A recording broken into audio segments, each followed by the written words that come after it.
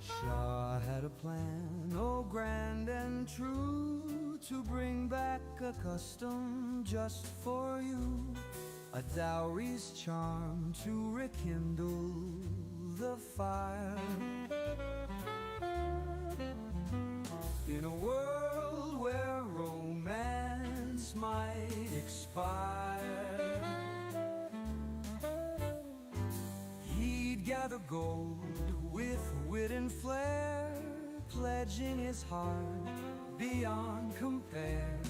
For in the shimmer of that old dear gold lies a tale of love, both brave and bold.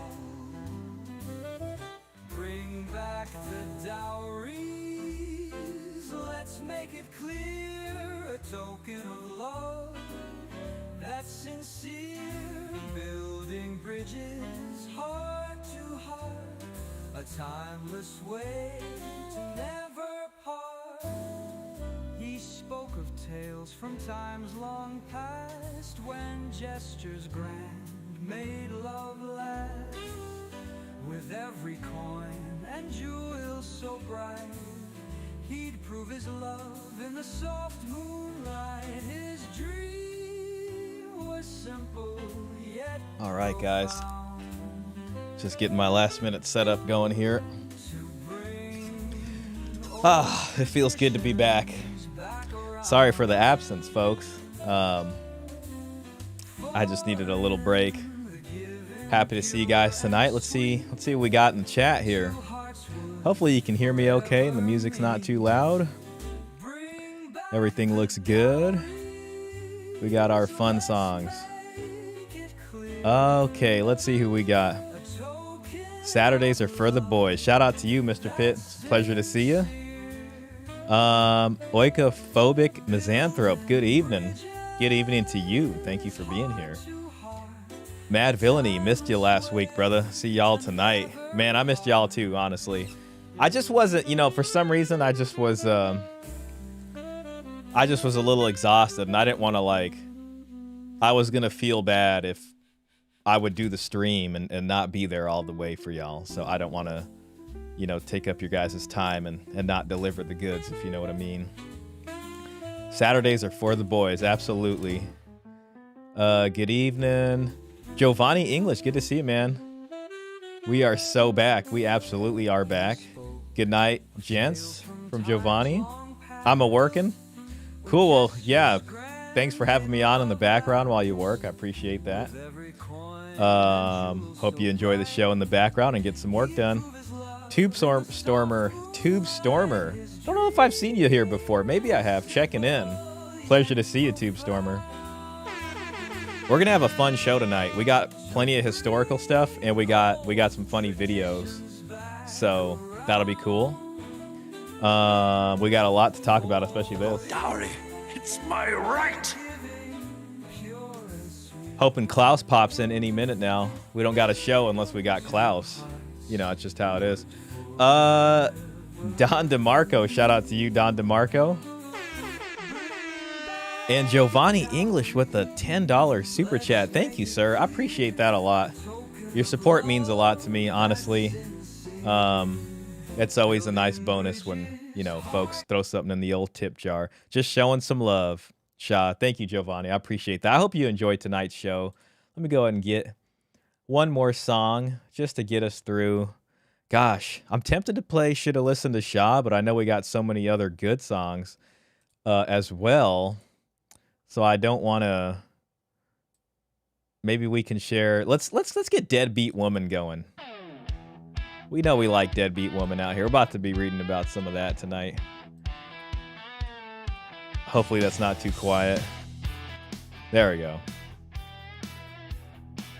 I love this song. Yeah, I'm put up a little bit.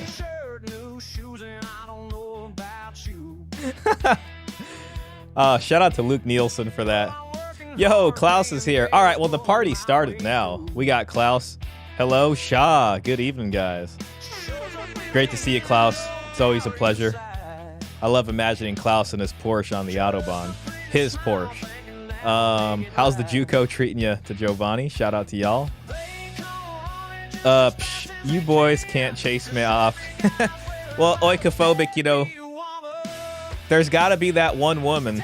So we appreciate that it's you hanging out with us. So don't worry, we got room for a lady or two in the chat. But other than that, it's kind of a boys' club. But we'll make an exception for you. How about that?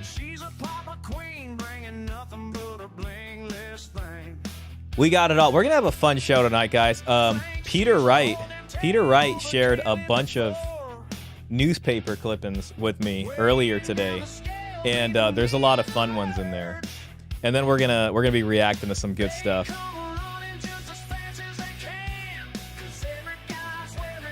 Deadbeat woman. I'll let this song go for another minute or so. Hopefully I'm coming in okay. My stream software isn't showing me the minute on it, but that's okay. All right, we got 11 folks in here. 6 minutes in. Once this song ends, we'll get the show started. My restream's being weird, but hopefully everything's okay. It's not showing me viewers, but it's okay. I got my YouTube up. That's the only one I'm tripping off anyways. If anything happens with the stream, just bear with me, and I'll be trying to get this thing back up as soon as possible. Just a warning. I need to make a Shah's Greatest Hits album on audio.com so we can host all these songs permanently. It's not a bad idea. I really do got to post them, man. I'm really sorry for not doing that. I know I tell y'all every week. But yeah, we got to get the Gold Pill album enshrined somewhere.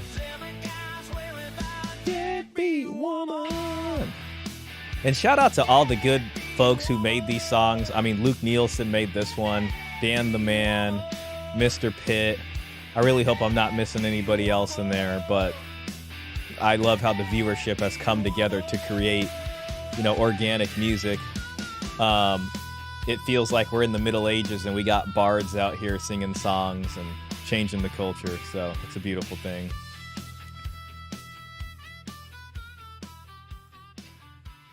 Got some Roadhouse style music. All right, that was Deadbeat Woman. Hope y'all enjoyed that. We got a fun show tonight. We're going to be going over a video from Effective Purpose. Now, it's a 4-part show, and he's a Christian influencer. We've actually reacted, I think, to some stuff from him before.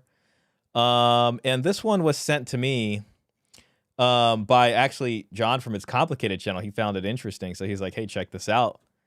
And so we're going to be, I listened to just a little bit of it, just a couple minutes, and it's a 4-part thing. So it's 12 minutes long, but it's actually 4 parts, and it's called The Occult Origins of the Modern Dating Crisis.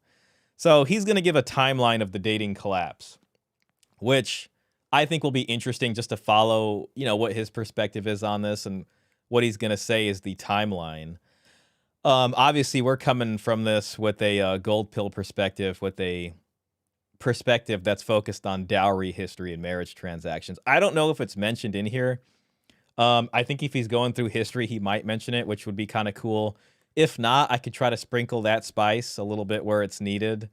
But what's interesting about this is that it is a 4-part video. Oh, I'm missing my overlay here. Let me just get that back on for y'all. I was streaming some video games, so I didn't have that on.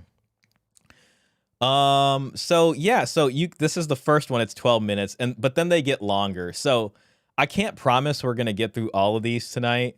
We'll probably get through a couple of them. I'm really interested in the historical stuff, so you know, I'm guessing this is probably the older stuff, and then this is boomers, and then it goes to the dating apps. So we'll see how far we get. Beyond that, I also have another funny video. It's a video about a woman calling in that says she sprung on a guy who's a god in bed but doesn't want anything serious. And I don't know if we'll have time for that tonight. I just wanted to share it if we do have time because it's really funny. And it kind of exemplifies a lot of red pill talking points. So I just thought that was pretty funny. And then beyond that, we do have a couple of Instagram things we can react to. But we also have a a lot of different articles. So I'm not going to be able to get through a lot of them, but Peter Wright, who's the creator of gynocentrism.com and who's co-authored numerous titles with Paul Elam, he sent me a few of these today that he was digging up and excavating, and I thought some of them were hilarious. There's a lot of them, so we can't go through all of them. Gosh, I don't know if Cesar Quintana is here with us, but there were a couple of them about the dowry and Catholicism, which I think he might be interested in. If he's not, we can always chat about it a little later. So not the biggest deal, but I wanted to go over those. So hopefully I'm coming in clear. My restream's not showing me, and I'm afraid of reloading it midstream, so I'm just gonna have to do it without that. It's not a big deal. Klaus says, hello, Shah. Good evening, guys. Shout out to you, Klaus. Let's see. I need to make Shah's greatest hits. I covered that one. Those are good videos. Oh, you watched them already? Okay, that's cool. Well, it's good to know that they're good videos, so that means we're in for a fun time. You're sharp. They won't get over you. Glad you're enjoying yourself. Awesome. Shout out to the JUCO folks out here. Mr. Pitt says, W gold pill, W silver pill. Absolutely. Shout out to Michael Sayin. Yep. Got to give a shout out to Michael Sayin when it comes to the silver pill. Oh, there he is. Hey, shout out Michael Sayin. Good to see you. Thanks, Mr. Pitt. Awesome. We read you 5x5. Awesome. So I'm struggling to think here. Should we do some Instagram stuff? I found let's do just an Instagram video just to kind of break the old ice a little bit. And I found a video on Instagram that was kind of funny. It sort of reminded me of gold pill thinking because it's about a guy who's going out with this woman and he encounters several scenarios where she wants him to pay for something, and he reminds himself that, like, you know, he doesn't owe this woman any money. So let's just go and look at that real quick for the fun of it. It's just a little bit of a humorous thing. So let's see. Hopefully it's not too loud. I hate to ask you this, Dice, but you're the last person I can depend on. I'm a little short on my rent this month. How much? $1,000. That's not your girl. That's not your girl. That's not your girl. That's not your girl. That's not your girl. I can't do it. I got my own bills to pay. That's not your girl. That's not your girl. That's not your girl. That's not. Girl, come on, let's go. That was him about to open the door. That's not your girl. Hey, wait up! Reminds me of that red pill adage. It's she's not yours, it's just your turn. I'll take a cake pop, and then I'll take the lemon blueberry, and also let me get the red velvet cake as well. And this water. That's not your girl. That's not your girl. That's not your girl. That's not your girl. 2 separate checks, please. You got it.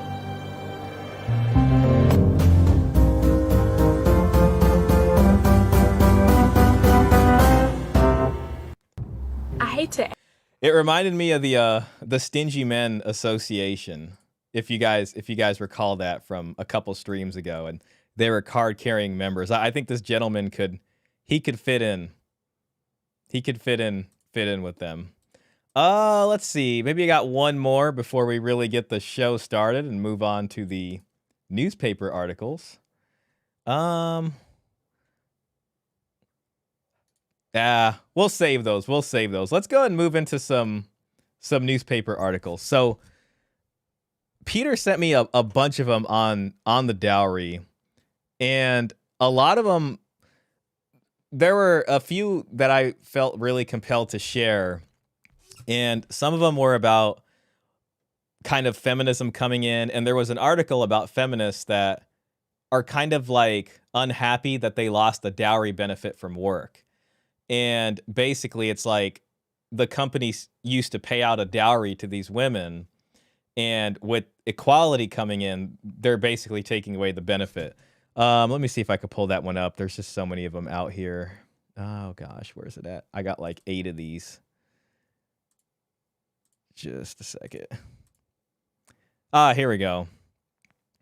So this one is from the 24th Wednesday, August 1949, and it's from the Sun News from Melbourne. And it says, equality cost women banks dowry.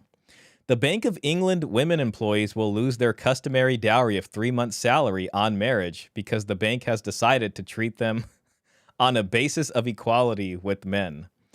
Equality in this case will cost between £72 and £125. So that was just a little interesting slice of history right there, kind of showing this trade-off, you know, what feminism was giving, and then also companies starting to catch up. So there's this interesting thing there because there's a lot of these jobs that used to be offered for women that would tie in, and it was almost like the expectation is once they got married, they would stop working. So there would be this payoff when they did get married.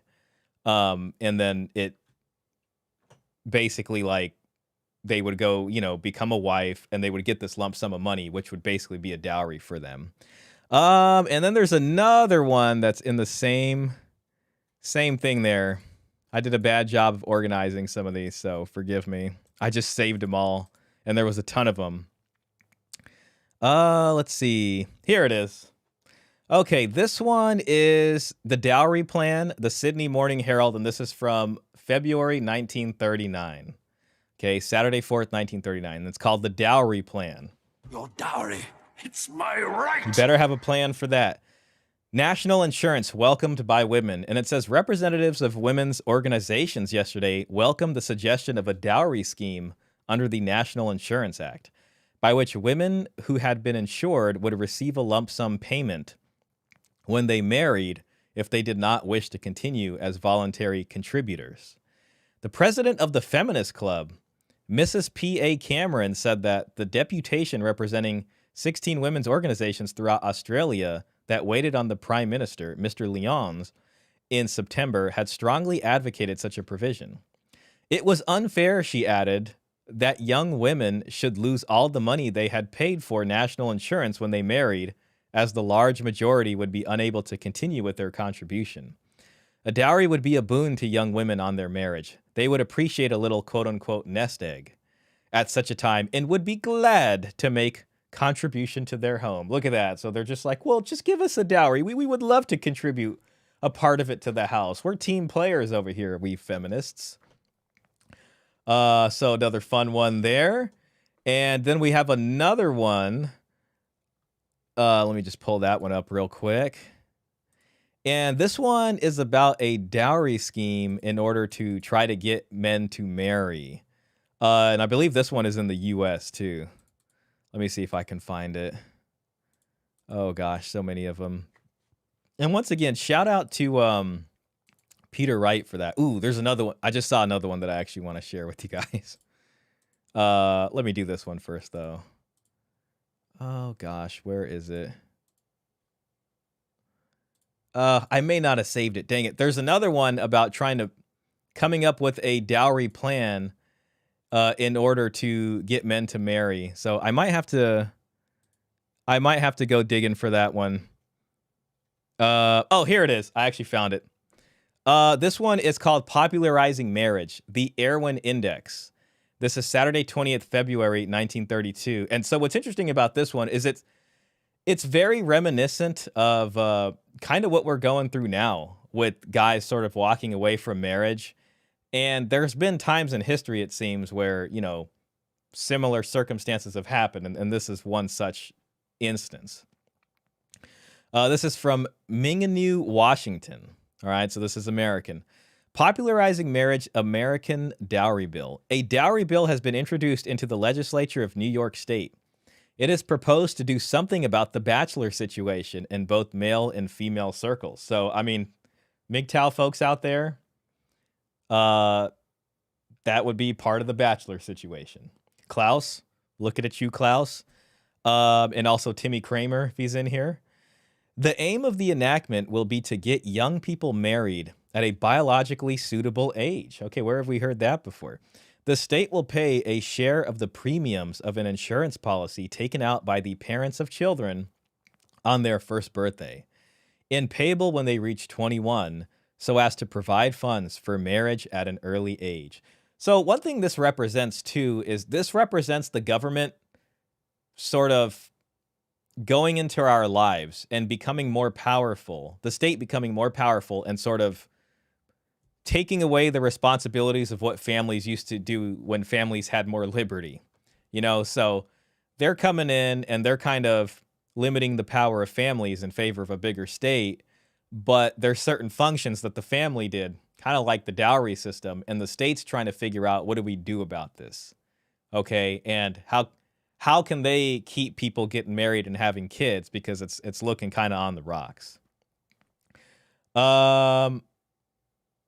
The economic depression and advertised comforts of small bachelor apartments in the city have knocked the bottom out of the marriage market, thereby sending the birth rate into a sharp decline. I mean, don't we hear about this like all the time now? Like the birth rate, Elon Musk's always tweeting about it. New York City's birth rate last year was only 16 per 1,000, compared with 27 in 1915. The number of marriages declined by 10% in 1931 over 1930. So, interesting thing there. I mean, I don't know if these folks could have ever guessed, you know, birth control in the form that we have it now, in a gigantic welfare state, which would soon, you know, be coming. But I think this is really good. I was talking about it with Peter, and he was sharing this idea with me too. He mentioned, you know, about how, because, you know, we're trying to piece together this sort of transition from dowry system into essentially welfare subsidized breakup of the family. And this is just another one of these little pieces of history that's kind of helping us, you know, get this patchwork and solve this jigsaw puzzle of like what really happened. So you can see governments dealing with this as things go by. Real quick before I share the next one, let me just catch up on the chat. F Silver Bullet divorce. That bang is blowing out my speakers. Oh, I hope I didn't have the sound too loud now. It's not your girl, it's just your turn. Exactly. What's going on, guys? Long time since I've been here for a stream. It has been a long time. Shout out Dart Sidonius, man. Good to see you, man. I know you participate a lot in the Discord, which I appreciate, man. So thanks for being here, though, man. I hope you're doing well, and I know you're traveling around. Dart Sidonius, Dart Shapiria in Discord has been our eye on the ground in many different countries as he's been traveling the world and, you know, reporting back to us and letting us see kind of what's going on over there. Next one. This one I was kind of hoping Caesar would be here, but maybe I'll show him later if he pops in. This one says revival system of dowry. And so this is from the Catholic Advocate. So to you religious folks, you Catholic folks out there, this might be kind of interesting to y'all's because it's a bit of Catholic history. And this is Thursday, the 1st November, 1928. And hey, shout out to Coffee Enjoyer. Shout out to you, Coffee Enjoyer. You make me want a coffee right now. It's been a very long time since I had a coffee. The revival system of dowry, one of the great social triumphs of the church in the Middle Ages, was the establishment of the dowry principle. Okay, so right there, I mean, we got the church involved with the dowry principle. And, you know, as we know historically, the church is slowly kind of expanding and getting more control over the rest of the Europe. You know, and you have this back and forth with like Germanic tribes with Rome and a little bit even in this time until eventually it just becomes dowry everywhere, whether it's in France or Germany. In all these different places. So this is just kind of showing that. One of the great social triumphs of the church in the Middle Ages was the establishment of the dowry principle, which provided brides with a lump sum of money towards setting up their future home. Oh my gosh. But the man's supposed to protect and provide. But I thought the man was supposed to protect and provide everything, and that you're not even supposed to like buy yourself even a video game, let alone even play video games until you got this all figured out. It would contribute much to happiness at the commencement of married, I want to say life. It would contribute much to happiness at the commencement of married left where this system revived in England.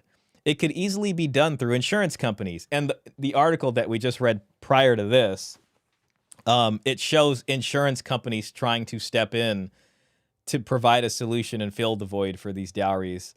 And then if it isn't the insurance companies, then it's the government trying to facilitate something as well.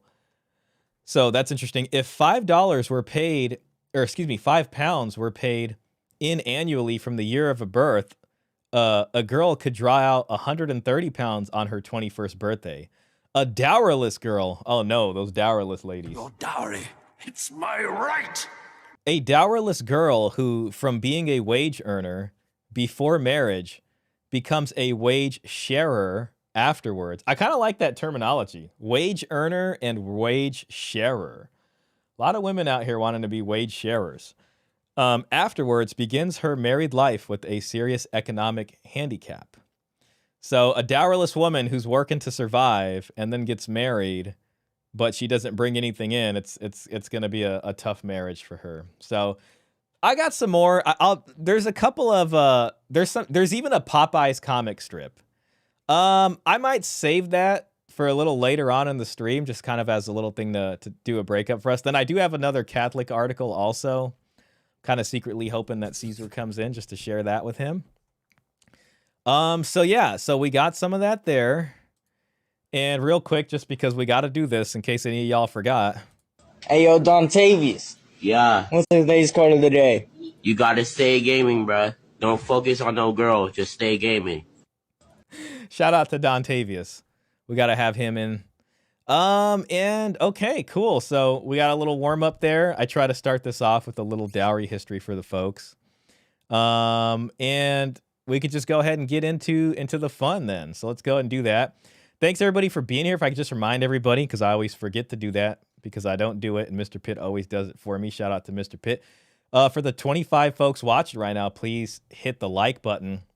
I know some of y'all are probably working or probably playing video games, or you're probably jogging with me in your ear or something. But if you can just pull out that phone or get up and go to the computer and hit the like button, that's going to help me out. So thank you so much for that. Okay, so moving on here. This is a video by Effective Purpose. So if this is your guys' flavor here, maybe you're a religious guy and you kind of like these kinds of influencers, then maybe go subscribe to this guy. I watched some of his stuff. It's pretty good. You know, it's pretty good. But he made an interesting video here, and this was sent to me, so we're gonna have fun reacting to this. I think some of you guys said that y'all already, at least one person in there has already watched it, so we'll go ahead and do that. All right, so let's start this off. Dating is a relatively new invention. Oh, it's broken. Now, I don't think Male Space is here, but Male Space, you know, if you guys seen him in the Discord, and he often shares his interview videos that he does on his YouTube channel. I follow him on Twitter too, and he always, his axe to grind, which is fun watching, is that dating is like a relatively new thing, and that it's basically something that, you know, doesn't work. I don't know if maladaptive is the word he uses, but it's pretty funny. So it's just interesting to see that. Oh, real quick, we got Raymond Thoughts and Minds in here. Yo, Raymond, wonder where you found this channel. It's probably you. I'm not sure. John from It's Complicated did send me this video though. Steve Sandman just saying hi. Hey, good to see you, Steve. Hope you're doing well. And shout out to the folks over at the Resurgence. W. Dontavius. Absolutely. Absolutely W. Dontavius. You gotta stay gaming, bruh. Don't focus on no girl. Just stay gaming. Heck yeah. All right, so let's just go ahead and watch this and see where it takes us. Already. It's her fault. Most people at this point realize that dating is pretty busted, but the way that it broke down is probably not what you think. Let's rewind a few thousand years and see how all of this started. Okay, that's interesting. It says, as a Christian, I'll be referencing Christianity in the church often, but this overview will mostly follow general events and trends, so it'll be relevant to everyone. Okay, I really do hope, though, that he mentions this part of the church, specifically where it says one of the great social triumphs of the church in the Middle Ages was the establishment of the dowry principle, which provided brides with a lump sum of money towards setting up their future home. So, Your dowry, shout out. it's my right. But let's see what direction this goes. Welcome to the pre-modern era. What a time to be alive, right? Woof. Most people don't live in soft, safe little cities. Well, that's interesting. Share of the population living in urbanized areas. Okay, and then this is how it changes. Less than 5% of the world lived in urbanized areas up until a few hundred years ago. Okay. cities or suburbs even. Raymond says, love you, Shah. Just checking in. Love you too, man. Telling you, Raymond, every morning I wake up and I look for your video and I smash that like button as soon as I see it. And then I hear your kind of thoughts and mind of the day as I'm making breakfast and stuff. And I think, man, I got to do another fun stream with Raymond. Shout out to you. I know it's late where you're at. MS says, hello, Shah. Thank you. Hello to you as well. Thanks for being in here. All right, moving in. Like we do today, they live spread out, living off the land while the land tries to kill them. This time is so tough that survival needs push men and women together out of necessity. This is especially true for women. Women depended on men to be a shield for them. Now, you know, not to mention, I mean, there wasn't really at least the kind of birth control we have today. So that's one. I'm sure he'll touch on that in one of these videos. We'll get into why it feels misogynistic to say that, but for now what's important is this world is so unforgiving. People can't afford to make mistakes. So if you get something wrong today, you might get a strongly worded email from HR. If you got something wrong back then, you might get dead. Sounds very Hobbesian. Life was nasty, brutish, and short. So, for now, people can't afford to twist reality or lie to themselves about how the world works. For example, women couldn't pretend that they're a strong, independent woman who don't need no man. And men couldn't lie to themselves about the way women choose men. They knew a woman's attraction to a man doesn't come from a random rush of warm, fuzzy feelings. It comes from survival instincts, screaming at her to get with the highest level man she can. Okay, so what we got right here is this is kind of a mention of hypergamy, in that, you know, women naturally are hypergamous. My view on that is that men also are looking for the best deal they can get, and this is evident, you know, when you look at dowry history, because men are trying to get a woman with the biggest dowry. That's a big consideration in the marriage bargain. It sounds like he's probably not going to mention that. I guess the reason I stopped the video here is because I am not really a fan of this idea of hypergamy. Like, I don't know if he's going there because I haven't watched the video. So they're saying this is a natural inclination to do that. But I wonder if he'll get to, you know, what it was that either checks this and whether or not it's there in men also. So Raymond says, you are welcome back on the channel anytime. Thank you, Raymond. I really appreciate that. I literally can see my equipment here for my little skull cap and glasses. By the way, I like your new glasses, man. I keep noticing that on your videos. They look really good. I like those clear frames. Right. Women are hypergamous, which means they mate across and up dominance hierarchies. Thanks, Jordan Peterson. And so if you're a male who's successful in a given hierarchy, the probability that you're going to have additional mating opportunities is exceptionally high. It's an unbelievably good predictor of that. Okay, now how do you make that guy monogamous? How do you make that guy monogamous? Your dowry, it's my right. That hypergamy is a very uncomfortable discussion. Yes, it certainly is. It's doesn't very matter. uncomfortable. This is because a more capable man gave her a higher chance of survival, while an inferior man could be a death sentence for her. Now, and if you're going to say, okay, a superior man, if he can give her a heightened chance of survival, can't he do the same thing with many other women, like in a kind of polygynous way? Shout out to MS. Dowry is a check on women's hypergamy. Exactly. And, you know, that's something that I made sure to say, you know, straightforward, like in my interview with Pearl. And Pearl even made a short about that, which was pretty sweet. Man, I'm super grateful to Pearl. She did me such a solid with the not just the interview, but like all the stuff her team did after the interview. I mean, she did so many shorts and stuff and clips, and it was way more than I deserve. So I'm always super grateful about that. All right.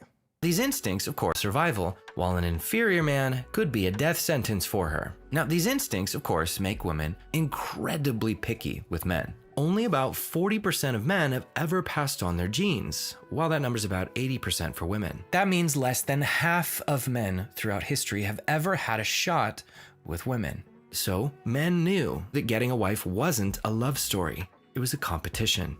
Mate choice is a very difficult problem. Well, here's how women solve it. Throw the men in a ring, let them compete at whatever they're competing at, assume that the man who wins is the best man, marry him. They knew okay, hold on. I mean, see, it's interesting because, like, what do you mean by marry? Do you mean polygynous marriage or hypergamous marriage? Sure, marry him, but if that guy is the tip top and all the women are waiting for the tip top, how do you get monogamy out of that? Compete at whatever they're competing at, assume that the man who wins is the best man, marry him. They knew they'd have to outwork the guys. It's funny because it's like, I know that interview, that's like when Jordan Peterson was doing a lot better, you know, and that interview, oh God, that's probably like, just looking at the background on those curtains for Joe Rogan there, that could have been like 8 years ago at this point. Around them to Maybe show that, more. hey, I'm the one that gives you the best chance to survive a bandit attack or a harsh winter. Now, it's interesting that when this competition got too tough and too many men got excluded, things got unstable. By the way, I'm having to do this with a cough drop in my mouth. Gives you the Women typically select men based on success markers and social proof. Examples of these include achievements, charisma, physical strength, social standing, likability, pedigree, and genetics. These traits all increase their security and chances of survival through the man's capabilities and connection to the safety net of the community. I wonder if he's going to do an opposite for what men select women on, and I wonder if it'll include the dowry. The answer is probably not. But that's okay. Because so far, see, this is the thing that typically is peddled to men. This is social standing. Maybe we can throw income in social standing. And tradcons typically will say, hey, you know, this is what you got to do. And men are falling behind, right? That's the rhetoric. Men are falling behind and you gotta do better so you can be worthy of the women. best chance to survive a bandit attack or a harsh winter. Now, it's interesting that when this competition got too tough and too many men got excluded, things got unstable. By the way, I'm having to do this with a cough drop in my mouth. I've had a horrible cough for the last month, and I'm probably gonna die hacking and wheezing at some point. So see, when too many men are cut off from access to women, those men tend to have a war about it. We have a bunch of metrics which we use. You know, it's funny. It's like the opposite is true for women. When too many women are cut off from a monogamous marriage, you get an epidemic of prostitution, essentially. You know what I mean? So if men are cut off, then, well, I guess there's, violence and that kind of upheaval. And on the other end, then there's just a bunch of streetwalkers going on, or digital streetwalkers. Oh, it's this guy. Man, this guy kind of had a huge crash out, this What If Altus guy. So I've been a little wary of this guy. I mean, he to assess when societies have revolutions, but one of the most powerful is the average age of marriage. In every society in which the average age of marriage goes above age 28, there will be a civil war or revolution, as people are designed to procreate, and as that gets too difficult, they then burn down the system so they can roll the dice to get at least some shot of having their genes survive. Keep that number 28 in your brain. We'll come back to that later. So, most cultures built in checks and balances to restrain hypergamy. Oh, here we go. Checks and balances on a hypergamy. All right, let's hear what those are. Things like arranged marriage, strict divorce laws, cultural norms, and religious commands. Arranged marriage. Okay, strict divorce laws. Now, a big part of arranged marriage is obviously this. Your dowry, it's my right. So it sounds like that's going to be umbrellaed in there. Probably not much expansion, but that's okay. Usually kept a somewhat stable equilibrium between men and women. There also weren't as many options back then, so women kind of had to accept whatever men were around. Now, see I'll say, I mean, obviously watching what we've been doing over here, you guys have a much better understanding of how dowry checks hypergamy and how arranged marriages work. I mean, it's not just the parents saying this and you got to do it. There's a real bargain involved, and it involves a real transmission of property at the time of marriage, which most marriages included back then. So, but this is a common sense mainstream sort of understanding. Dowry is a check on women's hypergamy. Absolutely. Michael Sayin has polygamy is a check on hypergamy. Well, I don't know if that really checks hypergamy. That's just kind of enabling it at best, I'd say. I don't know. That's interesting. I'll think about that. Raymond says I'll take any chick not fat at this point. Oh gosh. Tube Stormer says, Raymond, your moderators are trigger happy brown noses. Trigger happy, huh? Angry Casper says he had a crash out because he paid the price for all the pills. Interesting, pills. Also, he no longer does his work solo. Separate the message from the messenger. Well, as soon as I watched him, man, he came off as having like this this kind of prophet complex.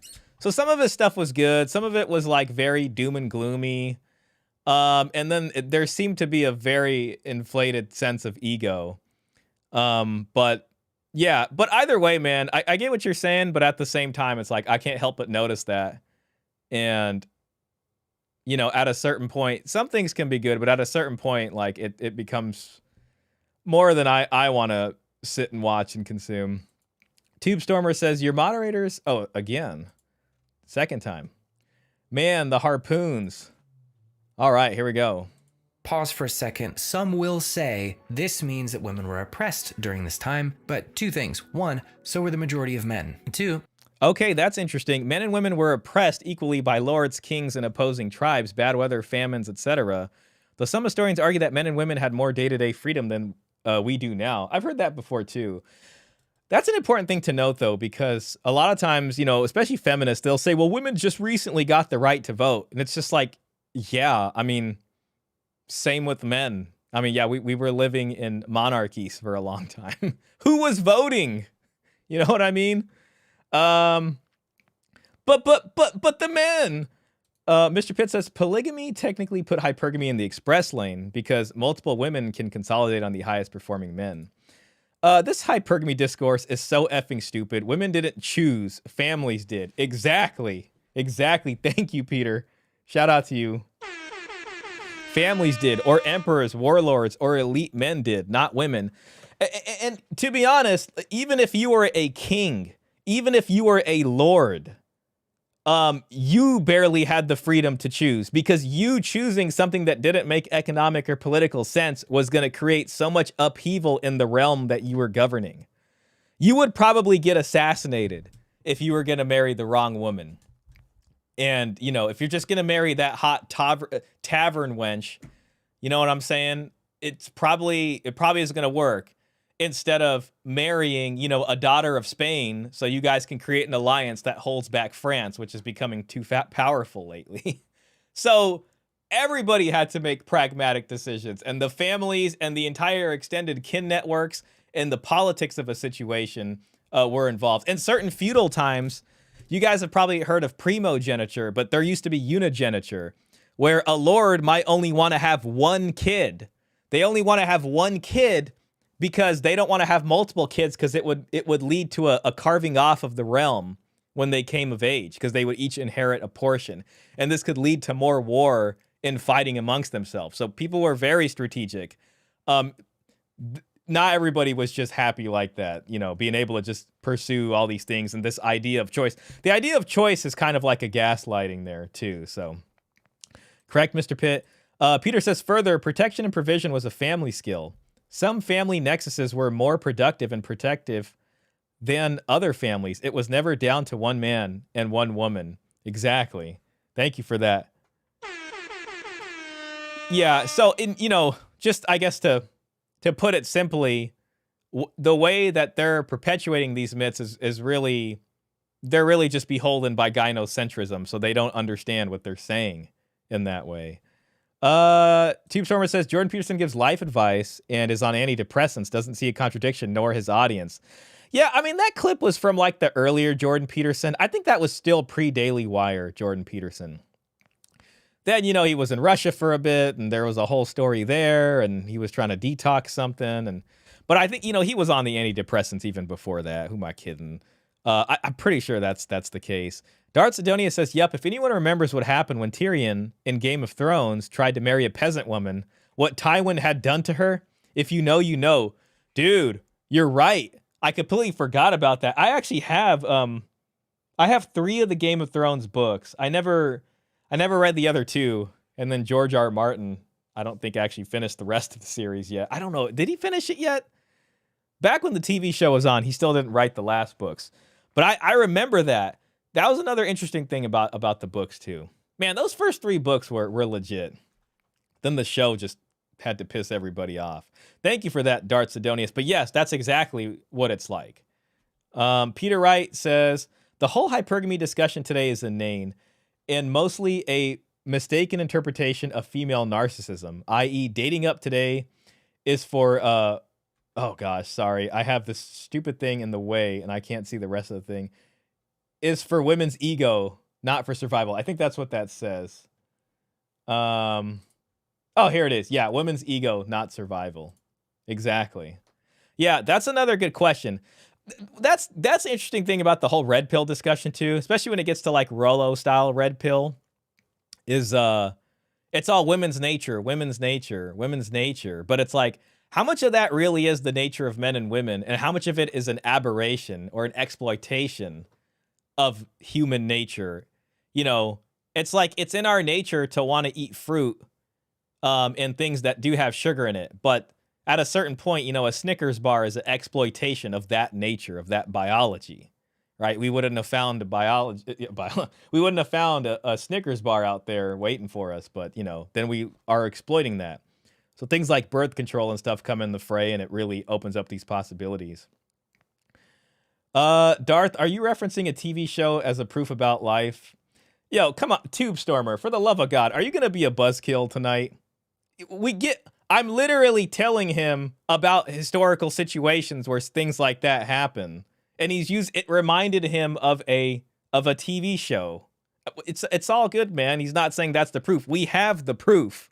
We have the proof, literally, of other people having to do that. Catherine of Braganza is the proof, but let the man remember something, you know, and have some fun with it.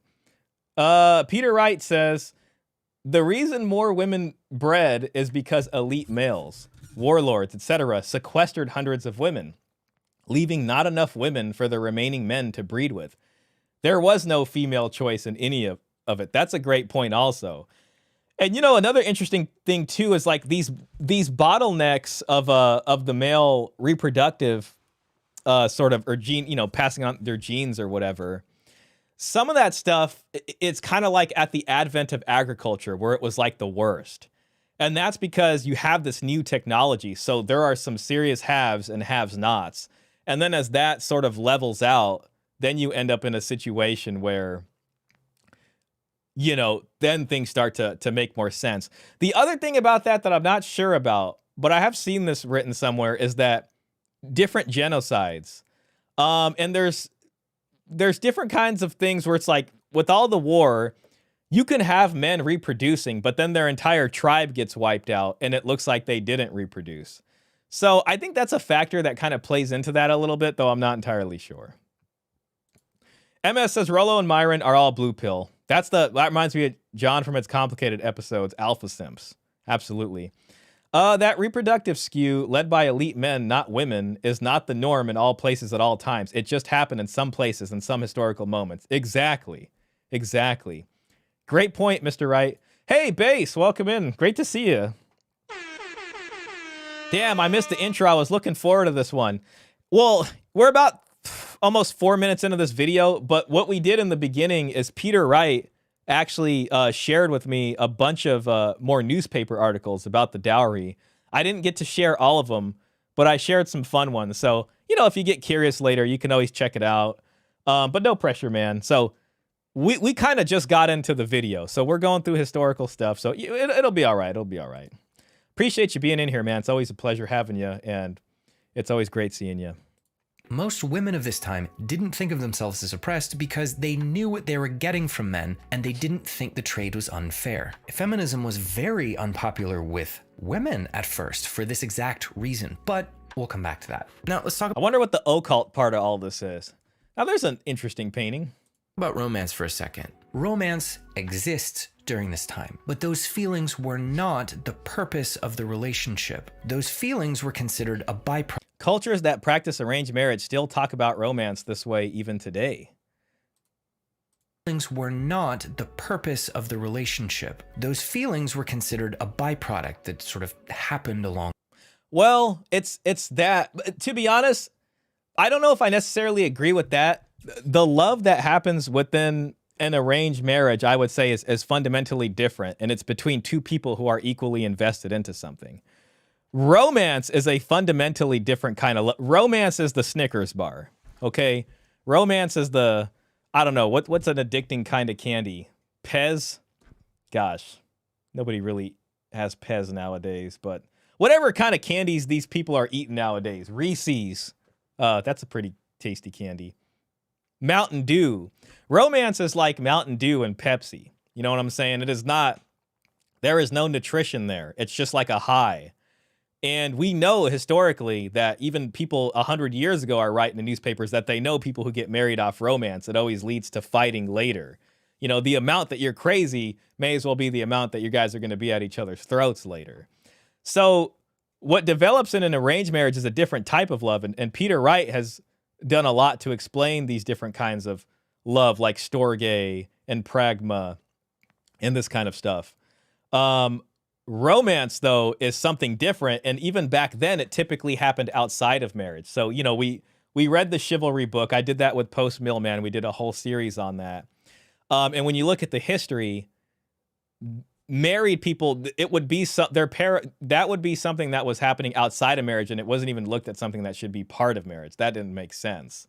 So the romance part really is, I just struggle with that word a little bit. Is all I'm saying. That's all I'm saying. Angry Crasper says, loved your stuff for years. Shout out from a Spetsnaz guy. To Base. Yeah, absolutely. Base has been coming with the hot fire for years. I'm ready. I see you, my friend. All right, so moving in. The way. The purpose of most marriages were things like survival, utility, children. Pragma. So there's your pragma right there. Alliances, and so on. Now, side note, you'll notice that all of this is true from top to bottom. It's not just the royal people. It's going all the way to peasants. This sounds highly transactional. It's kind of offensive to our modern sensibilities. Read this text wall for more on that. Now, before judging these people too harshly, let's remember how much harder it was to survive back then. People had no choice but to make those relational transactions, or else they might not survive. Consider that we might only have the luxury to feel like that transactionality is wrong because we live in a world that's cush enough that we have the option to view it as wrong. They didn't. Side note, the mutually beneficial transaction-based relationships of this era are not the same as the mutually destructive consumption-based relationships of today. I'm glad he mentioned that. We will explore that idea more later, because it's like the nasty kind of transactional relationships are the kind of transactionals that we hear today. When somebody mentions like transactional, like all sex is transactional, like that's gross. That's cringe. That's not like the mutual investment of the past, all right? You can say that's a type of transaction, but it's a equal transaction. It's not a one-sided transaction. It's not a I'm just trading sex for goods and services type of transaction, which is like a tradcon marriage today, to be frank. Sorry. You know, so back then, both people were coming in and there was a discussion and a marriage contract that was just like making sure both parties are equally invested. And that's called an equal marriage. Not last week, but 2 weeks ago, we read an excerpt and it used that term, equal marriage. That was from the Marriage Bargain. So yeah, just which one of these broads has the richest father? And they say males aren't hypergamous. Okay. Michael Sain says, to understand a polygamous marriage, we can look to the Bible as a historical document. Polygamy happened because of marrying slave and free women at the same time. Marrying sisters and their slaves, marrying the wife's slave, marrying a widow, Ruth, and King David, Abigail. Okay, interesting stuff there from Michael Sain. Before we move on, we should also look at just how different men and women were back then compared to now. Men had to do hard things to survive, and they started that at a young age. Basically, as soon as your body was able to lift things, you were outside working next to your dad. All that hard stuff. Hey, look, it's a plow. It's kind of behind me on the screen. Turned boys into men fast, and all that masculine grit made men naturally more attractive. Women were also different. They were more resilient, humbler, more feminine. She was out back, you know, defeathering a chicken and getting that thing ready for dinner. Also willing to do real work alongside men to support the household economy, because if they didn't, not everybody's going to survive the winter. Okay, yep, so women's labor value comes into this, all right? Humble, respectful demeanor also made women more desirable to men. So for as hard as these times were, men and women at least wanted each other. But that's about to change. Am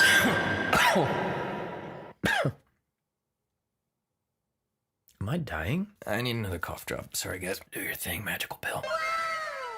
That pill looked a little golden right there. Is he about to change? I need another cough drop. Is he joining the gold pills? Next stop. Wow, that's a fortuitous choice of color of a cough drop. Sorry, yeah, go and take that. Magical pill. Yes, that is the pill you want. Next stop, the industrial age. Things in the relationship world stayed more or less the same for thousands of years until the world started to industrialize. This process, I mean, so about 6 minutes all the way to industrialization. I get it. It's a quick summary over stuff, but there, what it's missing is a dive into marriage transactions, bride price, dowry, these kinds of things. I know Base wasn't here for this, but right here, revival system of dowry. One of the great social triumphs of the church in the Middle Ages was the establishment of the dowry principle, which provided brides the lump sum of money towards setting up their future home.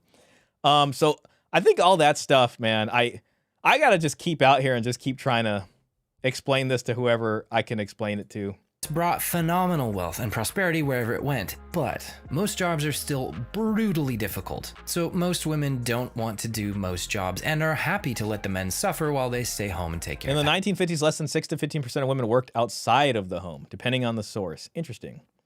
And this is from Nancy R. Piercy, The Toxic War and Masculinity. House. The key change here is that instead of working together as a household, men now leave the home and leave the women behind to tend the house and raise the children alone. See that? They're all sitting there working on linens right here. That's going into one of these girls' dowry chests. This starts a new pattern for raising children. See, instead of going to work alongside your dad out in the field at a young age, boys are separated from their fathers for most of the day, now spending most of their time with their mothers. This means they don't get to see their dad be his most masculine, competent self. In short, boys don't learn how to do life from men anymore, they now learn from women. This new pattern may have an effect on the way boys view the world. One thing it definitely has an effect on is the way that women see themselves and their role. In pre-modern times, women saw themselves as co-workers alongside the men, doing different tasks for. Okay, yeah. Colonial women were likewise able to combine economically productive work with child rearing. To feed her family, a woman typically tended a vegetable garden. She bred chickens and milked cows. She baked bread and churned butter. To clothe her family, she was responsible for carding wool, spinning, knitting, and sewing. In addition to household manufacture, if the husband had a trade, his wife often worked with him, reports Joan Williams, law professor at the University of California. As a result, historical records show that when a woman's husband was out of town or if he died, she was able to keep the business running on her own. Sure, but still working to produce things and contribute to the household economy. We see examples of this in Proverbs 31. Now though, men are expected to be 100% producer for the household, while women are 100% consumers. They do not contribute to the household economy anymore. This will become a standard that many women will feel entitled to from here on out. Meanwhile, let's check out on the occult. The other thing that I think is missing is just the value of the labors. So I think he's already way past, I guess, the history and the timeline. But, we talked about the shift from bride price to dowry, and a lot of that had to do with the introduction of the plow. And this changed the relative value of the man's labors to the woman in terms of what you can get money for, what the different value of it. So a woman was doing all that housework, but the relative value of that compared to what the men's producing was a lot less. And that's how dowries, start to account for that difference. Occultists and spiritualists around this time began. Oh, okay. Yeah. See, I the title of this kind of reminded me of this. I haven't read this, by the way. I just heard this title a bunch of times. Occult Feminism, The Secret History of Women's Liberation. Began to spawn what would become modern feminism. So that's interesting. I hope he goes more into that. I want to hear about the occult that many stuff. Women will feel entitled to from here on out. Meanwhile, let's check out on the occult. Occultists and spiritualists around this time began to spawn what would become modern feminism. That's right, it started with the occult. You've probably heard that early feminism at least, was a good thing. The story goes that back then, women were sad and mistreated personal property of their husbands. So feminism was a campaign to break women free from those shackles of oppression so that they too could live the joyful and carefree lives that men had, allegedly, been hogging to themselves this whole time. Turns out, even if there was some good to be done here, that story isn't exactly true. Things were not as bad for women as you were probably. Women in ancient Egypt could own property and sign legal contracts, and they had multiple female rulers. Women in Sparta frequently owned land. Ancient Persian women could own an inherent property and hold occupations outside the home, including management. Roman women could own property and businesses and could obtain a divorce. And then, you know, the dowry and all that was the woman's property, and it always was her property, and the husband had usufruct of it. But that was the use that he can do with that dowry was defined, you know, within the law. So he couldn't just go, you know, sell the farm or whatever. And if he was going to do something that was untoward, you know, that and was pretty much mismanagement, then either her brother could take it over or she can go to the courts and they can, you know, take away his power over that because it was her property. And then when he passed away, she's really the only one holding the property. So there is a history of women's property rights throughout history. Probably taught in school, and they were nowhere near as good for men either. A more balanced study of the history shows that the fight to liberate women was also a bit of a pretext for those women to go after what they really wanted. I'm still waiting for the occult part. Worship. Even the earliest feminists had strong... Okay, I remember Helena Blavatsky. She was part of Theosophy. She wrote The Secret Doctrine, and she wrote Isis Unveiled. And I remember that because in the philosophy section at my old college, which was like in the basement, they had this huge thing of books. This woman was a very prolific writer. Like, she wrote a lot, this lady. And for some reason, every now and then I would go down there and I would pick out one of the volumes or whatever, one of the parts of this book, this giant book, and I would just read parts of it. And this thing just had everything from like the history of the cosmos to this and that. The Theosophists were like this lady, Helena Blavatsky, and then this other one named Alice Bailey. And it was kind of interesting. Founder of Theosophy, an occult fusion of science, religion, philosophy, and esoteric practices such as alchemy, claimed to be capable of clairvoyance, telekinesis, and astral projection, claimed to have met and learned from godlike transhumans called Ascended Masters. It's been years since I've read any of her stuff, but I always respected her ability her writing ability, and to just put all that down. So I'm not gonna demonize this lady. Who's this lady? Victoria Woodhull. Frequently sold services as a spirit medium. Grew up scamming people with claims of faith healing abilities, snake oil, spiritual cures, and ability to speak to the dead.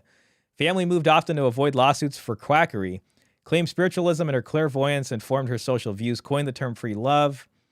Matilda Jocelyn Gage, occultists and theosophists, argued with that pre-Christian cultures that practiced goddess worship, which she believed to be matriarchies, were superior to Christian cultures, advocated for the practice of witchcraft, believed condemnation of witchcraft came from the conflation of witchcraft and womanhood itself. You know what's funny? I was thinking about earlier this week how anybody who's a men's rights activist is like, you're basically looked at as a male witch.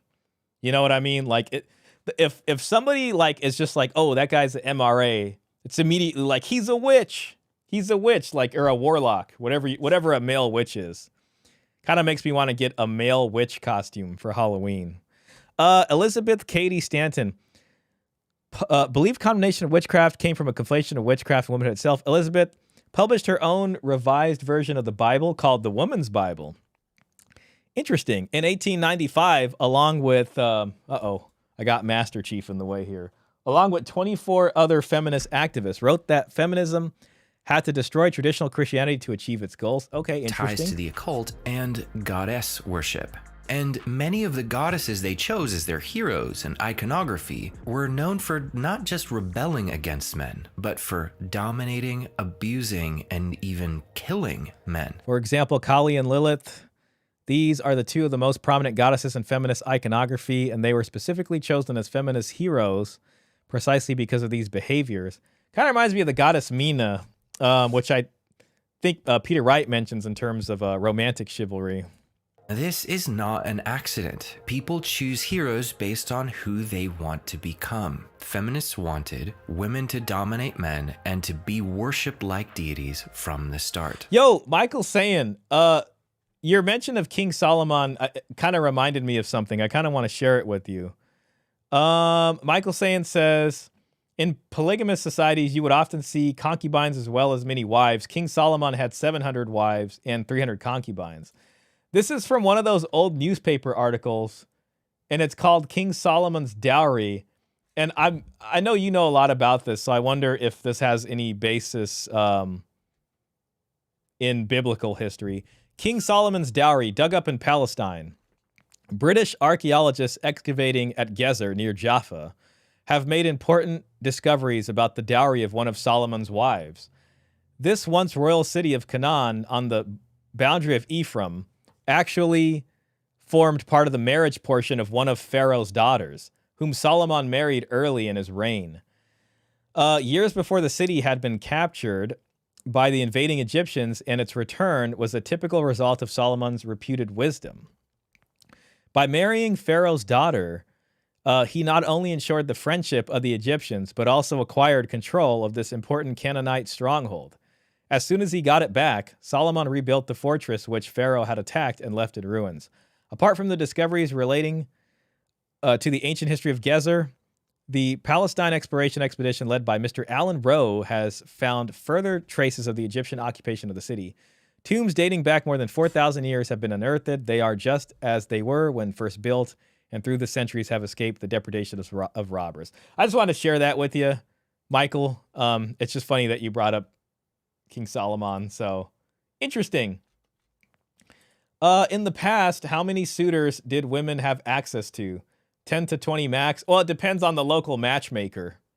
So at those times, you know, you'd have more of somebody playing a matchmaker role. And yeah, it'd probably go through that. So I don't know. I wouldn't want to put a quantity on that. I think that's anybody's guess. If that still seems far-fetched. Oh, we got the little... Hey, I just watched that. You know, it's free on YouTube right now. Well, I got premium. You guys remember that movie, 13th Warrior? Oh, dang. Who was that guy that was in there? I remember that actor's name. Dang it. Well, I don't remember it now. I forgot. Antonio Banderas, I think. 13th Warrior. And he goes and sees the Vikings. And then they got it. Anyways, the reason I remember that is because this kind of looks like they find that little like goddess stone. And then they got to go like all the way to the tribe of these people and do something about that. Just look at their behavior. Actions do speak louder than words, after all. From the outset, they attacked things like traditional. In addition to Elizabeth Cady Stanton, other prominent feminists, okay, this is from Rachel Wilson's work, like Lucretia Monti, a Quaker, and Lucy Stone, a Unitarian, also wrote and spoke about traditional Christianity being the source of patriarchal oppression of women. This is the common thread among all suffragettes and first-wave feminists. Opposition to and rejection of Christianity, just because some of them pay lip service to Jesus as a teacher or attach the name Jesus to their religious affiliation, does not make it so. Christianity and motherhood. Now, they said this was to free women from subjugation, but since even secular historians agree that Christianity did more to elevate and protect women than any other movement in history, this doesn't make much. You know what else they did too? One of the great social triumphs of the church in the Middle Ages was the establishment of the dowry principle. I just like hearing that. Your dowry, it's my right. Okay. Sense. Now, Christianity and motherhood do prevent women from being worshipped, though. You know how they protected women back then? Your dowry, it's my right. Another thing deities have, besides worship, is power. Women will also be taught to take as much power for themselves as they possibly can from here on out. Peter says, fun fact, the word spinster referred to women who were working on the pre-dowry activity of spinning to make products for her dowry. Wow, that is really cool. That is really cool. And, you know, we've read in several sources that women, you know, growing up, they'd be working on all the linens and stuff that's going to go to her house, you know, and they're going to have pretty much all the blankets and stuff and everything ready for almost the life of that marriage. I never put that together because they're spinning fabric together. Wow. That's a really cool fact. The word spinster referred to women who were working on the pre-dowry activity of spinning to make products for her dowry. It's almost like a woman who just, I guess, never, you know, wasn't able to do that or didn't have a dowry, and so she's just there wildly just spinning these fabrics together, trying to put together a dowry. That's really cool. Thank you for that. What a cool freaking fact. I'm never going to look at that word the same again. Just like with stockings, you know. Saint Nick. Michael Saint says, thanks, that is cool. I did not know he married a princess of Egypt, and many of those foreign women caused Solomon to worship their gods. Oh, that's interesting. It's probably in there somewhere. I just don't know where. I just thought that was fascinating. So Peter found that today and brought it to my attention. Antonio Banderas. Yeah. Darts Sidonia says, seen that movie, 13 Warrior, like 3 times, I think. Funny thing, I didn't watch the movie till during the beginning of lockdown because I was tired of modern movies, was not disappointed. Yeah, I actually saw that, like, back when, you remember back when, like, Blockbuster was a thing? I saw that movie when it came out, man. Like, we rented the movie, and I remember watching it. And it was like, oh, so when I saw the movie was free on YouTube, I was like, oh, I haven't seen this movie in years. And I was like, man, yeah, you know, it was a fun watch. They also start attacking anything society could use to hold women accountable for their behavior. Another perk of being a deity, no one can hold you to any standards because you are the standard. A few last notes. At this point, most Western cultures abandon practices like arranged marriage in favor of courtship, which would later turn into dating. And for now, see, he's kind of missing the whole financial aspect of that. He does touch upon pragma and all that kind of stuff, but why it was so easy to abandon arranged marriage for, you know, love marriages basically, is because at, you know, industrialization, the beginning of modernization, it's easier to, you know, all these jobs become available to where the guy can get this money and pay for a place to live and finance all this stuff, finance the love, so to speak, where before you were a lot more dependent on getting that deal pounded out with your family because of the way, you know, the economics worked and you needed land and all these kinds of things. Works quite well. Now again, part of the goal here is to give women more autonomy in hopes that that would improve women's quality of life. Stay tuned to find out if it actually did. Thanks everybody who hit the like button. I appreciate that. If you haven't hit the like button, please do that. That'll help me out. Okay, now we're heading into the early 20th century. Women's suffrage is pushed through and made law. Now it is interesting that most women didn't want this. Of the 500,000 women asked in Massachusetts whether they wanted the right to vote or not, 96% said no. And if you look at the reasons these women gave why they didn't want that responsibility, it seems that most of them held their husbands in pretty high regard. Now, this, of course, kind of pokes a hole in the narrative that first wave feminism was an unquestionable good that all women naturally wanted. But what's really interesting is the way that feminists accomplished all of this without support from their own gender. First of all, they had tons of money on their side and plenty of influence with the wealthy elites and politicians of this time who had strong incentives to get women voting and get them into the workforce. There you go. There's the economic motive right there for the big business owning class. Hey, by the way, I've been watching a little bit of that show called The Gilded Age. I got past episode 3, and it's about, like, you know, early America, and there is some dowry stuff in there, which is pretty cool. So that they can use them. They also get really good at tugging at heartstrings to pull people to their side. Now, we could leave it there, but the way they do this is fascinating. Feminists control the emotional playing field of every conversation through masterful use of subtext. Today, we call this frame control. Feminists use subtext to sneak So what do you bring to the table? Conscious thought and conscious perception. Let's see what happens. Assumptions about the world past people's... You need to prove yourself because I'm the prize. Is he good enough for me? I'm the prize. Okay. Conscious brain, where they might consider it and possibly reject it, and go straight to their unconscious core. This is brilliant because feminists can now set up an emotional frame where they win no matter how their opponents respond. For example, Michael Knowles does... Oh, we got a book by Michael Knowles over here. Okay. Michael Knowles does an excellent deep dive into the history of how feminism and the left have used these language control techniques and political correctness to set up no-win scenarios for the right. They are almost always built on a questionable or false premise, but because the core assumptions are communicated subconsciously through subtext, most conservatives don't spot them till it's far too late. Okay, interesting. Example, let's look at the frame they start with. The premise that power structures are the problem, not the character of the people. Now, the way they arrive at that conclusion is where it gets really subconscious. This is the part that even conservatives today still miss because feminists still don't say this out loud. The premise that power structures are bad because your power is your worth. So if people have unequal power, they have unequal value. And it's not just that, your dignity, safety, your happiness, everything about your quality of life comes from how much power you have relative to others. And you know what helps get people power? Marrying a woman with the proper dowry. That helps in getting power. That helps in getting connections with the right people. It's just interesting how much of this is from the woman's perspective. And they're not understanding that men made those same considerations too, whether you want to admit it or not. You know what? Maybe this is a good time to share one of those comics. Let's see. This one right here, unfortunately, is like kind of hard to read, but it's pretty funny. And this is from Peter Wright. Thank you, Peter, for this. This is from the Evening News. This is May 28, 1926. And I don't know what's going on here. That might have been lost to time, but we got some funny pictures. It says, "The Bride and Her Dowry. A controversy is proceeding in the newsletter bag as to the advisability of dowries, a few aspects of the question." So they're kind of making fun of it, you know.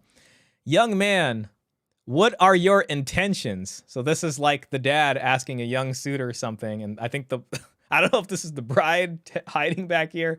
And he says, "What's her dowry?" I don't know what this is, but we can't see it. Dowry. Well, beggars can't be choosers. So he's looking at some different ones there.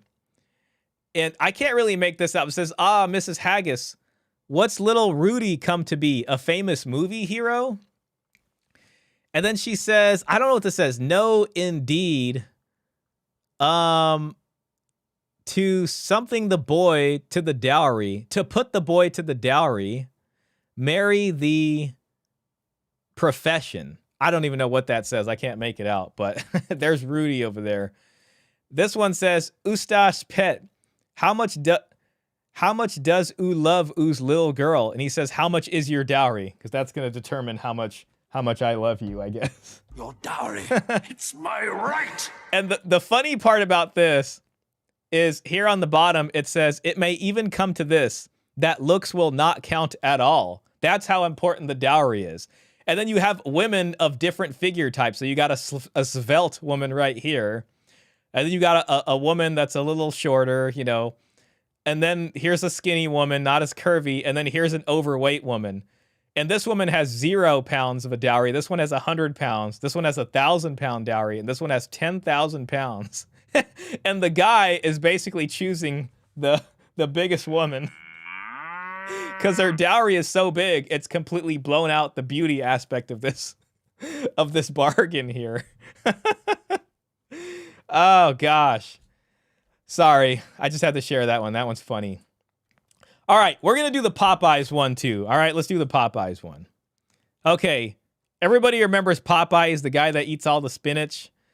This is from the Sun's pictorial feature page, Popeye the Sailor Man, and it's called Their Dowry. This is 1940, 18th April, 1940. And it starts off here, and it says, "Kegs of spinach juice and water from the fountain of youth. It is our lost cargo." And then this guy says, "I wonder how it got on the anchor." And you see this little hand with a Poseidon thing. And then Poseidon comes out and he says, "Greetings, my friend. Hello, Wimpy. I assume you placed the lost cargo on the anchor." And he says, "Yes." I know you can't see it because I'm kind of in the way. Let me see if I can get rid of that. There we go. And then he says, "Thank you very much. I assure you our gratitude is practically unlimited." And he says, "Do not feel that way about it, Wimpy." And then he says, "The cargo is just a little wedding present for you and my daughter." So basically, he's just like, wait a minute. I there ain't no free lunch out here. I only gave you this because I expect you to marry my daughter. So, yeah, Choice has kind of left the building in that one for that guy. Whoops. All right. Hopefully I didn't miss too many chat. Let me just look at the chats for a second before we get into this. Caesar Quintana's here. Yes. Caesar says, I resent Michael Knowles because he reminds me of someone I don't like. Yo, Caesar, since you're here, I got to show you this. I showed it to everybody like 5 times, but I wanted to show it to you.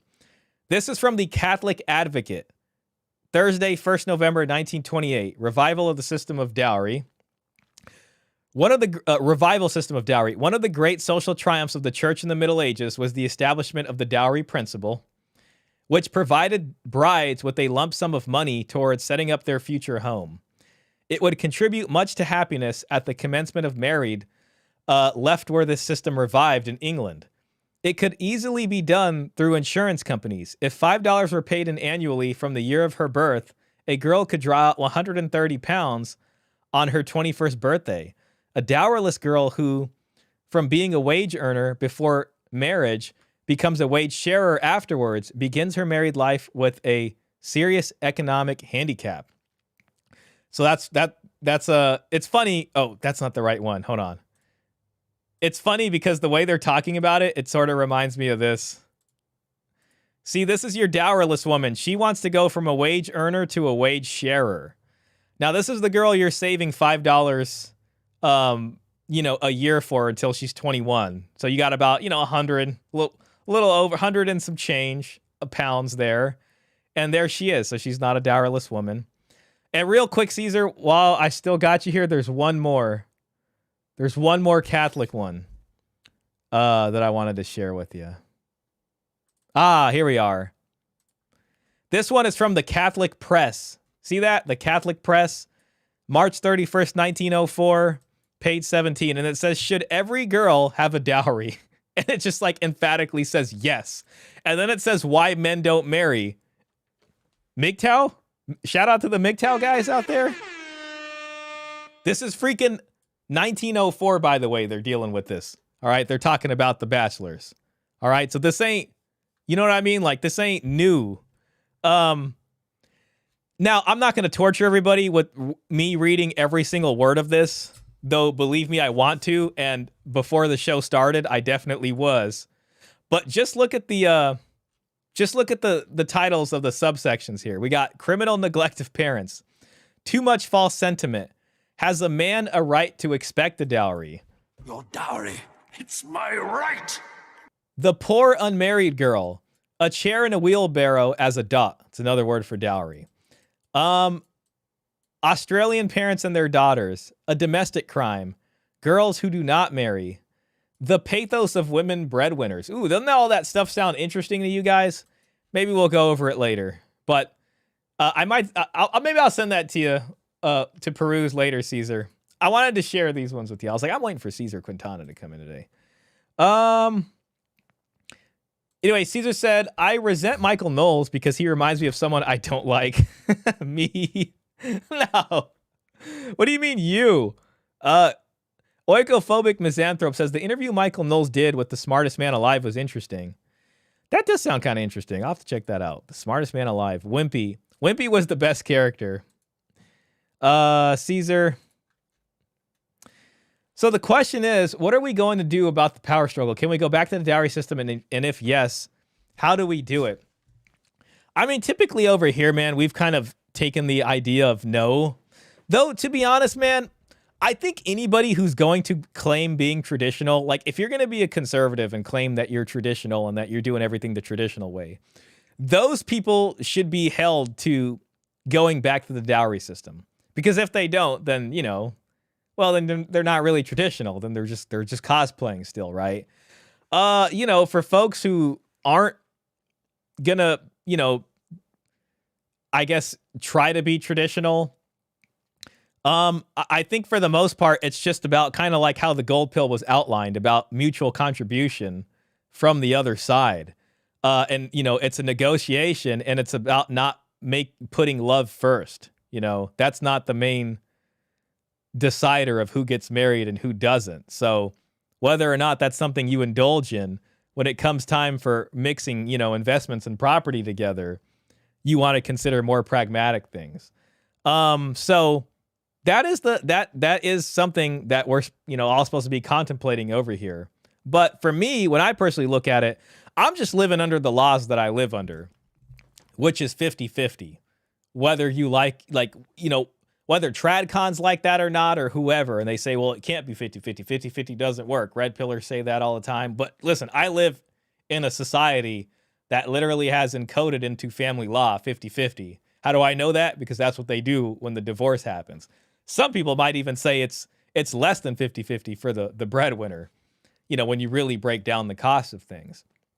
So going in and signing that deal, I would require 50-50, or at least a major contribution from her, whether she wants to contribute more in the beginning or not, if I'm going to play the monogamous, let's get signed and do a marriage license game here. So that's how I'm looking at it. MGTOW is the passive solution, but it will destroy birth rate in society, and it's the long game. You know, I was talking about this with Peter, and because he was talking about the historical aspect of this and about how they had these governments trying to provide solutions to deal with there being too many bachelors, because bachelors didn't want to marry because it didn't seem like a good deal for them, especially more recently. And I think it will get to the point where the government might have to do something. I was joking around with Peter earlier, and I was like, what if they start giving men dowries to get married? You know, because you always hear this language, oh, the men are falling behind. You know, the women own more homes than the men. Well, it's like, okay, fine. And if, as Jordan Peterson said earlier, that women want to marry across and above, then I don't know. Maybe the government needs to start a dowry scheme for men, and you could give men the dowry, and then they could pair with women breadwinners or something. I'm just thinking out loud over here, all right? Peter Wright says, men just need to pick themselves up and start bartering again. Exactly. Negotiating. And, you know, I think a big part of this, too, is not being so beholden to the TradCon version of masculinity. John from It's Complicated channel, he always asks me a question, and he says, how come when it comes to men's issues, the conversation always centers around masculinity? You know what I mean? Masculinity just has to get brought up. And for me, when I think about that, it's because they want men in a certain role that provides a utility value to society. So when they go up there and they're like, men are falling behind, men aren't doing well, well, then the question of masculinity comes up, because it's about shaming men back into a role, or trying to get men to be productive in the way that they want it to, instead of for men's own self-interest, which is what the MGTOW people end up doing, because they're like, the juice ain't worth the squeeze. I'm going to live my life on my own terms. You know, if people call me not masculine for that, then so be it. But what I'm not going to do is, you know, take on whatever they say I should be doing when we know it's a bad deal. So, interesting thing there. Cesar Quintana with a $10 donation. Thank you, Cesar. I appreciate that. It's a blessing. I do appreciate that. Those are cool articles. I saw you and Peter Wright were debating the godfather of praxeology on X. Oh, yeah. I was going to make a separate video of that, but Paul Elam was there too, and we had a little back and forth with Rollo. It all started from a tweet that It's Complicated put up, and then Peter quote tweeted it, and then Rollo quote tweeted that, and then, you know, we went back in there with Rollo for a bit, but then eventually he wouldn't deign to speak to us further, so we were kind of left on red, so to speak. Man, that's cool that you saw that. Klaus says, that's what I'm doing, 50-50, but I got this deal only when I was too old to start a family. That is fine for me, but does not help society, as no kids, no family. Yeah, I mean, I think if the culture accepted it more, then it could turn it into something that maybe young people could avail themselves of more. I would definitely say in your time, Klaus, you were probably, I'd say, growing up in the time, especially where it was probably more TradCon values at best. I'd like to think it's a little different over there in Germany and Europe, but probably when it comes to this, not so much. So, you know, I get it. But I'm glad you're enjoying yourself now, man. Shout out to you.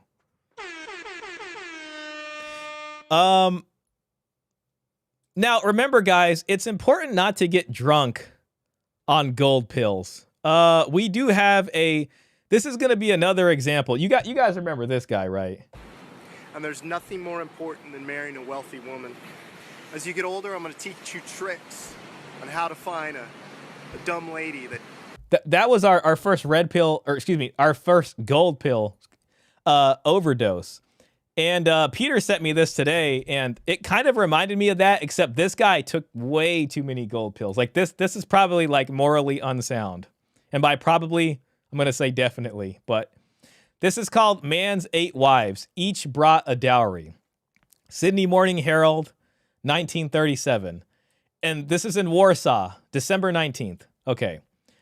A young Polish Jew who is a commercial traveler has been arrested on a charge of bigamy. The police say he has 8 wives. This is some King Solomon stuff right here. In different towns. And he has received 8 dowries. Each of the women is ignorant of the existence of the others. Uh-oh. That's bad. That's bad right there. So he was playing these women.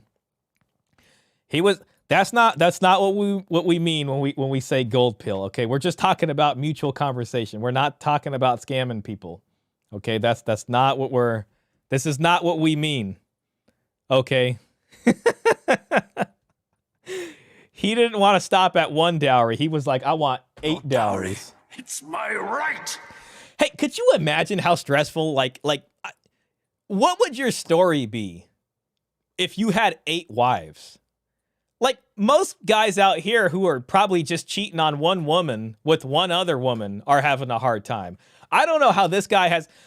he must have...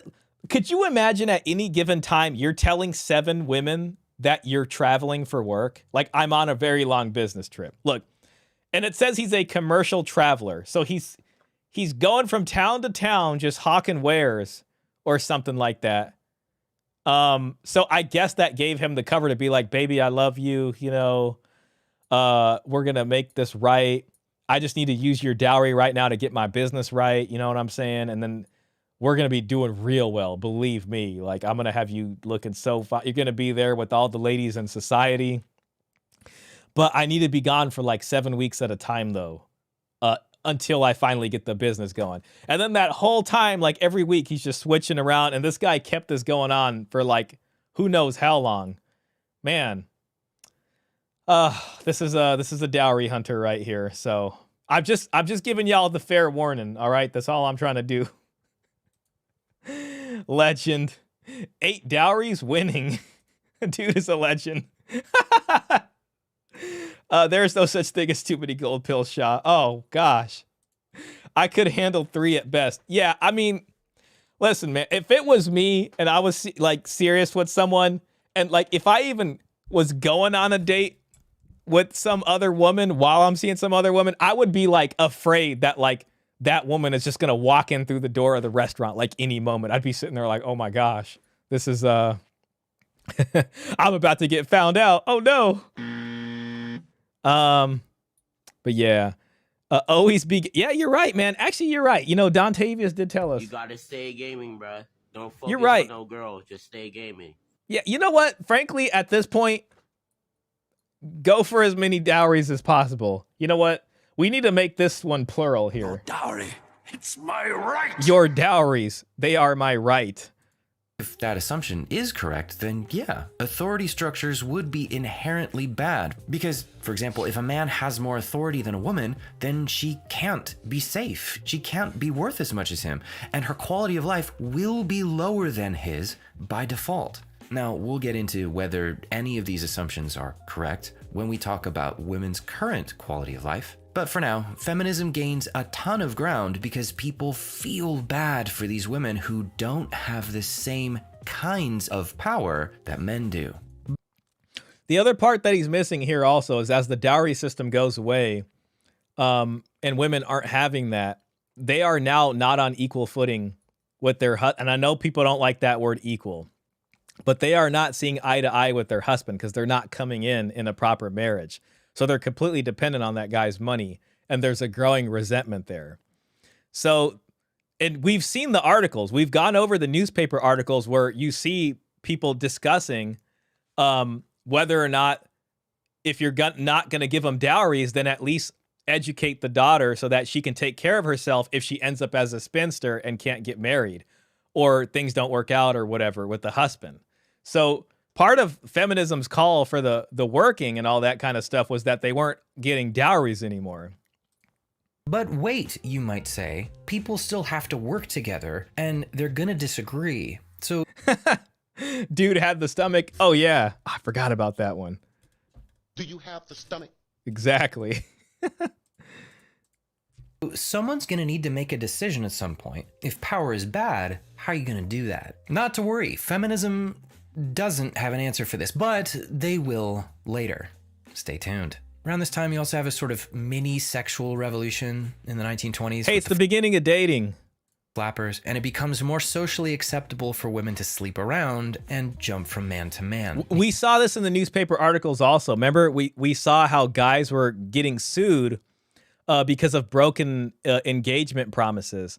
And it was talking about how these, at that time, becoming antiquated laws, how, you know, if you were engaged with someone in society and you guys were supposed to get married and you broke it off, you can get sued by them because you ruined her reputation or caused issues for their family. In America, the new world, as it becomes acceptable for, these ladies to be dating out here 3, 4, 5 men at once, sometimes they would play a guy kind of like Shannon Sharp style, and they would basically hold all the love notes, basically the text messages, hostage, and then they would sue them, and it would be so embarrassing for the guy, they would just settle, and some of these guys lost a lot of money. We have that newspaper article from 100 years ago. Here we see some of those checks against hypergamy being... Checks against hypergamy? Oh, I like the sound of that. ...away at for the first time. Now, most people see all these checks against hypergamy for women to sleep around and jump from man to man. Here we see some of those checks against hypergamy being chipped away at for the first time. Now, most people see all these... It would be, it would be an interesting discussion if I can have a discussion with him just about the dowry. That would be fun. I might reach out to him. Developments as a win, but once again, tune in later to see if it actually works out that way. Okay, we're moving right along. Now we're entering the modern era. Okay, so, that glossed over a lot of history. I'm going to give him the like on that. That glossed over a lot of history. And, interesting. I'll do a poll out for y'all right now and see if you guys want to watch the second one.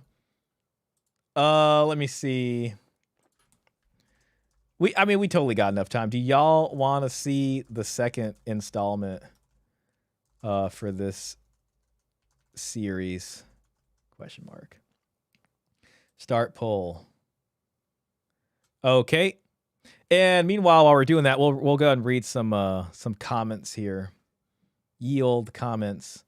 Oh, that's what I forgot to put on my third screen tonight. I have a giant TV up top, and I usually put the poll stuff up top. I don't need no man. I've got the government. Well, there's a lot more in this statement than you'd expect, but yeah, that's the welfare.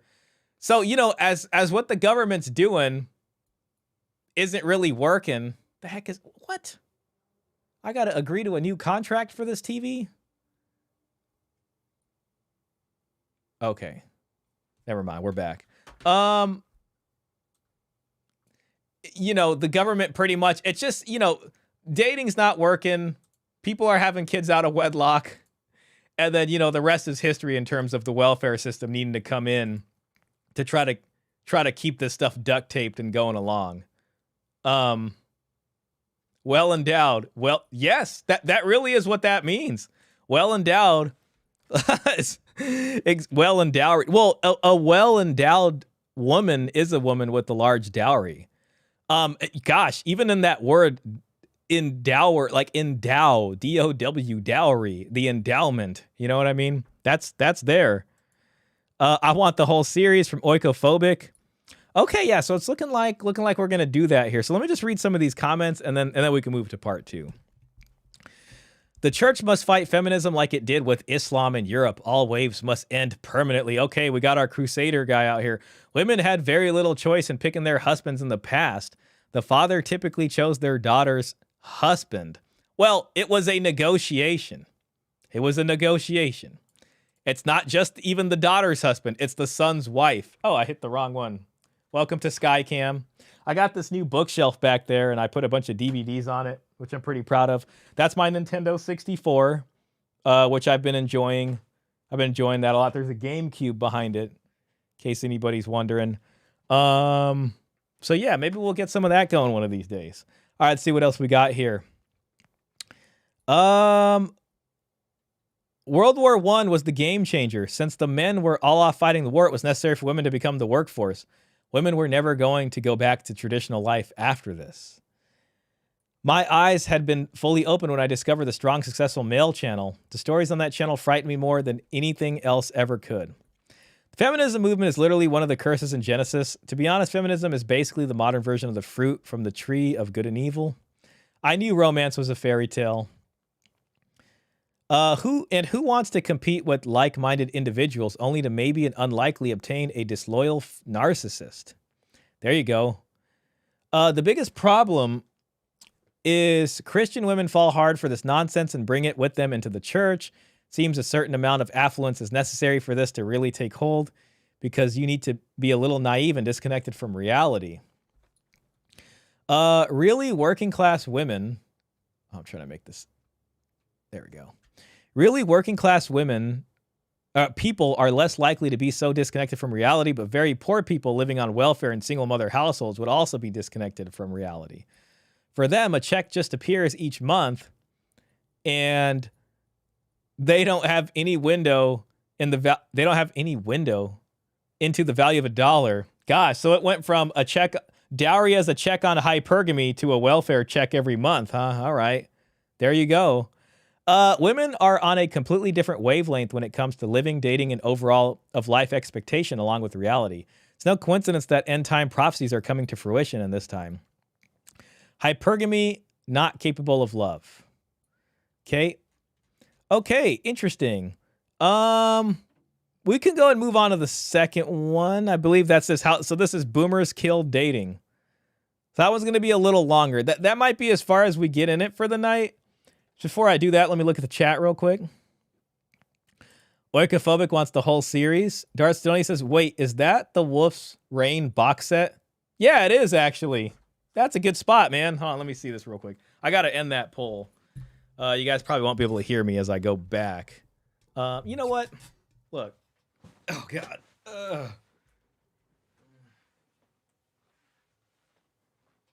Yeah, see, that's Wolf's Rain. I don't know if it focused. This is Record of Lodos War. That's The Simpsons right there. I got the Lord of the Rings box set over there. And then we got a bunch of random stuff, man.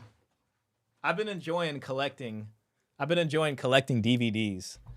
Unfortunately, media nowadays is not interesting to me. Except for, like, you know, YouTube stuff is cool. But yes, that is. Oram, yo, welcome in, Oram. Good to see you. I don't know, is he saying that the ladies liked working in factories? I also think the 50s proves the claim that women never went back wrong. That's a good point, too. And women are more than willing to be vocal about not wanting to work. At least when it comes to marrying and expectations of what a husband's supposed to do. You know, one thing that's interesting... So I was watching, Pearl was debating a feminist. Let me just end this poll real quick. Pearl was debating a feminist, and the feminist lady was talking about how there's all this unpaid labor for women, and about how, like, when it comes to childcare and doing all that kind of stuff. And I thought it was such a weird argument to make, because what was missing from that conversation is that you're not supposed to be paid for taking care of your own children.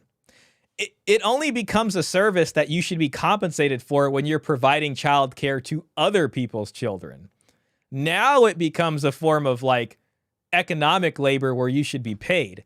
And the reason I say that is because in our legal codes, you as a legal parent have a legal obligation to provide and take care of your children, because they're your children. You're legally responsible for them.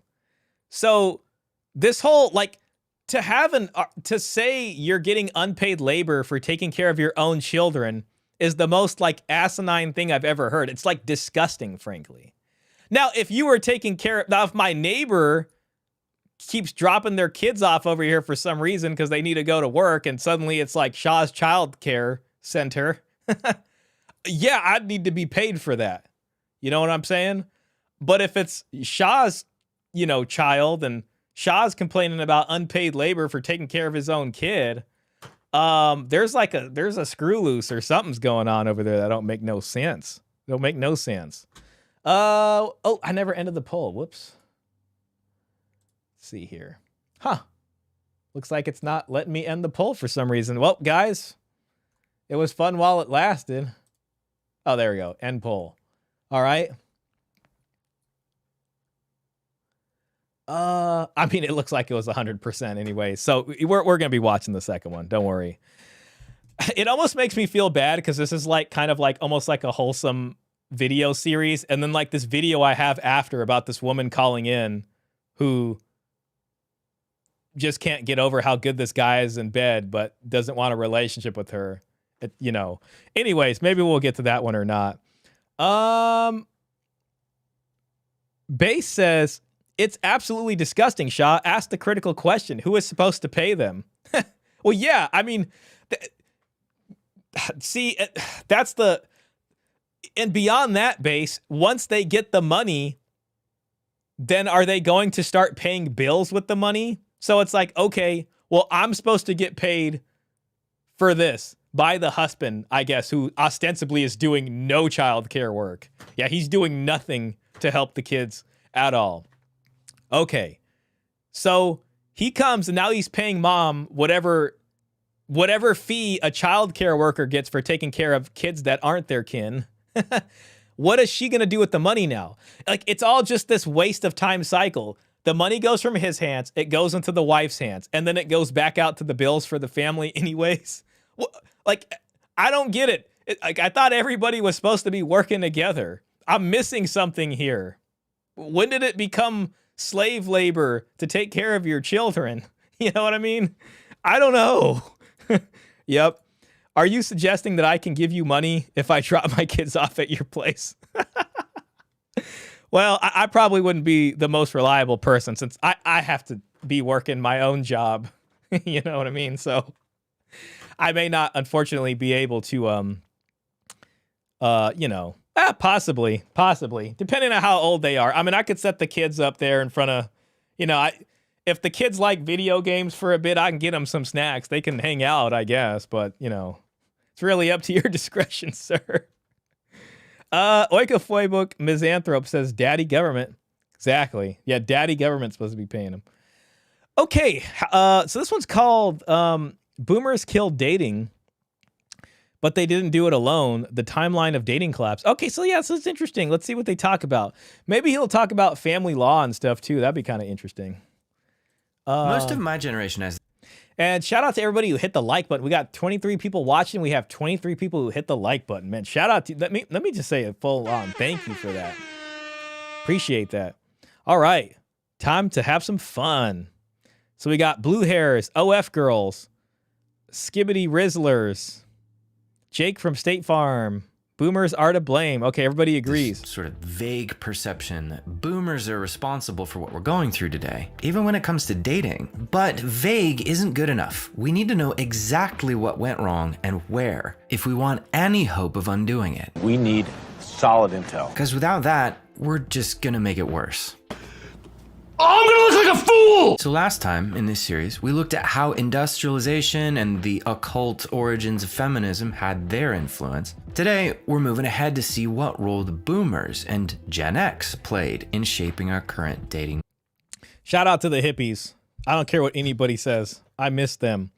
Just set her up with a laptop. She's 12. She's only obnoxious around 80% of the time. Meta. For some reason, I couldn't...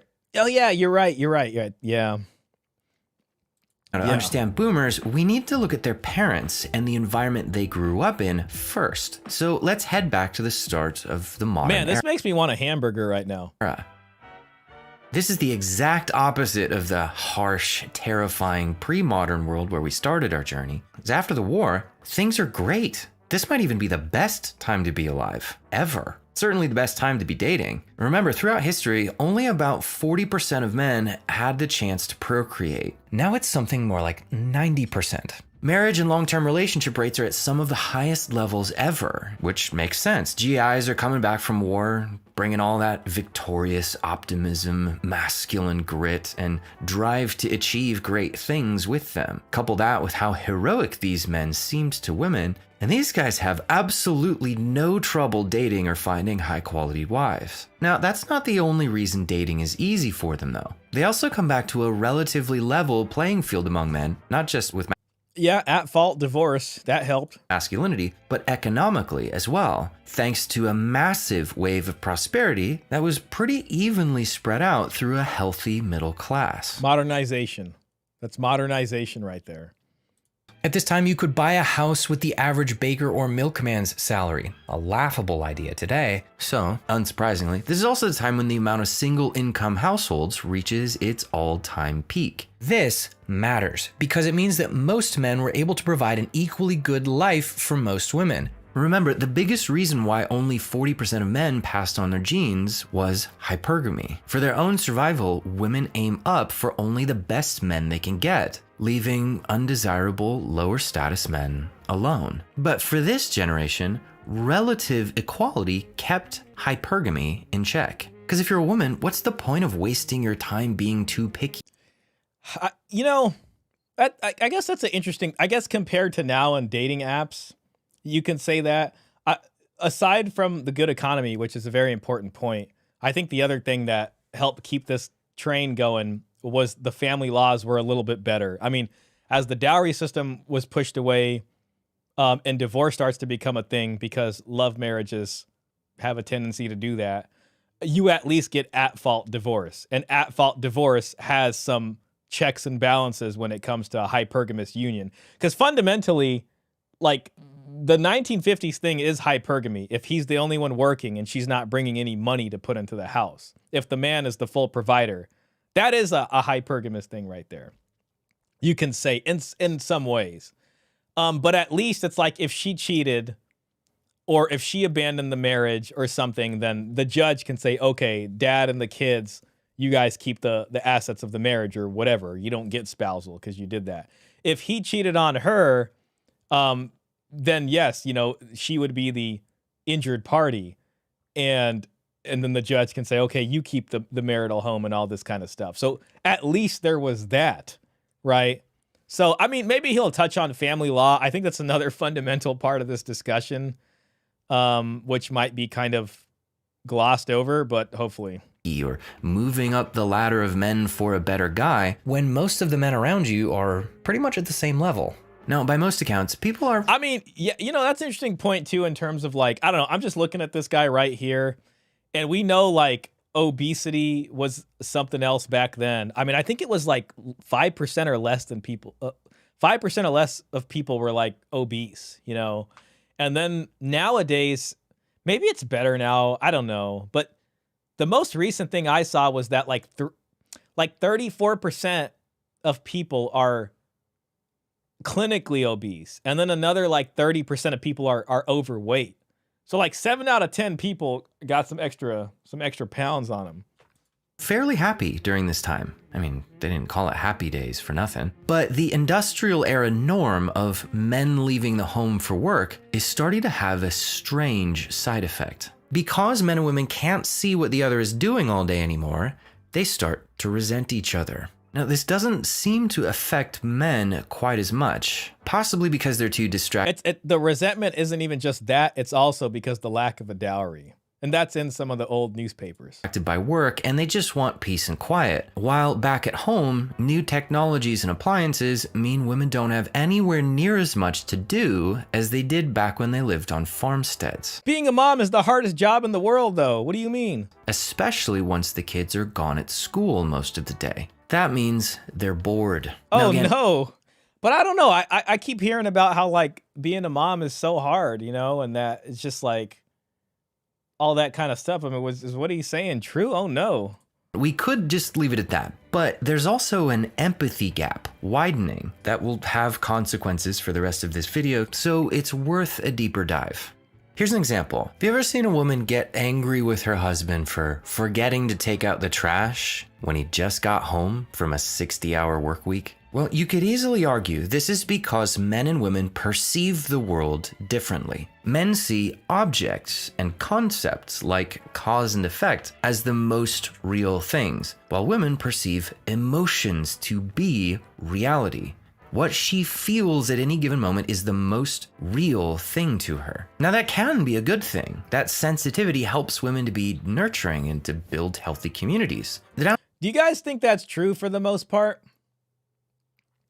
Man, why is let me just, I'm going to reload my YouTube studio. Hopefully it doesn't destroy everything, including the stream. Just a second, guys. I want to do another poll. Uh-oh. I might be having some internet issues here soon.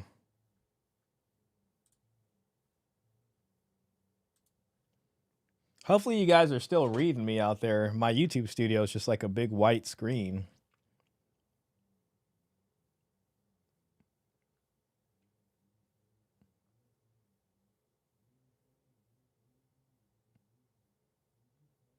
Oh, no.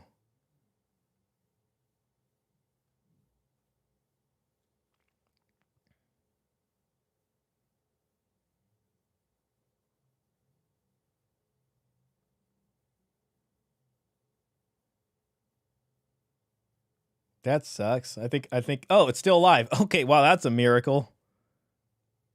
All right, that's a miracle. All right, well, the hell with it. I got to look at the chat on my cell phone is all I got to do, so I'll just do that.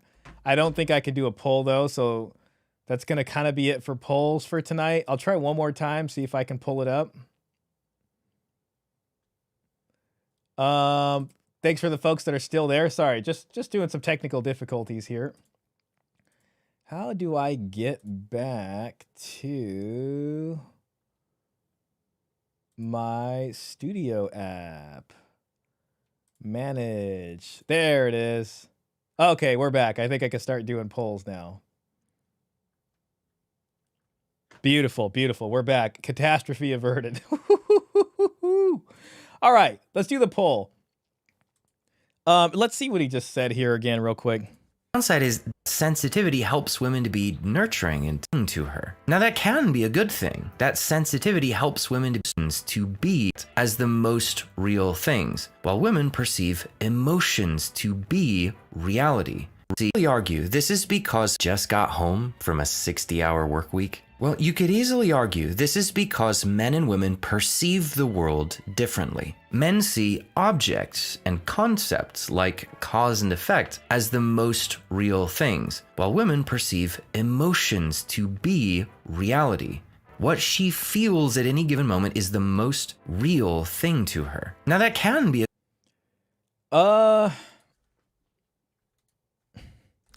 Are women completely controlled by their feelings and unable to see reality? Yes or no? We'll just do that. You know, it's just, part of me is just kind of like sick of that, to be honest, because it's just like, well, women can't be held accountable. Women can't be held accountable. Women are hypergamous. It's just woman's nature. It's just woman's nature. And after a while, it just sounds like a great way to be gynocentric.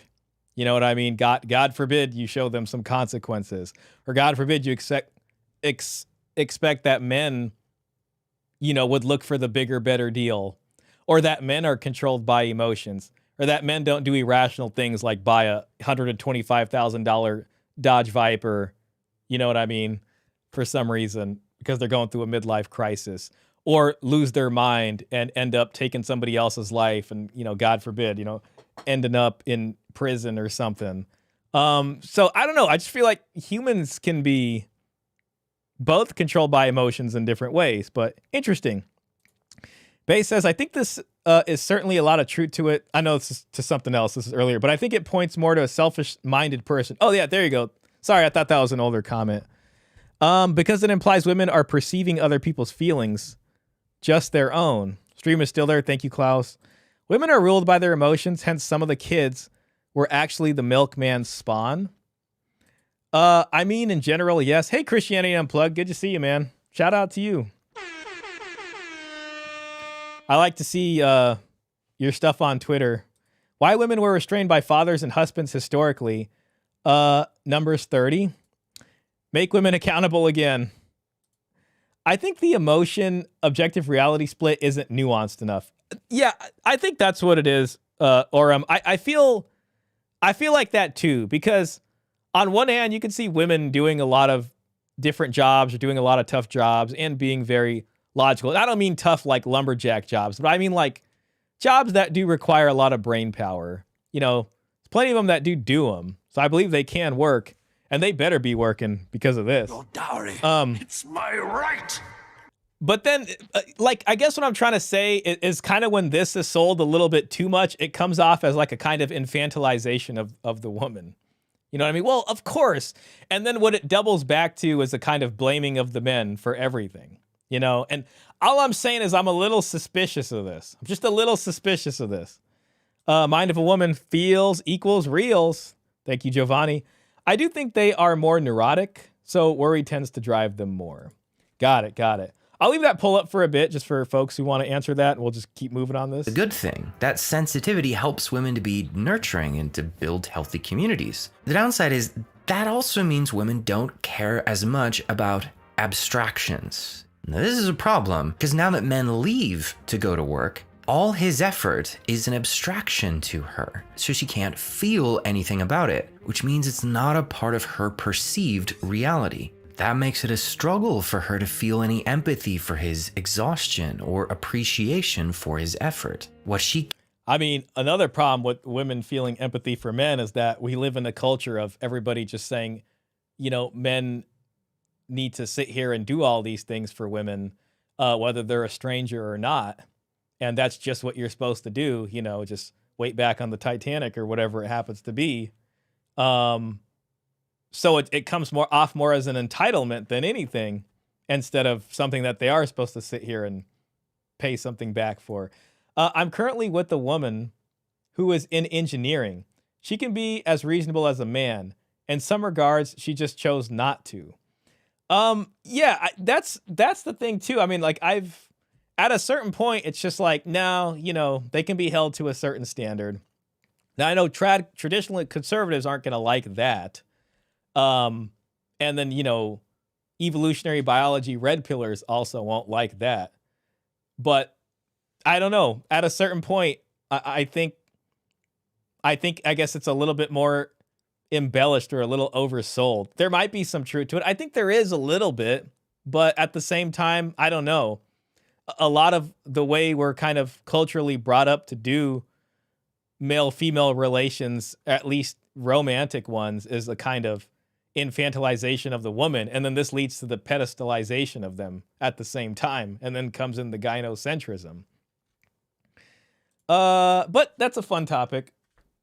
Can see are her own efforts, so she feels like she's done a lot of stuff while he hasn't done much of anything around here, which of course makes her frustrated. All this boredom and bitterness. Isn't it also kind of interesting too, like women nowadays, if you think of like narcissism going up, and if they go after the bad boy who isn't anywhere to be seen, and he's just doing a bunch of things that are completely have nothing to do with her, like you know what I mean? Like he's not doing any of this stuff for society. He's just doing a bunch of bad boy stuff. And the woman is out there thinking about him. You know what I mean? When we listen to that call-in show later, that woman's going to demonstrate that about what she's really after. So I don't know. I guess when you look at what women then tend to go after, it presents another question, but this creates a rising swell of resentment that can't stay bottled up forever. Back to relationships. Emotions like romantic feelings aren't the sole purpose of relationships yet, but people do now choose relationships based almost entirely on how they feel. Now, this isn't causing any problems at the moment, but it's already been causing a bunch of problems as far as love marriages go. In the future. That's why they had to make an at-fault divorce system anyways, for when love dies. Thanks in large part to our good friends, the madmen. They effectively make experiencing and consuming things the entire purpose of our lives. From here on out, relationships will slowly become more and more about consuming and using humans for satisfaction, rather than mutually beneficial survival arrangements. Okay, moving on to the 60s. Interesting. Things are changing. If you remember, back in pre-modern times, people were dirt poor, so they couldn't lie to themselves about how the world works. Consequences would slap you in the giblets if you did. But now, thanks to the massive prosperity built by the men who fought World War II, their kids, the boomers, grow up in the biggest bubble of wealth the world has ever seen, which allows them to believe kind of whatever they want, do whatever they want, and punt the consequences down the road to future generations. Well, you know, that's the whole boomer thing. Looks like we got 56% no, 44% yes. That's interesting on the poll there. Interesting on the poll. That's 9 votes, so not a lot of people, but at least for the 9 folks who voted on that. Interesting. And my goodness, did they make some decisions. First, they adopt a new core belief that says that how people feel matters more than objective reality. Oh my God, guys. So I was sitting here at my desk. Well, not my desk, excuse me. I was sitting on my big comfortable chair, and I was watching my old CRT television, and I was watching season 6 of The Simpsons on DVD, which I have right there. And there's an episode, and it's called Bart's Inner Child. You have to watch this episode. It's like somehow The Simpsons understood all like the woke stuff before it happened, and they made a whole episode about it. And it's about this self-help guru who comes into Springfield and basically like he basically talks about how the people need to get in touch with their inner child. So Bart, who's like a bad prankster, does something bad, and this self-help guru is like, oh wow, like that was an expression of like, we all need to find the Bart within ourselves, and sometimes when you just feel something, you got to express it. So he convinces the whole town to do this, and then the whole town just goes to like, just goes down the, it's just chaos just starts erupting because everybody's just trying to get in touch with their inner child. And the episode is about like self-improvement and certain reflections on that. It's really good. One of these days, man, you know what I'm going to do? I'm going to just set up a camera like right there on the TV, and I'll put like a microphone right in front of it, and then we'll just watch that episode together. It was fantastic. It was hilarious too. Damn boomers. Oikophobic, I know what episode you're talking about. Oh, it's hilarious. Now, if your feelings told you the truth all the time, then this wouldn't be a problem. But they don't, because our feelings care about what they want, not what's true. And they'll tell us anything they have to get what they want. That makes this one of the most dangerous lies ever told. Hey, that kind of makes me want to think of another poll question here real quick. Do you think more people vote based on facts or feelings? Question mark. And I'm going to make one of these say facts and one of these say feelings. There we go. Start poll. And I want you to think about that one. You know, we live in a democracy, but no, it's not. It's a republic. All right, yeah, I get it. But it's like, you know, it's not a direct democracy. It's like an indirect democracy, a representative republic. Fine, there you go. Will spawn many more lies later on. Next up, they attack their parents' traditions and chip away at the cultural norms holding society together because they see themselves as prophets who will save the world from the soulless and heartless machine their parents built for them. And the biggest of these norms is male leadership. And you guessed it, feminism comes roaring back with a vengeance. And all that boiling resentment from the last decade finally explodes. Now, my people, Christians, begin to notice feminism.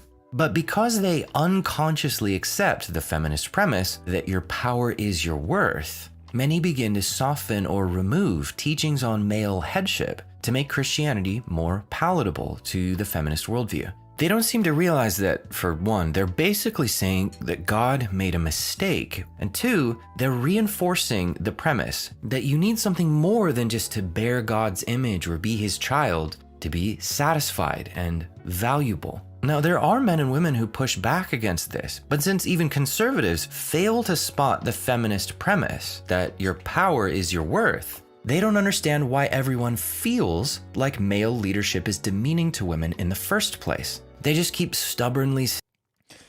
I think one of the consequences of abandoning the dowry system is kind of just putting women out there as free agents or kind of left to the market, the game guys or whatever.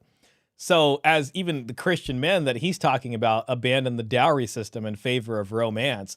See, it's funny because it's like he's talking about how feminism duped, I guess, men or Christian men or society unconsciously to have this whole thing framed wrong. But prior to feminism was romantic chivalry, which kind of laid the groundwork, I think, for a lot of that stuff to happen in the first place.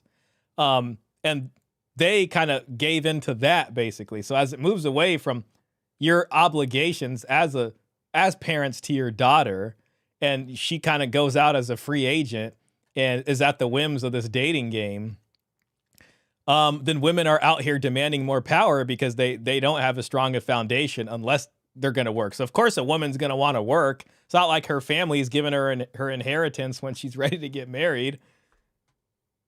Saying that men should lead because the Bible says so, and that's that. So they alienate their opponents and lose the battle for people's hearts and minds without understanding why. Depends on the state of reality. Can't answer that. Interesting. I think Aiden Paladin did a breakdown on the studies about people voting with their feelings. I'll link it on the Discord if I can find it. Oh, thanks. Yeah, I'd appreciate that. During very poor times, I'd say people are more pragmatic and realistic. When times are good, though, they can worry about stupid ideological crap. That's an interesting point. Yeah, just his discussion kind of made me think of that question. But one thing I think about is, the founding fathers put checks and balances into the system and created more of a representative republic because they didn't trust the way that the mob votes. And it's almost like guaranteed that if it's a direct democracy, then people are more, when it comes to your average person, it's like they're more likely to be swayed by their feelings and how to vote. You know what I mean? And I mean, media companies, big, even things like companies like the Daily Wire or whatever receive a lot of money so that they can convince people to vote a certain way. Or so much of media is like fear mongering or making people feel attacked. And, this group is demonized, that group is demonized. And the average working person, I mean, how much time do they have to really look at this? I don't know. But I guess just looking back, I think even the founding fathers might think, well, given enough time, people are going to vote more on their feelings and it's going to be like mob rule instead of, letting a smaller group of more rational driven, responsible people kind of make the toughest decisions in the end. So that's kind of how we got the system we got, which is where we vote for a body of representatives to then further vote again on different decisions instead of it being like a direct democracy or something. Bhima Karma Sagrai, hey, welcome in. I'm a Vedic student in a few fields, trauma therapist, classical drummer, and hand reader. Are you did you have something to say about the topic, or you just in here, hawking your services? Okay, thank you. You got rid of them. Appreciate that, Mr. Pitt. Says message retracted, or just get rid of them. All right, moving in. Let's check in on dating again. How's it going? Well, real quick. Klaus says politics are are operating mostly under ideology. So most of the voting issues are not based in reality and on facts. Therefore, voting is not about facts. Yeah, kind of think a lot of people, and you kind of see that fervor get drummed up. I mean, even in the last election, so much of it just seemed like feelings, to be honest, and very little about facts. And I'm not going to sit here and say I'm Mr. Fact driven. I got feelings too. You know what I mean? But when you really think about how people vote, I don't know. I think that, you know, the kind of media handlers do such a good job of playing on people's feelings in order to get them to act a certain way. That's like the whole name of the game out here, you know?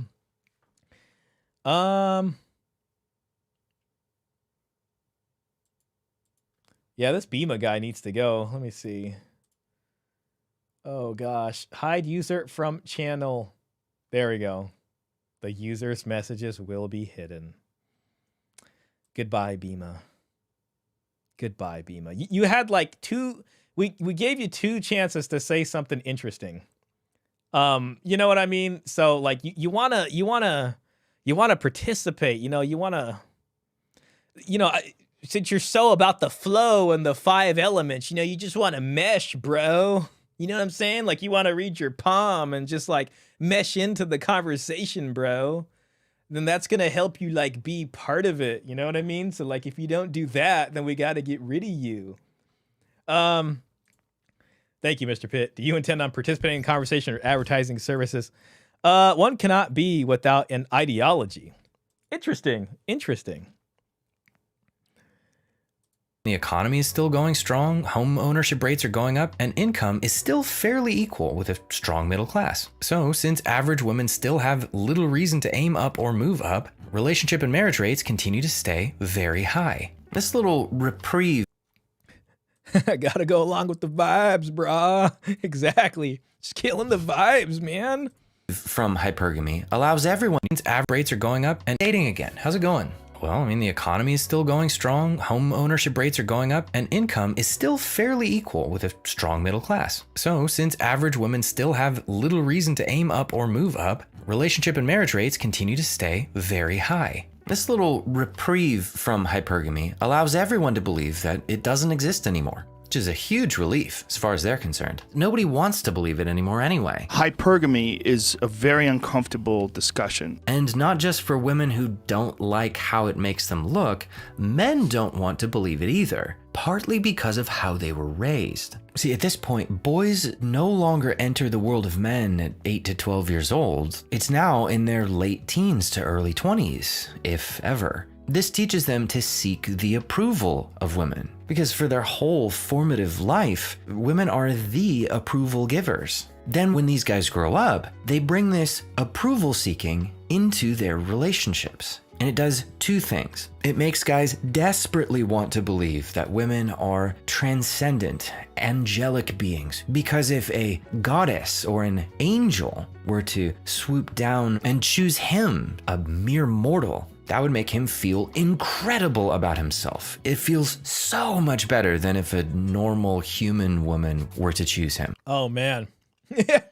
Guys, I completely forgot about this movie. It's so crazy how, like, when millennials were all, like, 6 or 7 years old, like, all the, at least American millennials watch this. Like, my God. If there was ever a movie to set up a whole generation for failure, it was this one. The other thing it does is it makes guys want to believe that women choose men romantically. I feel like I have to buy the DVD of this now just to like watch this movie. Because I actually don't even really remember, but I remember how it ends, but my God, oh my God. Not practically. Because if she wants me unconditionally, exactly as I am, then that validates me as a person. But if she's attracted to me for what I have or what I can do, well, those are external things. That's not me. That doesn't validate me as a person. This, of course, means guys now hate the idea of hypergamy. So now that there's a somewhat level playing field between men, guys take the opportunity to forget about it. And they replace it with a romantic fantasy, where women are angelic creatures of light who swoop down from the heavens, and they choose men based on a rush of warm, fuzzy feelings that the universe, or God, sends to her when the time is right. And that it has nothing to do with his traits, his status, or what he brings to the table practically. This fantasy is so intoxicating, it gives women a huge amount of emotional leverage over these men. Because if she were to ever say, Klaus says, at least at the time, the woman was good looking, even in Disney movies. Yeah, that's, you know what? That's a good point.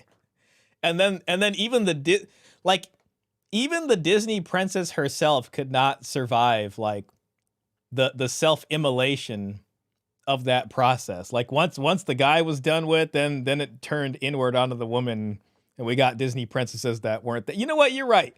I'm gonna have to get that DVD and review the movie, and before I make a final determination. But you know, we all know what the Disney movies are like, so I'm kind of going with that. But Jasmine was looking hella curvy. I don't know, withhold her approval or shame him, he would fold faster than a modern church pew. But that would never happen, would it?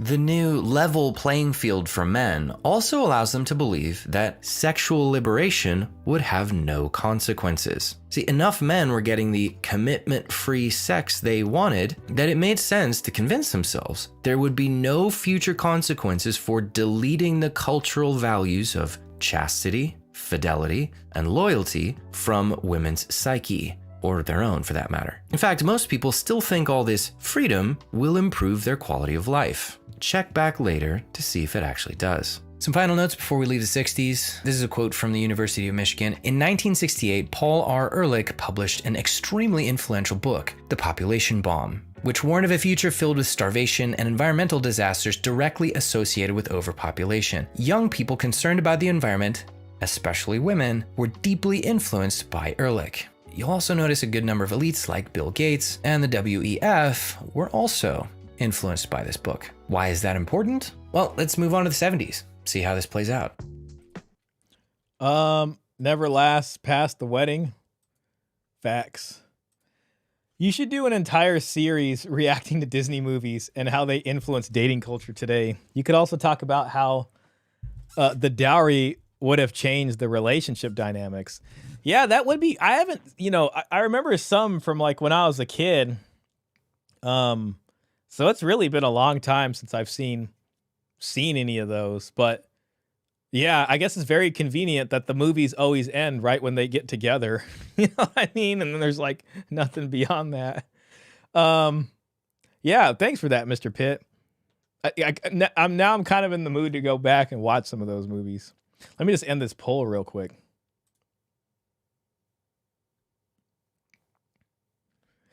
It's funny because the one that I always think about is The Corpse Bride. So that's a Tim Burton one. I don't even know if that's a Disney or technically or not, but that's where we got this gem from. Oh, dowry, it's my right. All right. Environmentalism begins its rise to popularity. What does this have to do with dating? Well, thanks to the population bomb, people now believe there are too many humans and that we should prioritize the planet over people. This logically leads to one place: get rid of the humans and stop them from having babies. Now, since dating and marriage leads to babies, it makes sense that some people won't want. You'll notice just about every agenda championed by elites over the last 50 years has at least one outcome in common: abortion, easy divorce, pushing women to work, unchecked hypergamy, reversing gender roles, homosexuality, transgenderism. Dating and marriage to go smoothly anymore. Now, complete coincidence, no-fault divorce laws are passed for the first time in California by none other than our Republican Lord and Savior, Governor Ronald Reagan. Okay, no-fault divorce, so that's good. So he's touching on some family law. Divorce rates immediately skyrocket, with women doing most of the leaving. Whoops. Now, this will be justified by feminism, saying that these are all abused women finally being liberated from their tyrant husbands. But again, the data doesn't support this. According to what your divorcing clients have told you, what is the main reason the most of them are getting or have gotten divorced? Basic incompatibility, that's the biggest share. Infidelity, that's this one. Money issues is here. Emotional abuse is this green one. Parenting issues is this tiny sliver. And this one right here is addiction and / or alcoholism issues. Abuse has never been the most commonly cited reason for divorce. Money, infidelity, and incompatibility are much more common. Abuse rates have never been high enough to justify the number of divorces. Men do not abuse women more than women abuse men. If anything, male abuse is underreported. Well, that's interesting. Tube Stormer says, Elam did a great review of American Beauty. I was listening to a lot of Paul's older stuff yesterday. I was on a long drive. I was driving for like 6 hours yesterday. And I was listening to like a bunch of Paul's stuff from like 7 years ago. And man, I knew because I've listened to a bunch of his stuff from back then, but I just remembered Paul's the man, and there was Peter had sent me a discussion with Peter Wright and Paul Elam together. And it was about this kind of infantilization of the woman, and this parental sort of role that the male is expected to take. It was a really interesting discussion. I'll have to put it in the Discord for you guys. However, these new divorce laws give distinct monetary advantages to women, essentially meaning it's now profitable for women to break the marriage. Yeah, especially if men are still being gaslit to get married and be the breadwinner provider. The promise from feminists was going to be that they work and that they would contribute some. Contract. The government also takes a cut of all alimony and child support payments, so it has a permanent incentive to never fix the problem. Now when he says cut, it's not as straightforward as that, but there's matching federal funds for like child support. So there's a lot of things in his series here that are like big facts that are kind of just stated outright that could probably use a little bit more nuance, but whatever. On the bright side, marriage rates are still relatively high at the moment, largely because dating still works. It's easy-ish. Most men have no idea why it's easy, though. They just sort of assume, well, it's just how it works, right? Men like women, women like men, and they get together. Poll says out of 13 votes, we had 13 votes in the last poll, 85% of you guys said feelings more so than facts. I agree with you. I think people vote more on feelings than facts, especially nowadays. Man, I had a bug flying through my window. Dang it. All good. And things just works. It just happens, right? What they don't realize is that they're still riding a wave of wealth and old cultural norms. They haven't destroyed all of them just yet. They are working on it though.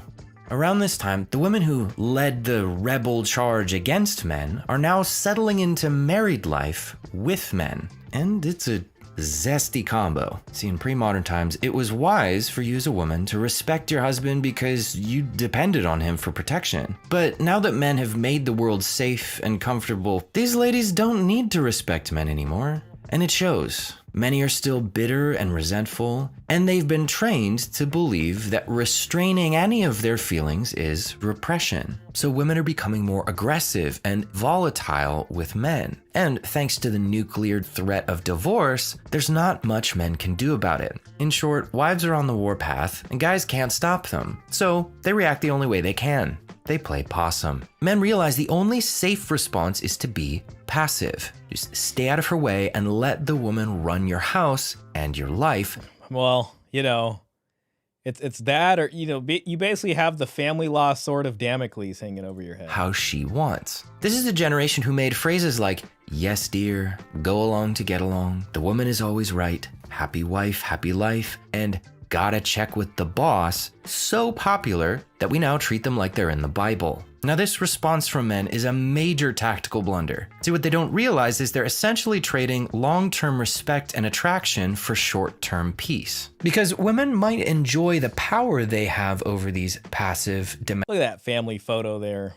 Some smiles all around. I have to train the new person. I'm gonna have to jump off. Hey, no worries. Thanks for hanging out for as long as you did. Hope you had fun. And wishing you a great rest of your day. Catch you later. No worries, no pressure. Do what you gotta do. Domesticated half men, but they don't find it respectable. And they begin to push and test men even more, looking for some kind of bedrock of strength in him that they can rely on, while finding that strength less and less. You know what's interesting? Like, a lot of the stuff that he's saying, I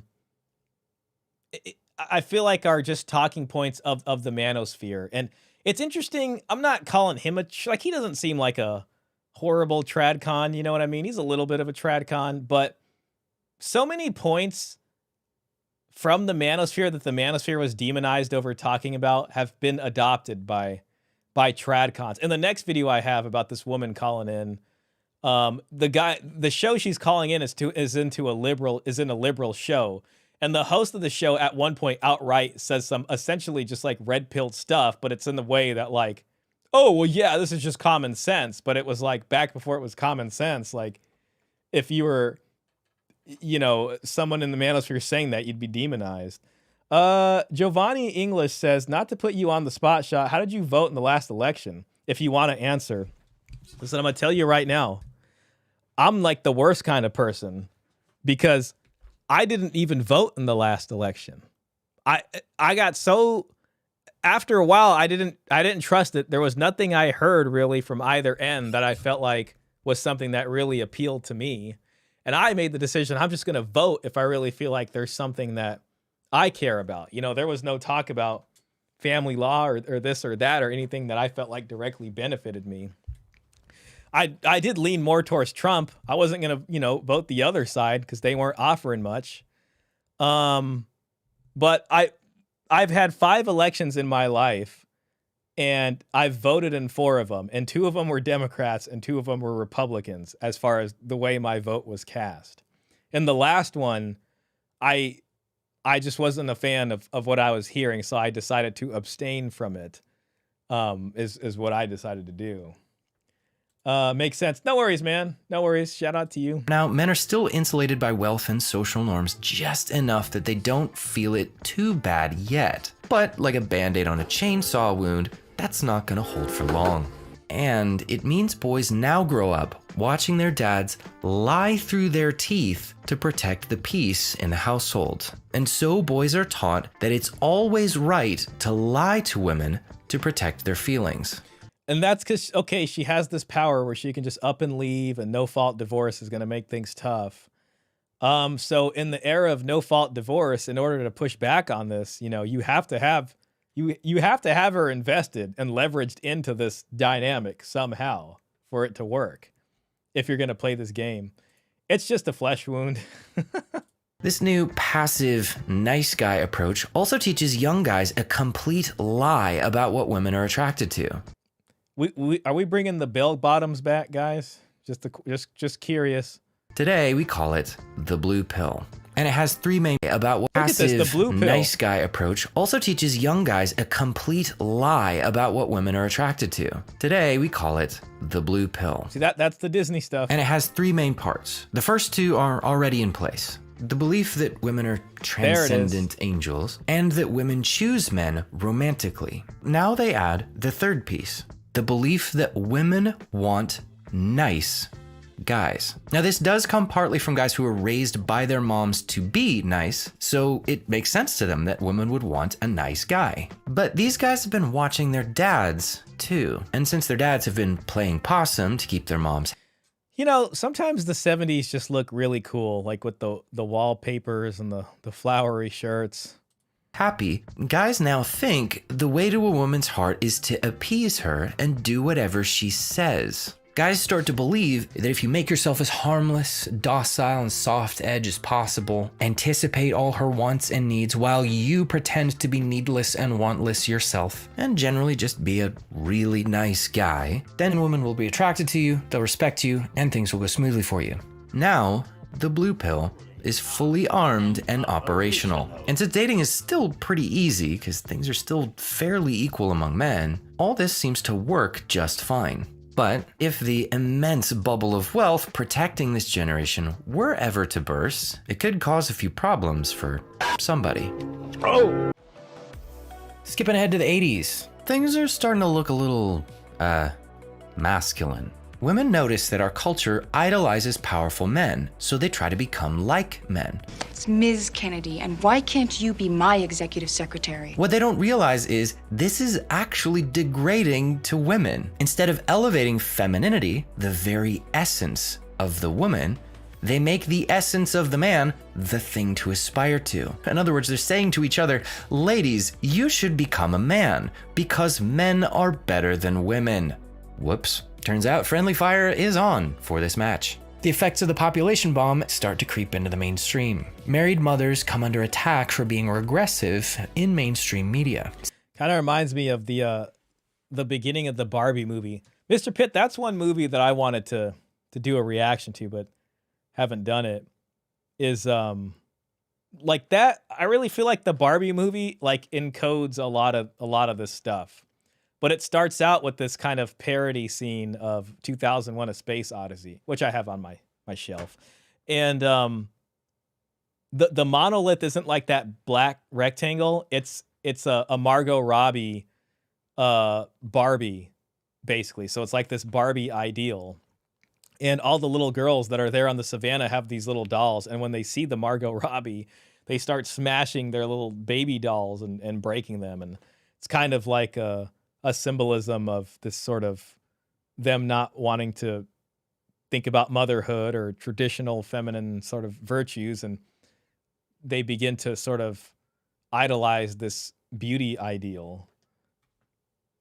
See, by this point, romance isn't just the way that relationships are chosen, it's now the entire purpose. Kids are now seen as an unfortunate byproduct of romance and a signal that the authentic phase of the relationship has ended. You can see this in the way that parents are portrayed as being sick of each other and resentful of their kids. The hard-fought prosperity built by the greatest generation is beginning to crumble at this point. Life starts to get more expensive. The majority of men are still able to provide a decent middle-class lifestyle for a woman though, so dating still works for most men, but some cracks are beginning to form. Income levels are starting to spread out, so the equality that had been keeping hypergamy dormant is starting to go away.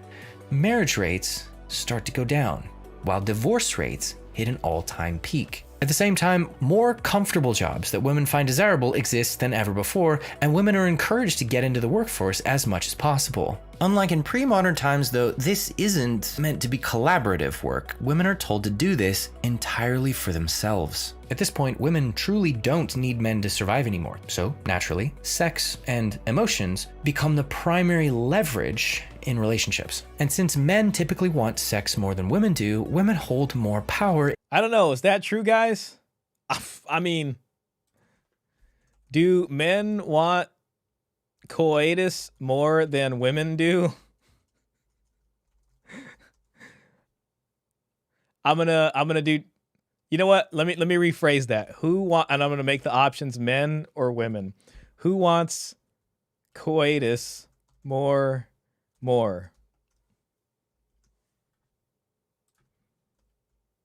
I mean, I don't know about that. That's just me though, personally. All right, next poll incoming.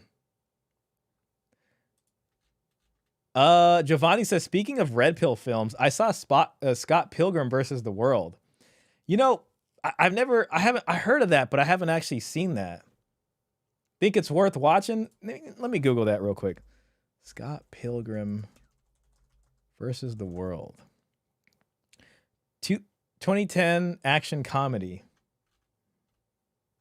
A bass guitarist for a garage rock band, Scott Pilgrim has never had trouble getting a girlfriend. Usually the problem is getting rid of them, but when Ramona Flowers skates into his heart, he finds she has the most troublesome baggage of all. An army of ex-boyfriends who will stop at nothing to eliminate him from her list of suitors. Uh-oh. Well, that sounds kind of interesting. It's one you might want to check out and dissect. Base says women want sex as much as us, just not as much of us. Just not as much of us. Dang it, I don't know why my brain's falling out of the side of my head there. Of us. You mean either than that, that's just what they want, but then not much else from us? Yeah, I do agree that they definitely want it as much as guys. Heck, sometimes even more, I'd say. But I don't know. I think that's one of those like negative stereotypes about men that's out there. Well, men they just want nothing but that. You know what I mean? And men will just do anything. Like, I don't know about that. Now I get it. You guys can probably post some examples of some real slump busters, but I don't know. I don't buy that all the way. Orem says, I think men probably do, but it's not worth it. Klaus says, just look at the variety of sex toys. There you go. Just look at the variety of sex toys for women, and you have your answer. This is why we can't get the show started without Klaus. This is why we gotta have Klaus in here. That's a good point, Klaus. That's a good point, honestly. And then don't forget about the romantasy novels. Listen, guys, if you want to make yourselves like just, you know what I mean, you got to turn yourself into a walking, talking romantic fantasy fiction novel or something. I don't know. Mr. Pitt says, I always answer the same way. The male sex drive is always ready on demand. The female sex drive is phasic. Men will always want sex more than women. Interesting. That's an interesting perspective on that. Bay says, no, I was trying to be clever. I'm saying they want the top men. Oh, got it. Not any men. Man, got it. Okay, I hear that. Yeah, it's just, I think it might be more accurate to say that it's not that women necessarily don't want sex as much as men. It's just that they have an easier time procuring it than men do. So maybe it can kind of come off that way. In most relationships by default. This also frees women up to weaponize shame as a shock collar to keep men in line without any consequences. Oh yeah, and our favorite lie from the 60s, that feelings matter more than truth, is starting to have another effect. See, people now believe that if you upset someone, you are harming them. As you could probably guess though, this really only goes one way. Since everyone feels like men bear all this guilt for oppressing women forever, people feel like it's morally justified to treat men like their feelings don't matter. It's justice, we're balancing the scales. While that same guilt makes everyone feel like women deserve a sort of emotional reparations. So women's feelings should be validated, no matter what they are. So nearly all men now unconsciously accept the premise that if a woman is upset, then her feeling is unquestionably correct. So it's a man's duty to anticipate and avoid making a woman upset. I think there's I was just listening to a Paul Elam episode on my drive, and he was talking about how a lot of that kind of starts with the mom. And so like the young sons kind of watch the dad, or they kind of get trained to like, oh my God, we all got to be careful about mom's feelings or something. At least, in a lot of households. It was an interesting discussion. And if she does get upset, then he must appease that feeling and make it go away, no matter what it takes. In practice, that means that women's feelings are now the final authority in the home. This also creates a spiral, which makes women even less emotionally resilient because no one can challenge them anymore. Even pastors who regularly pummel men from the pulpit about all the things they get wrong can't say anything negative about a woman or women's behavior. So you put all this together, women now have all of the legal, social, and emotional leverage in the home and in every institution, including the church. And all this leverage is so The matriarchy is complete. Powerful because it's now baked into our modern sense of morality. It feels morally wrong for anyone to challenge, rebuke, or exert authority over a woman, even if the situation calls for it. Since nobody wants to feel like a bad person, no one can criticize them for the way they use this leverage without paying a heavy social and emotional cost. So at this point, women are like agents in the Matrix. We have survived by hiding from them, by running from them. But they are the gatekeepers. They are guarding all the doors, they are holding all the keys. Feminism celebrates this as a win for women, saying, haha, finally you men get a taste of your own medicine, because this is what it's been like for us under your thumb all this time. Except it isn't. For one, these women are encouraged to follow their heart and lead with increasingly volatile emotions instead of cool, stoic rationality. And two, while women do now take charge in the home, they do not take responsibility. Remember, feminism teaches women to seek the power that comes with leadership, but it rejects the accountability that also comes with leadership. It's become a joke that men never hear their wives say, hey, it was my fault, or I was wrong. And if any man stands up against that, we joke that, oh, he's a dead man, because happy wife, happy life, right? And haha, it's a really funny joke if you're a boomer or Xer, I guess. But it turns out the consequences of giving women authority without accountability aren't funny at all. Because men still shoulder the legal, financial, and cultural consequences of whatever decisions women make. See, that's the interesting part right there, especially the financial burden. So it's like men freaking still being expected to pay for everything. And then that's what screws you over in the family law court, at least in the worst way possible. So what the hell's the point of feminism and all this kind of stuff if they're, they ain't going to want to pay their share. Pay something. Facts. I wonder what's the percentage of men, women in the church today? That's a good question. I can't remember, but I've had conversations with people in the past, and one of the things is also just about like who donates more to the church, and I think women do donate a lot of money to the church, so that's probably kind of why there's some pandering to them there. It was a while ago since I heard that, though, so I'd have to double check. Stay tuned to see how this plays out. Let's check back in on Christians. Right about now, Christians are saying to themselves, man, it's a good thing we're immune to all of this. Because sure, yeah, secular women behave that way, but our women would never do any of that. Except that many of them do. Even the most spiritual of Christian wives still can't help but weaponize shame and withhold sex from their husbands to get their way. And even pastors won't call them out on any of this. They don't want to risk saying anything that would offend their own wife at home. Because see, I got to give him credit for that. So he's not like a super tradcon, you know what I mean? I don't know. He's an interesting content creator, I'd say. At this point, let's just say it. Men are afraid of women. In fact, in practice, many are more afraid of women than they are of God. So men have nowhere to go for support, while the worldly behaviors of secular women creep into the church more and more because no one holds women accountable. Okay, 1990s. Parents get paranoid about the dangers of outside, so they shut their kids indoors. It's interesting. He hasn't really mentioned, I don't know, maybe he did and I missed it, but he hasn't mentioned like birth control so much. He might have, but I missed it. But that's a big thing there too, especially as far as sexual liberation goes. He did talk about no-fault divorce.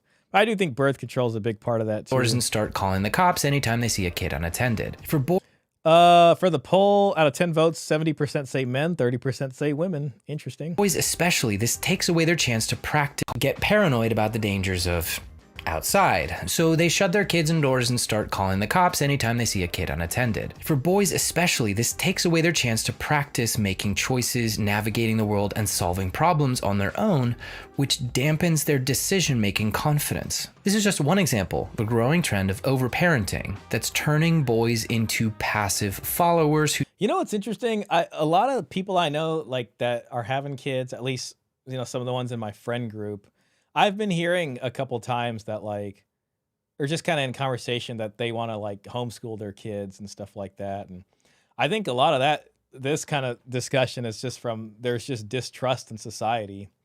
I mean, especially if you live in like a super mega city and, it's not like everybody.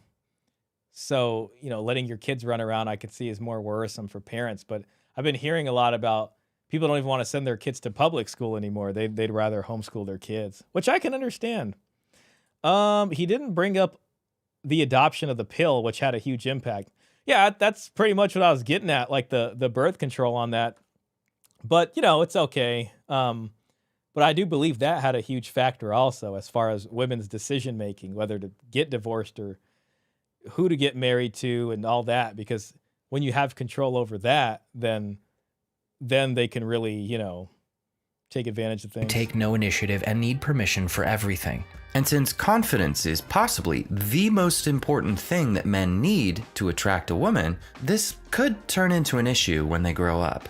The economy, not what it used to be.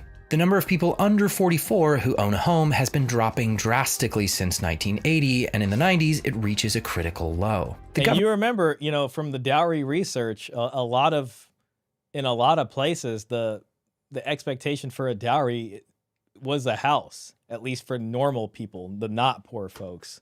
So, houses are hard to get again. Government notices this and moves a few regulations around to incentivize banks to give home loans to people who can't afford them. This will have no consequences whatsoever. Income and housing costs have also been separating. Gosh, just look at that graph. Look at that. Oh gosh, there's 2008. This is about where I graduated high school. Oh my. This graph definitely makes it look really bad. You know, like I keep telling myself that I keep watching too much doom and gloom stuff on YouTube.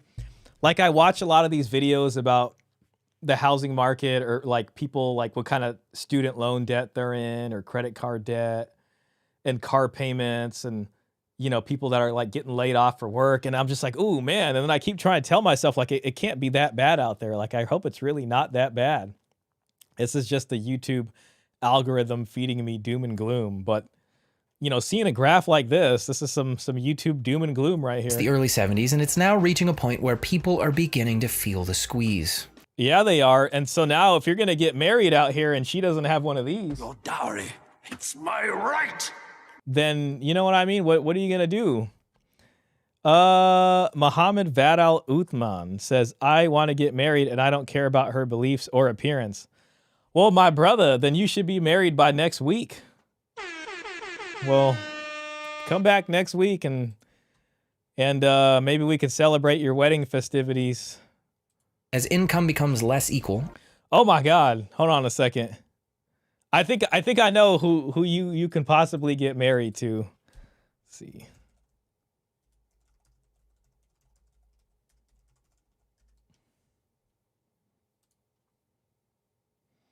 Where is she at? Okay, gosh, how can I make this full screen?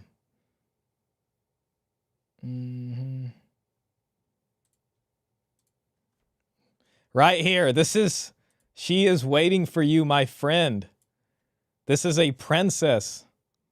There is a Persian princess waiting for you. If you do not care about her looks or beliefs, I highly suggest that you get at it. Anyways, real quick, Klaus says, I bought my house in late 2010. Last time it was affordable for me. Couldn't do that now. Dude, it's crazy out there when it comes to houses, man. I you know, it's just like I've talked to so many people, and man, I think everybody out here is just kind of waiting for something to happen, because it is bad. It is very bad lately. Oh my, Giovanni, that's a man.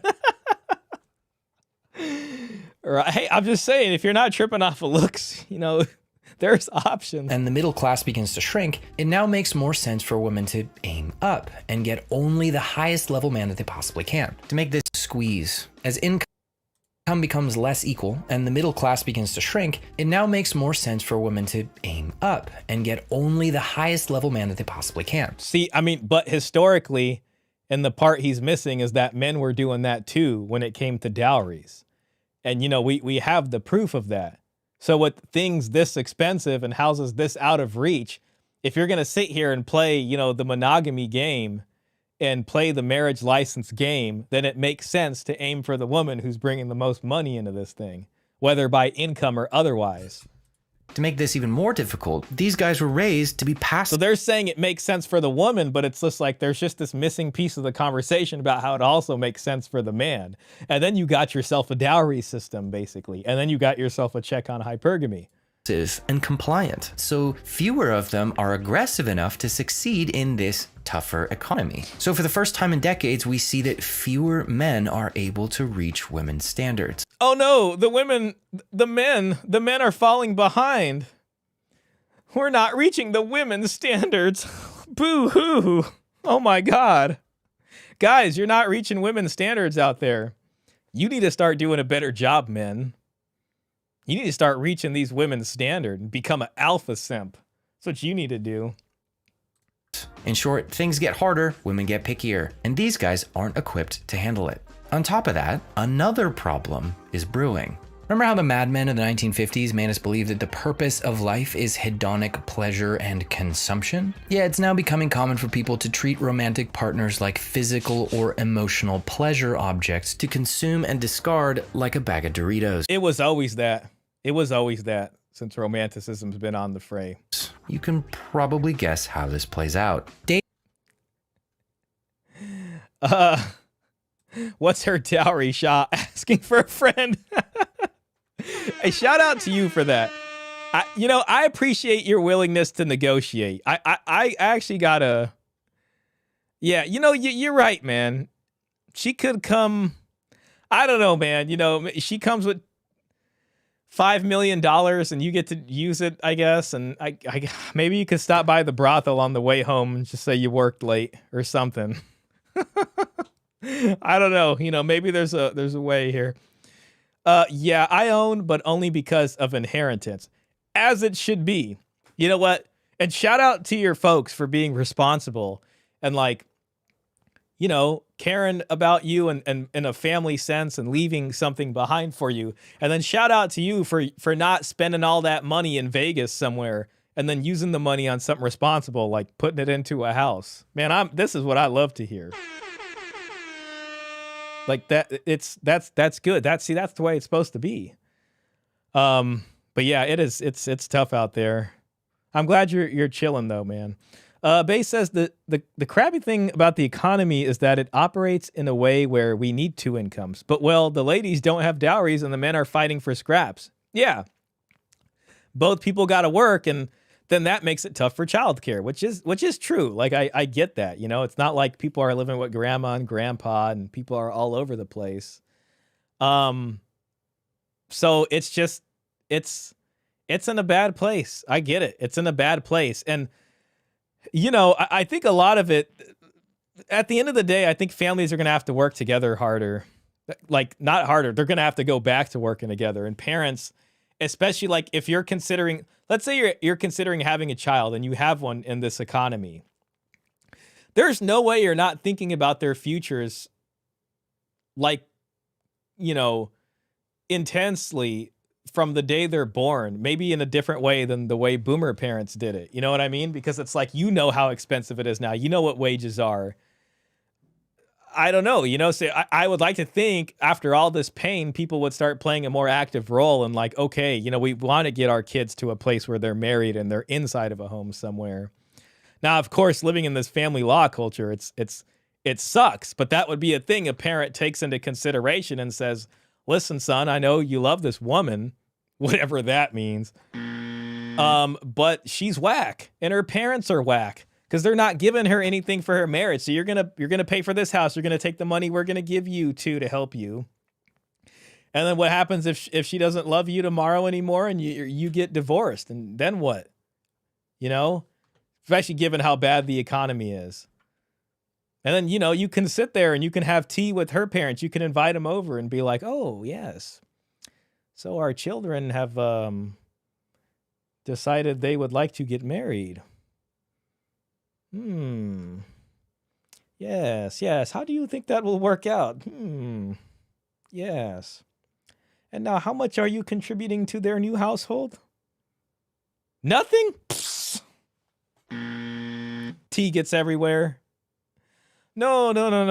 This cannot work. This cannot work. Thank you so much for coming. Goodbye. Or something like that. Klaus, man, just work out and hustle. Exactly. Yeah, just work out and hustle. Just do better. Dating begins. And then, be the cleanup man. To break down. Marriage and long-term relationship rates begin to decline. Now, later in the 90s, parents started to become aware of the problems in the dating world. The trouble is, modern Christians have no framework for understanding these problems because they have no experience with it, and the Bible says very little about it. Oh, no, they got a framework. I tell you what, it's all over the place.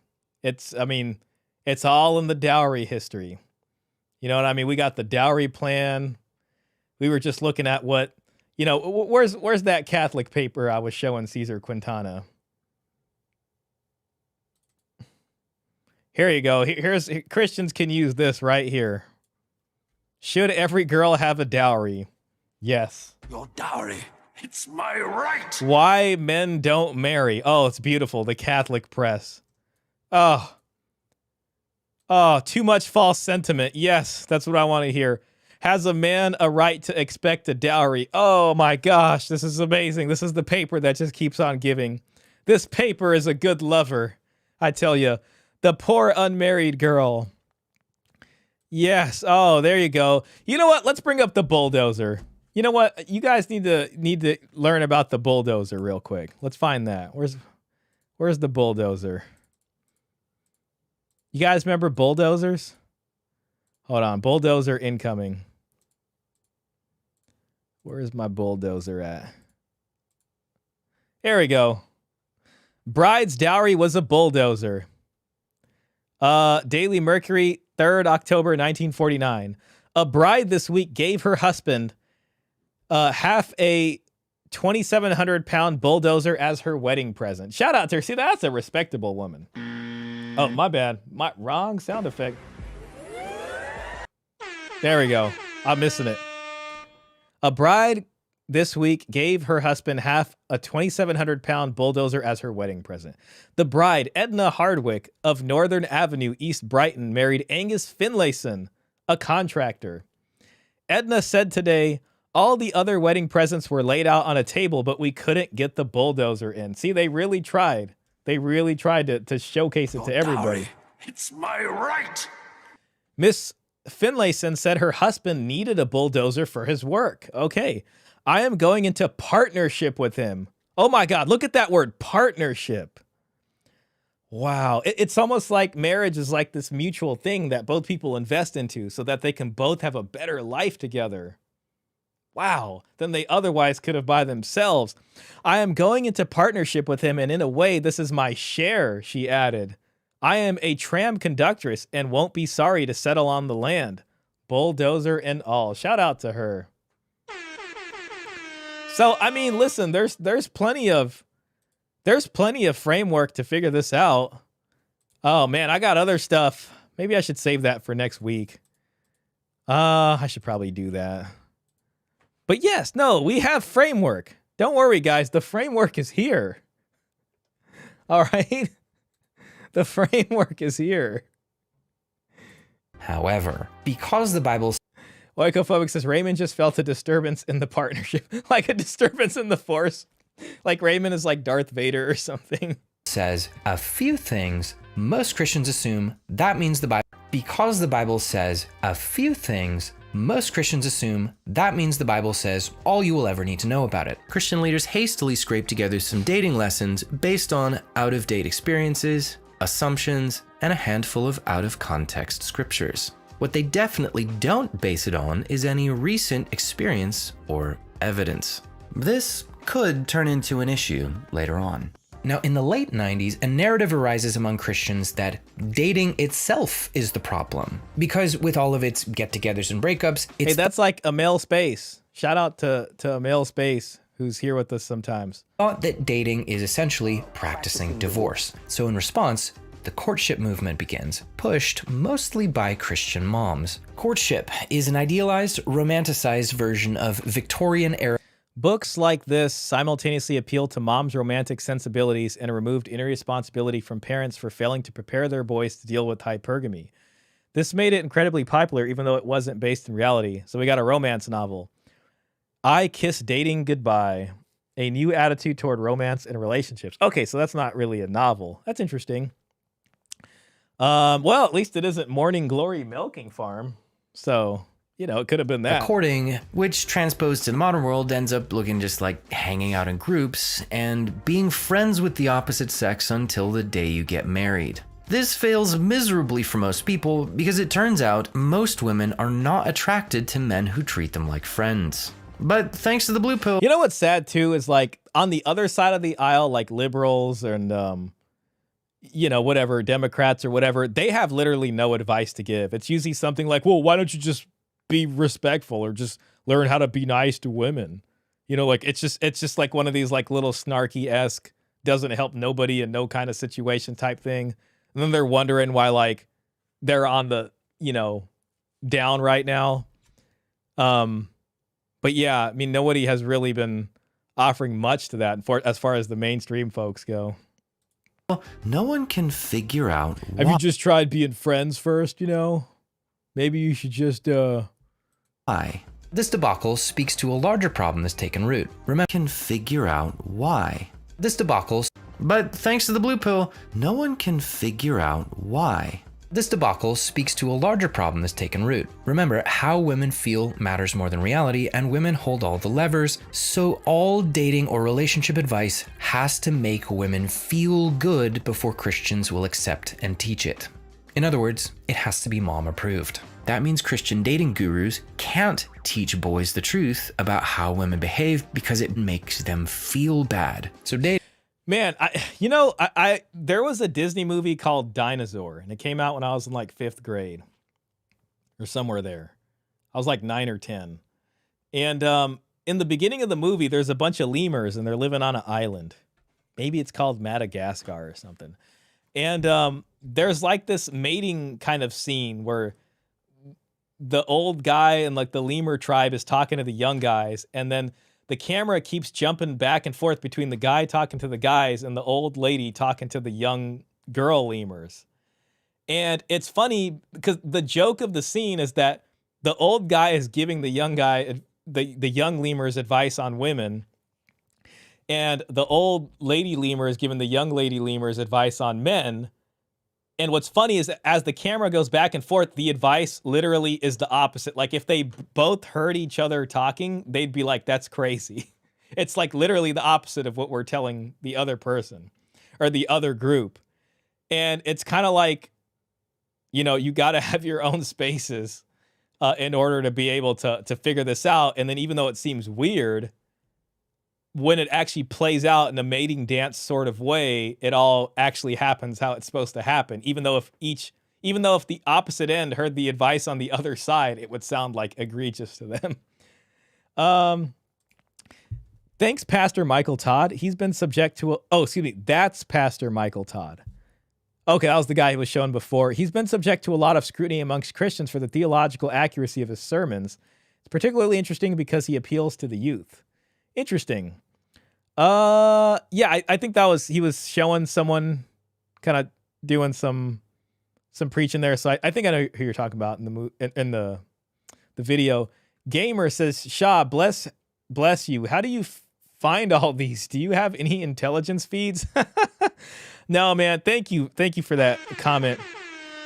To be honest, sometimes people just suggest stuff, man. This one was actually suggested to me. Oh, wait a minute. Oh, you're talking about I'm sorry, I thought you were talking about the video. You're talking about the newspaper articles. Yo, these newspaper articles from today were all found by Peter Wright, creator of gynocentrism.com, author of Chivalry with Paul Elam. He actually sent me these on Twitter. We were just chatting on there, and he found these. And I was like, oh, these are great. So he was like, yeah, you know, totally cool to share them with the folks on stream. But anytime somebody sends me something and it wasn't me who found it, like I have to say it heck of times to who did, just to give him the credit for that. But Peter is like an excellent like sleuth and excavator. Like he checks like a lot of these old newspaper archives and things like that. And he knew I would love these. So when he saw them, he sent them to me. So I know some of them there's like some pretty long ones that I think he said he didn't have time to read, but I'm going to go through all of those. So man, there is just so much stuff. It's amazing. And it's just beautifully pertinent to this conversation. So great to see you here, Gamer, by the way. Speaking of gaming, man, I've been getting my gaming going on, bro. I got that Nintendo 64 right there, OEM. It's the greatest thing ever. I also got my Game Boy Advance SP right here, dude. I mean, because, you know, I've just been trying to take Dontavius's advice. You gotta stay gaming, bro. Don't focus on no girl. Just stay gaming. What? Listen to this, man. Listen to this. Oh, yeah. That's Mario Kart. See, you gotta stay gaming. And then when you don't even feel like doing that, you got your anniversary Game & Watch, which has Mario just freaking preloaded on it right there. You know what I mean? So that's always pretty close by. It's always pretty close by. Gotta stay gaming. Giovanni says classic movie. Dating is tanked. Moving on. It's in the 90s that white knights begin to spawn out of the walls. These are men who... No, white knights were there since the beginning of romantic chivalry. Peter has written the book on that one. Like, don't worry, the white knights were there. Themselves as noble warriors who will slay any dragon to protect any damsel in distress that they protect milady encounter. In practice, they're really just defending women from anything that upsets them emotionally, even if the monster that's offending her is the truth. Now, some do this simply because it makes them feel like a hero. Some because they still crave women's approval, and they need to defend women's honor to keep that romantic fantasy propped up. Others do it because they think it'll make women want them. See, feminism has spread the perception among men that if they fight for whatever women ask, that the girl each white knight has a crush on will reward him with undying affection and swoon into his arms like a cheap airport romance novel. So to a lot of naive men, this looks like an attractive dating strategy. Now, because of this, white knights begin to run honest, truth-telling men out of every institution, including the church, leaving the big lie to take over completely unopposed. You didn't have to hit him with the airport novel. I did. It's necessary. He's coming for everyone's throat. This video is literally, no one is safe. Yeah. I am going after everyone in this one. I'm gonna be making a lot of enemies. It'll be fun. Also, before we leave the 90s, one fun story for you. So the world's first major dating website was created in the 90s, Match.com. Now, wow, interesting. The site didn't have enough users at first, so the CEO recruited all of his employees and even his own girlfriend to make profiles on the dating site. His girlfriend then met another man on the site and left him for that man soon after. Yikes. Well, good thing he said girlfriend and not wife. This incident would turn out to be hilariously prophetic. If you want to see why, hit subscribe and stick around for part 3. Okay, so that was part 2. I think we're hitting at about 3 hours and 6 minutes. I'll say we'll go through the comments of this one and we'll save part 3 and part 4, maybe for next week, unless something crazy happens next week and we got to really just pay attention to that, or I'm just not feeling it or something. But the other 2 are pretty long. Let's see. This one's 22 minutes. This one's 59 minutes. So, I mean, that one maybe, but I kind of want to see what the liberals are doing. And I want to see, I'm sprung on a guy who's a god in bed, but doesn't want anything serious. And we'll see what kind of red pill stuff we can pull out of that. That's going to be our fun video to end the show. But it's, it's a little raunchy. So, warnings abound there. Let's go ahead and see here what the comments say. Uh-oh, I missed some chat. Let me just look at the chats real quick. Actually, you guys cancel your Xbox Live subscriptions? Is there something going on with Xbox Live? Man, I haven't played Xbox in so long, honestly. If I play games, it's this retro stuff, or I'll play on Steam, just because I like to stream it anyways. Like you could stream from a Xbox with the capture card, but I'm just so used to playing stuff on the computer now. Like it just works seamlessly. My Xbox controller will just connect to it. I just renewed mine for Battlefield 6. Nice. I dropped a breakdown of White Knights in the Discord. Let me look at that. Let's look at that. Oh, here we go. Yeah, Mr. Pitt, this is great. Here's the White Knight. How White Knight armor works. This is great. Cognitive dissonance helmet. Allows Radfem's dogma to make sense to him. It also corrects his male gaze. This is great. The friend zone shoulder padding. Nice and soft for the heads of women who will never sleep with him. Beautiful. Magic breastplate allows him to swallow his pride and check his privilege. The SJ, the social justice warrior sword. Cuts through entitlement, quote unquote, like a hot knife through butter. Magic gauntlet and mace. Helps him dismantle the patriarchy. Protective knee pad. Oh man, Peter Wright would love this. I'm going to send this to Peter Wright. Protects his knees when groveling at the feet of the nearest woman while apologizing on behalf of all men present. I'm going to send that to him right now. I'll tell him you made that too. Save. This is hilarious. Oh my gosh. Oh crap. Oh my God. All right, hold on a second. Boom. Got this from Mr. Pitt.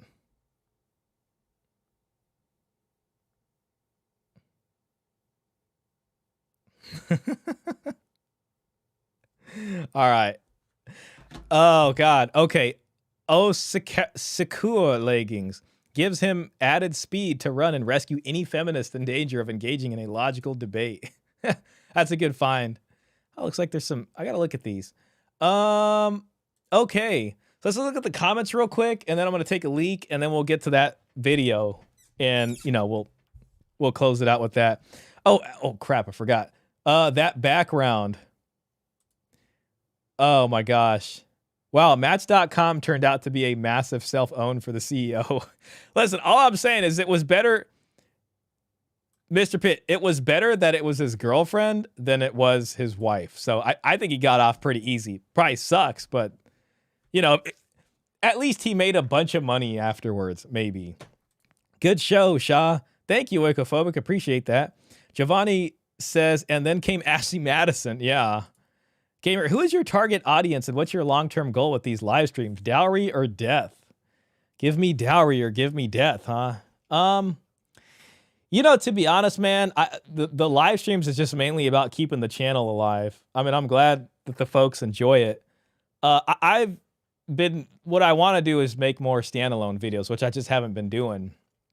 So, shame on me there. But when I think of target audience, man, to be honest, I've not even really bothered to think of target audience. I mean, it's usually just like for the guys or whatever, and some ladies if they want to watch it.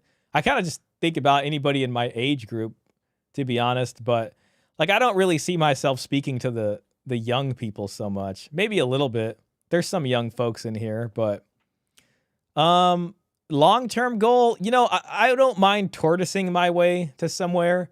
It would be nice to, I don't know, get more eyes on it and stuff like that. I'd love to grow the channel. Anything could happen. I kind of want to just keep doing what I'm doing, just talking about interesting stuff or stuff that interests me and stuff that I'm willing to spend hours reading about because I'm so interested in it. And then, if some of those videos catch the attention of some folks, maybe it leads to conversations with others. That's pretty much what it is, man. I kind of look at YouTube as for a kind of exhaust valve. So like I do my job, during the week, and I got to sit here and walk around people at the grocery store. And when things annoy me, it's nice to be able to let off some of that steam on YouTube, And it's now the thing I'm most intrigued by is the dowry stuff, and we've been really going hard at it. So it's just a conversation I'm interested in, and as many people who want to talk about it, then it'd be fun to talk about it with them. Orem says Falling Down was a great movie. I'll have to check that out. This year's Halloween costume. Yeah, exactly. A white knight. Okay, at church recently, I heard a 40-something-year-old husband say, "Happy wife, happy life." I almost vomited. That's the difference between your older and younger folks right there. From my point of view, legal marriage and biblical marriage are not the same. I never read in the Bible that a spouse that cheats should be awarded half of the assets and constant spousal support. Oh, man. Let's give these some likes. As far as, I'll give it a like on this too. As far as I know, legal divorce proceedings don't even take cheating into account, whereas in the Bible, it is the only valid reason for divorce. The most disappointing part is the Christian church leaving the Bible behind to cater to women's feelings. Cheating while married should be a crime due to breaking contract. Yeah, well, yeah. I mean, what you're talking about is an at-fault proceeding there. You failed, or even prior to that, that's adultery. You failed to mention that almost 500,000 men in their prime marrying years did not return from the battlefields of World War II, and almost 700,000 who did not return had serious injuries. Gosh, you know what, man? This guy brings up a good point. That certainly improved the odds of finding high-quality wives for those men who survived. Yeah. The idea of women being nurturing is laughable these days, too. You know what? Look at this. Basically, we lost a lot of our best, and it was a waste. And when they say only 40% of men reproduced, it's like, you mean the 40% of losers who stayed back home and didn't, like, get gutted on the battlefield? like the best of men did. You know, kind of like this guy's comment. Basically, we lost our best. And it's like, no, I mean, they were just the strong for the 40%. It's like, no. They were the folks that stayed back. You know what I mean? They weren't the blessed older brothers that went out there to take care of business. You know what I mean? So, good point here. This is the best comment on the thing. The idea of women being nurturing is laughable these days too. Oh God! Oh my God! All right, we'll give it. We'll read the first paragraph and we'll see how we feel. My husband had an interesting conversation with his dad just before we were married. They were, of course, having a good father-son talk about marriage and manhood when his dad said something that he said before, and my husband had heard many times from other sources as well. Your job in marriage is to make your wife happy. My husband disagreed strongly. No, her job is to make herself happy. My job is to make sure she's taken care of and that she knows she's loved, but I cannot make her happy. That's not something I can control. Okay, well, you know, interesting. Middle of Generation X here, I feel like I got the last helicopter out of Saigon with respect to dating and relationships. I'm going to hit the like on that because it made me laugh. The last helicopter out of Saigon. I am sure the invention of birth control had a huge effect. Yeah, that's one he didn't mention. Women did not have to worry about the consequences of free sex, so to speak, as much. Yeah, that's an important point. You can always pinpoint which guys are terrible with women when they think birth control is a bad thing. Dude, birth control literally existed during the Roman Empire. I believe it. Like, listen, there was probably different herbs and stuff you can take, but I don't think it was as easy and as widespread. I could be wrong. I mean, what the hell do I know about herbalism and, you know, and medicine and pharmacology in ancient Rome? But I think there's a very clear relationship to the kind of birth control we have now. What could go wrong with putting chemicals in the water supply and that water treatment process doesn't remove? Okay, all right. Yeah. Interesting. The reason Christian women are like the worldly woman is because pastors were afraid of offending women. Makes me wonder how much pastors' wives are responsible for this development. They might have influenced their husbands to cater to the worldly wisdom over God's teachings. Oh my God. This just made me remember another Simpsons episode. Guys, I can't remember what season it was, but I just watched it, and it's called Bart's Girlfriend. And basically what happens is Bart gets his first girlfriend, and she's like a really bad, like she's bad. Like she's like evil, but her father is like is Reverend Lovejoy. So it's like a pastor's daughter kind of situation.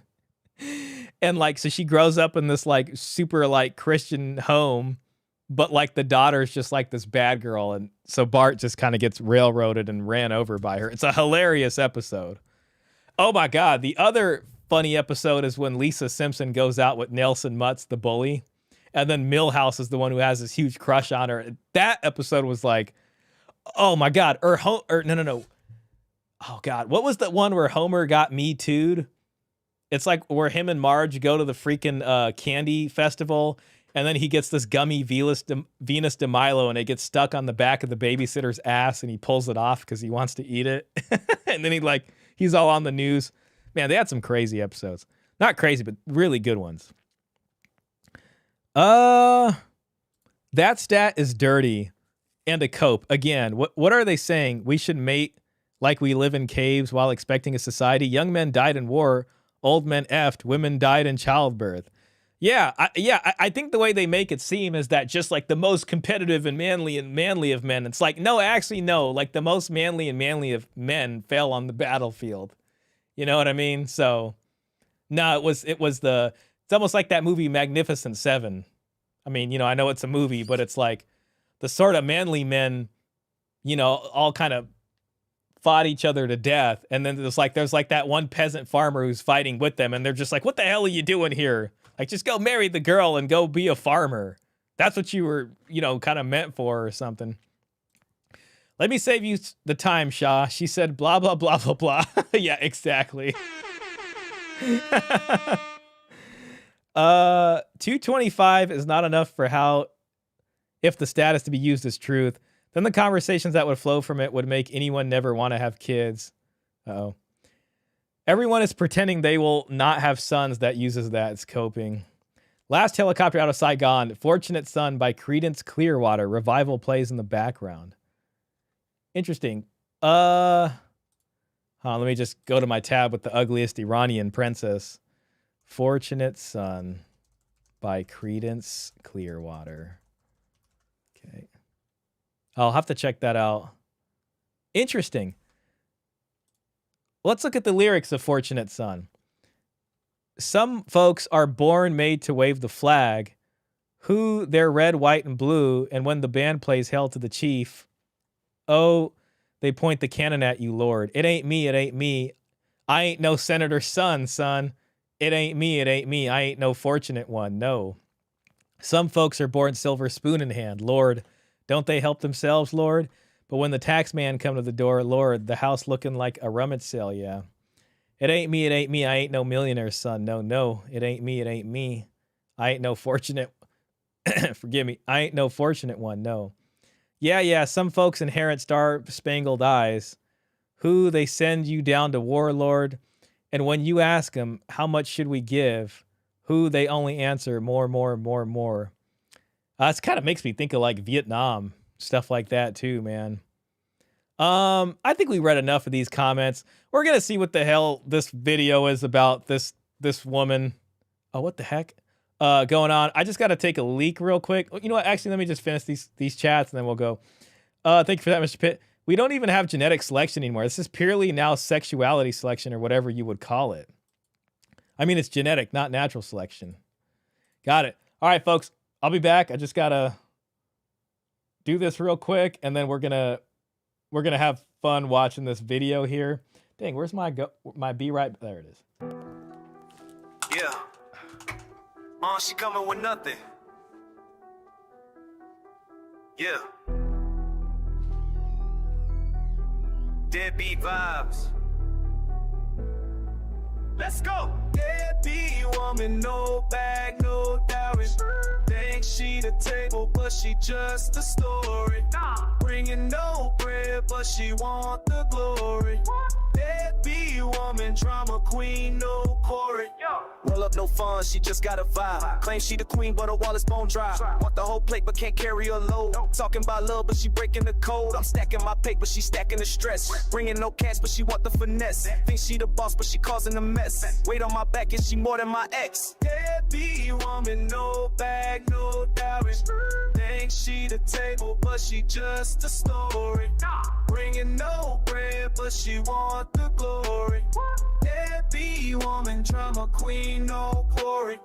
808 quake, yeah, my bankroll thick. She show up empty, trying to pull a quick trick. Say she hold it down, but it's all cap. Emotional baggage, yeah, she got a full pack. I'm dodging like chaos, she stirring the pot. Claiming the workload, but she giving me squat. No coins in the purse, but she talking so loud. Deadbeat vibe, she ain't drawing no crowd. She pull up, no hustle, just running the lips. Expecting the throne, but she sinking my ship. Got dreams at the top, but no grind in the soul. Leaving me broke while she playing the role. I'm out here hustling, she just want to shine. Talking about feelings, but she crossing the line. Her drama's a storm, yeah, it's clouding my peace. Deadbeat energy, man, I need a release. Deadbeat woman, no bag, no dowry. Think she the table, but she just a story. Bringing no bread, but she want the glory. Deadbeat woman, drama queen, no quarry.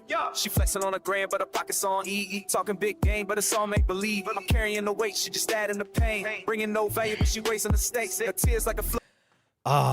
That felt fantastic. All right, folks. It was a Forrest Gump reference. Oh, got it. It's been years since I've seen that. Song is good. What's the name? Ooh, I think was that the Trap remix? Hold on one second. Let me find that name for you real quick. This is the Deadbeat Woman Trap remix. That was also made by Luke Nielsen. Oh gosh, where's it at? Deadbeat Woman Trap remix. We also have the Russian version. Yeah. Deadbeat. You know, I'm gonna work with Mr. Pitt. We're gonna get all these things posted. Listen.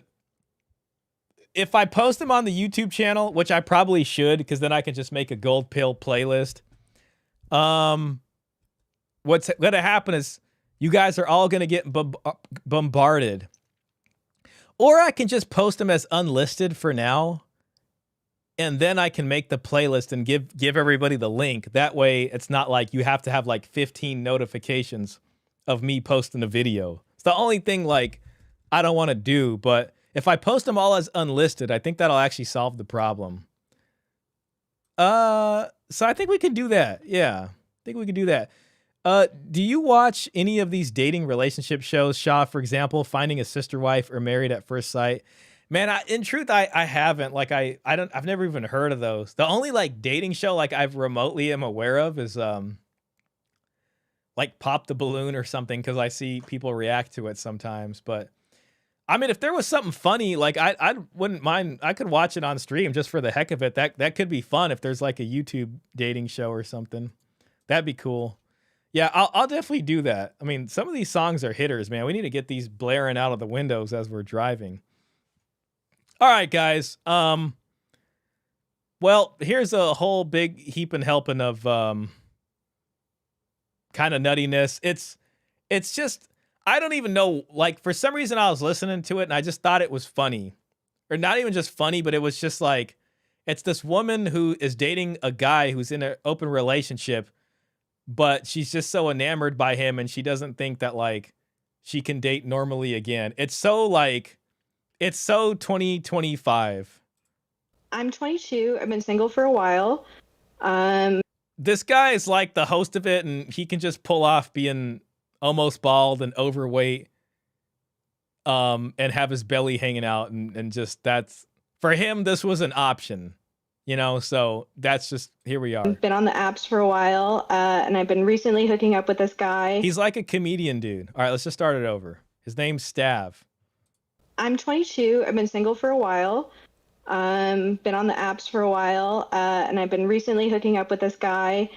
It's kind of a steak too juicy kind of problem. The sex is so good that I want to quit my job. Whoa. What the fuck? However, he's in an open relationship of like at least 5 years, I think. Mm-hmm. I hope this doesn't like blackpill anybody, by the way. It's just like, it just kind of keeps getting progressively worse from here. Or you could do a song a day. Yeah, that wouldn't be bad. That is really some modern BS. Oh, yeah. Yeah, it is. Oh, just keep... Oh, it gets even better. Okay. They live together, and it's like kind of open where they can fuck other people, but like not date other people. Sure. Not bad. Not bad work if you can get it. It's good that you just got back from Europe. I feel like that primes you to answer this question. Yeah. This is a very European setup. Very, I don't know. very European of them. Continental situation. Well, Europeans would still like figure out a way to cheat through this. They would just get a secret girlfriend because they're like, pussy's good, but I have to cheat. There's no thrill unless I'm... This isn't even a cheat. I'm not even betraying my partner. Okay, so you're hooking up with this guy. There is just like two very defined strains of people in our society. There's like the video we just watched, and then there's like this is the other side, you know, so we're all living together. Yeah, and even if they broke up, I wouldn't be interested because I don't want to be open with anybody. Mm-hmm. But the sex is good, so I'll put up with like the girlfriend of it all, you know? Doesn't this just kind of like seem to validate a lot of like red pill talking points? Well, you know, the sex is good, so she's just willing to put up with it. You got to be a real dumb son of a gun to think that someone is going to leave an open relationship of 5 years to stick with one simp. And what's crazy is that she really is a simp. Exactly.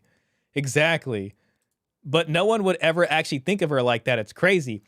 They wouldn't. But see, this is what in the question of, do men or women want sex more? It's like, I don't know. I mean, like, then you got this woman over here who's just like clearly doing something that she knows is not good for her, and she doesn't even know how to handle it. You know, maybe if she had a different mindset or something, but she's trapped emotionally in this. The real problem is that she's in love with this guy, and she doesn't want to have to care about being with anybody else, and she just wants to be able to enjoy this guy, but he's got this other relationship. But yes. Looks like women do want it as much as men. Sure. Yeah, I mean, listen, if you're not looking for anything serious, it's like, what difference does it really make? Especially if you know, the dick is good. See, that's the thing, but is she really not looking for anything serious? Yeah, the only difference is that, like, sometimes I see, like, her clothes and shit hanging in his room when we're hooking up. Hold on a second. Sure. Yeah, I mean, listen, if you're not looking for anything serious, it's like, what difference does it really make? Especially if you know, the dick is good. Yeah, the only difference is that, like, sometimes I see, like, her clothes and shit hanging in his room when we're hooking up. And, like... This is such a, like, window into the polyamorous lifestyle. To the bathroom after, and she's got, like, 400 different hair care things all over the bathroom. And I'm like, fuck. Yeah. Almost forgot. Totally. But yeah, I feel like him being in a relationship brings it down to, like, my level, you know? This is what the tradcons are saying that they're going to be able to fix, right? All these people are going to go back into traditionalism. Like, if he was single and looking for a relationship, he'd be way out of my league. But interesting. Why do you say that? He's like 6'6" and jacked and super. There we hot. go. 6'6" and jacked.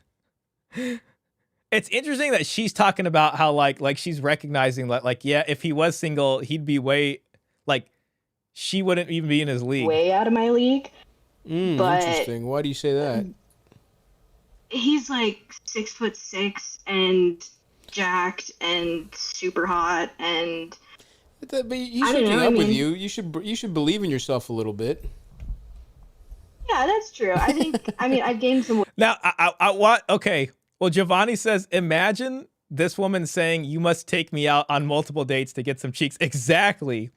This is what the guys are complaining about. You know, like the quote unquote incels, when they do get a date with this woman, like, this is what they're dealing with. This is what they're dealing with on the path. Like, this is what's on her mind while you're shelling out $84.27, you know what I mean, for dinner. And she's just like, this guy is not going to measure up to what I want, you know? Hey, I already said today, go work out. Yeah, exactly. Weight recently, so that's probably adding to the. Yeah, that's true. I think. I mean, I've gained some weight recently, so that's probably adding to the insecurity of it. But he wanted it when I was fat and skinny, so that doesn't really apply. Yeah, exactly. No, don't sell yourself short. I mean, look, there's other reasons this wouldn't work. You know what I mean? Like, yeah, exactly. You know. Like, I wouldn't. I'm sure even if they broke up, that they'd want something open, and I think I'd kill myself. Like, if you clearly couldn't handle that, it. You know, for sure.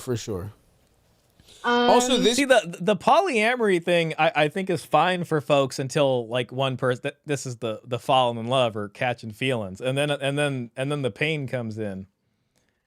Bay says she's not single, quote unquote, which just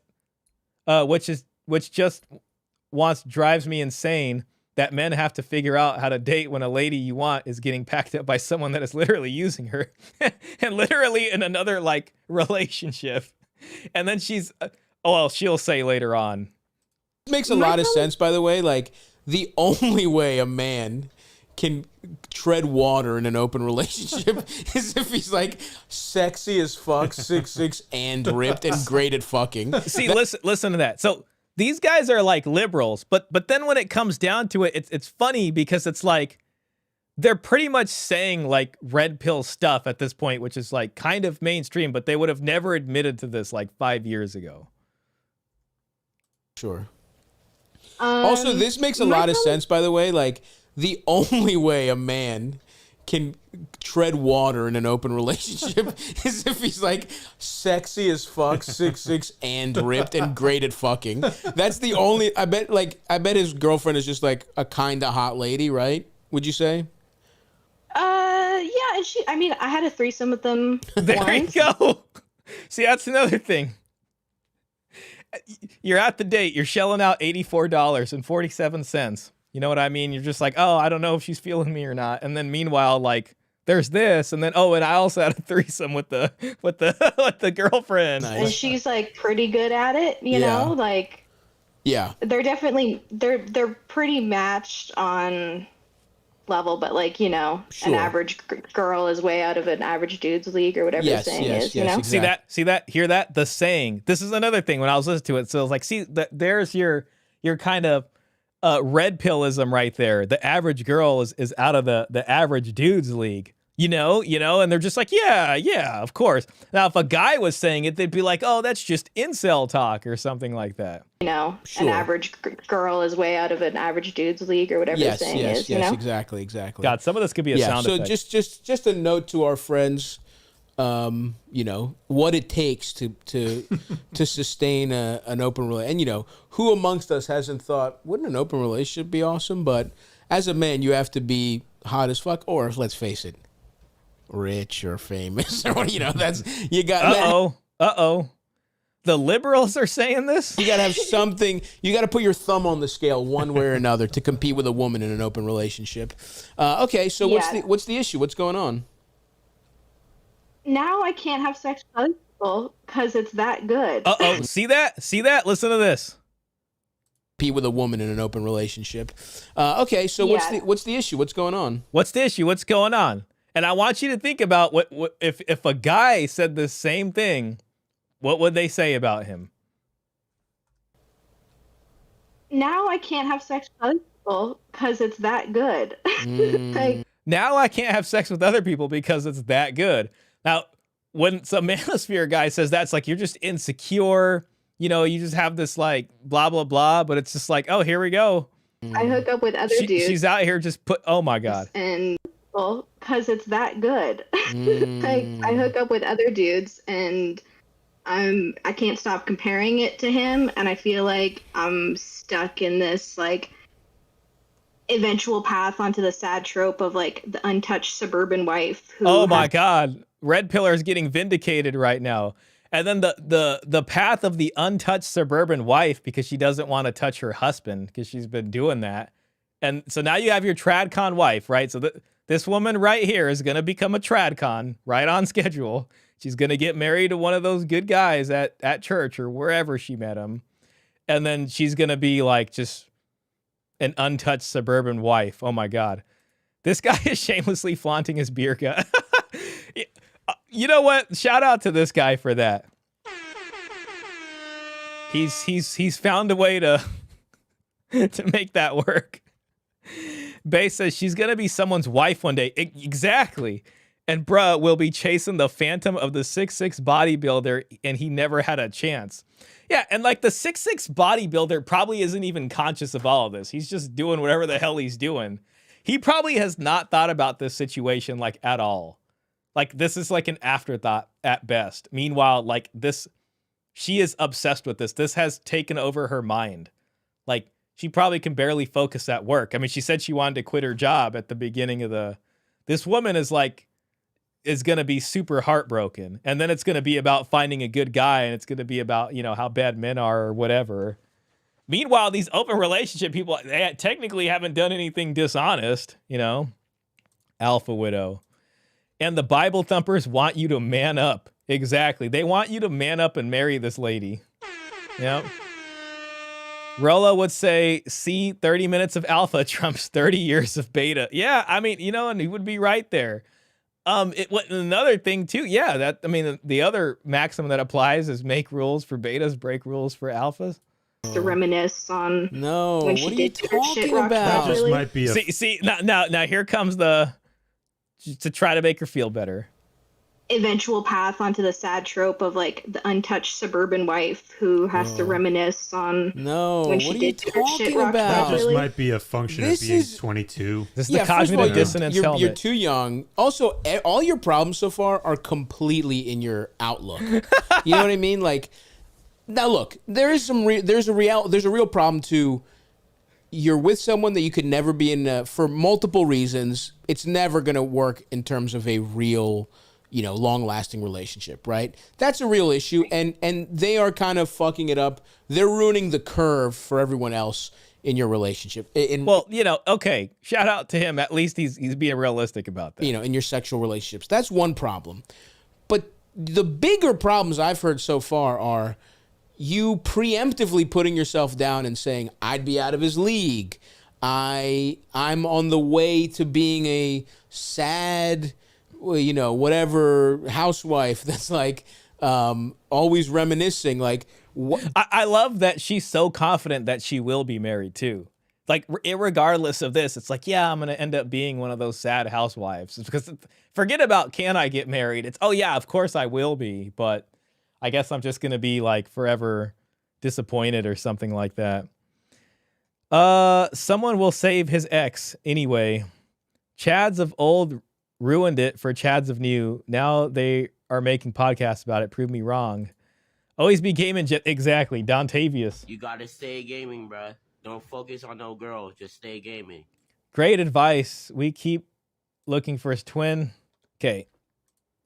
You're just coming out of the gate so negative. Whereas another way you could look at this is like, you're a happy housewife. Like, if that's what you want, right? If you want to have a family, years in the future, you're just thinking about a fun fling you had that was awesome. Like, this is not, I think part of your issue here in terms of why you're so upset is that on some level, you're like, fuck, I wish I could just date this guy, right? Like, that would be the simplest. I mean, if we're just going to be honest with ourselves here, you're like, fuck, I wish I could just date this guy. And look, maybe, I don't think it's because of anything about yourself or whatever, but like, yes, is it easier to be in somebody's like sexual roster than it is to be their monogamous girlfriend? See, this is another thing. And like, again, this show kind of paints itself as liberal and whatever. I get it, fine. But this is yet another manosphere talking point about the women would rather be in some alpha's harem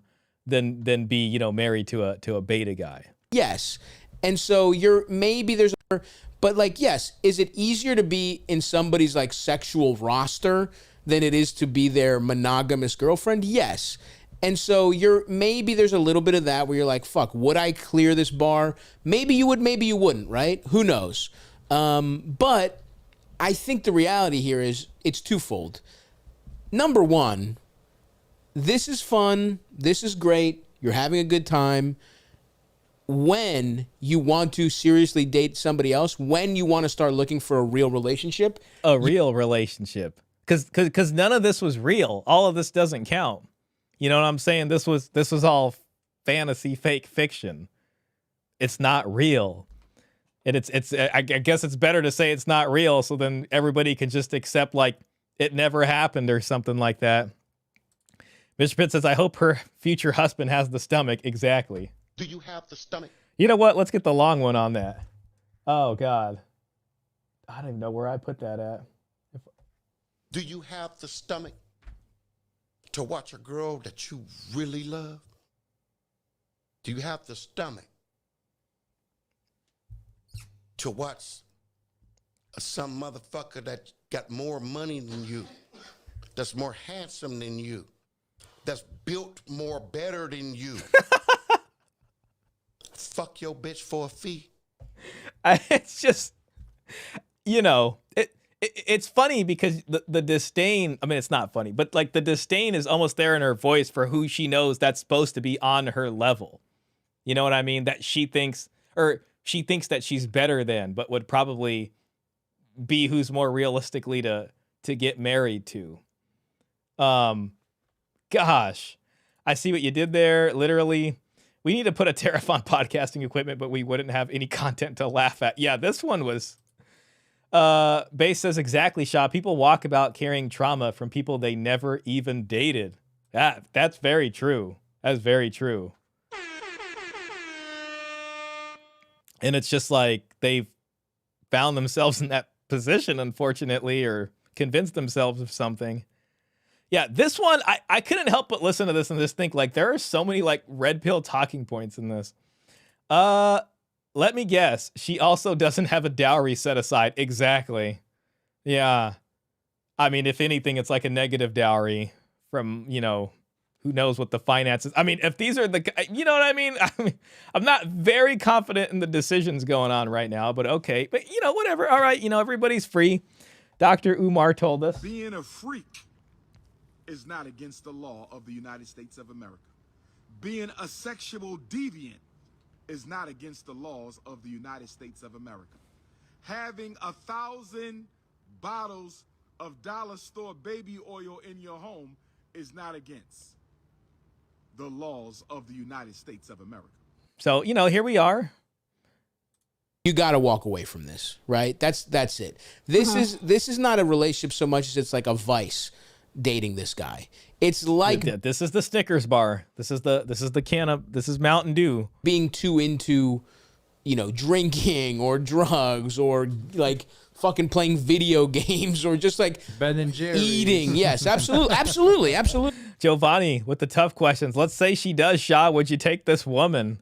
My God, you know, listen, man. If you know that like they're not even attracted to you, like the only it'd have to be on some level of like prostituting yourself, and like if it was this bad, you know what I mean? Like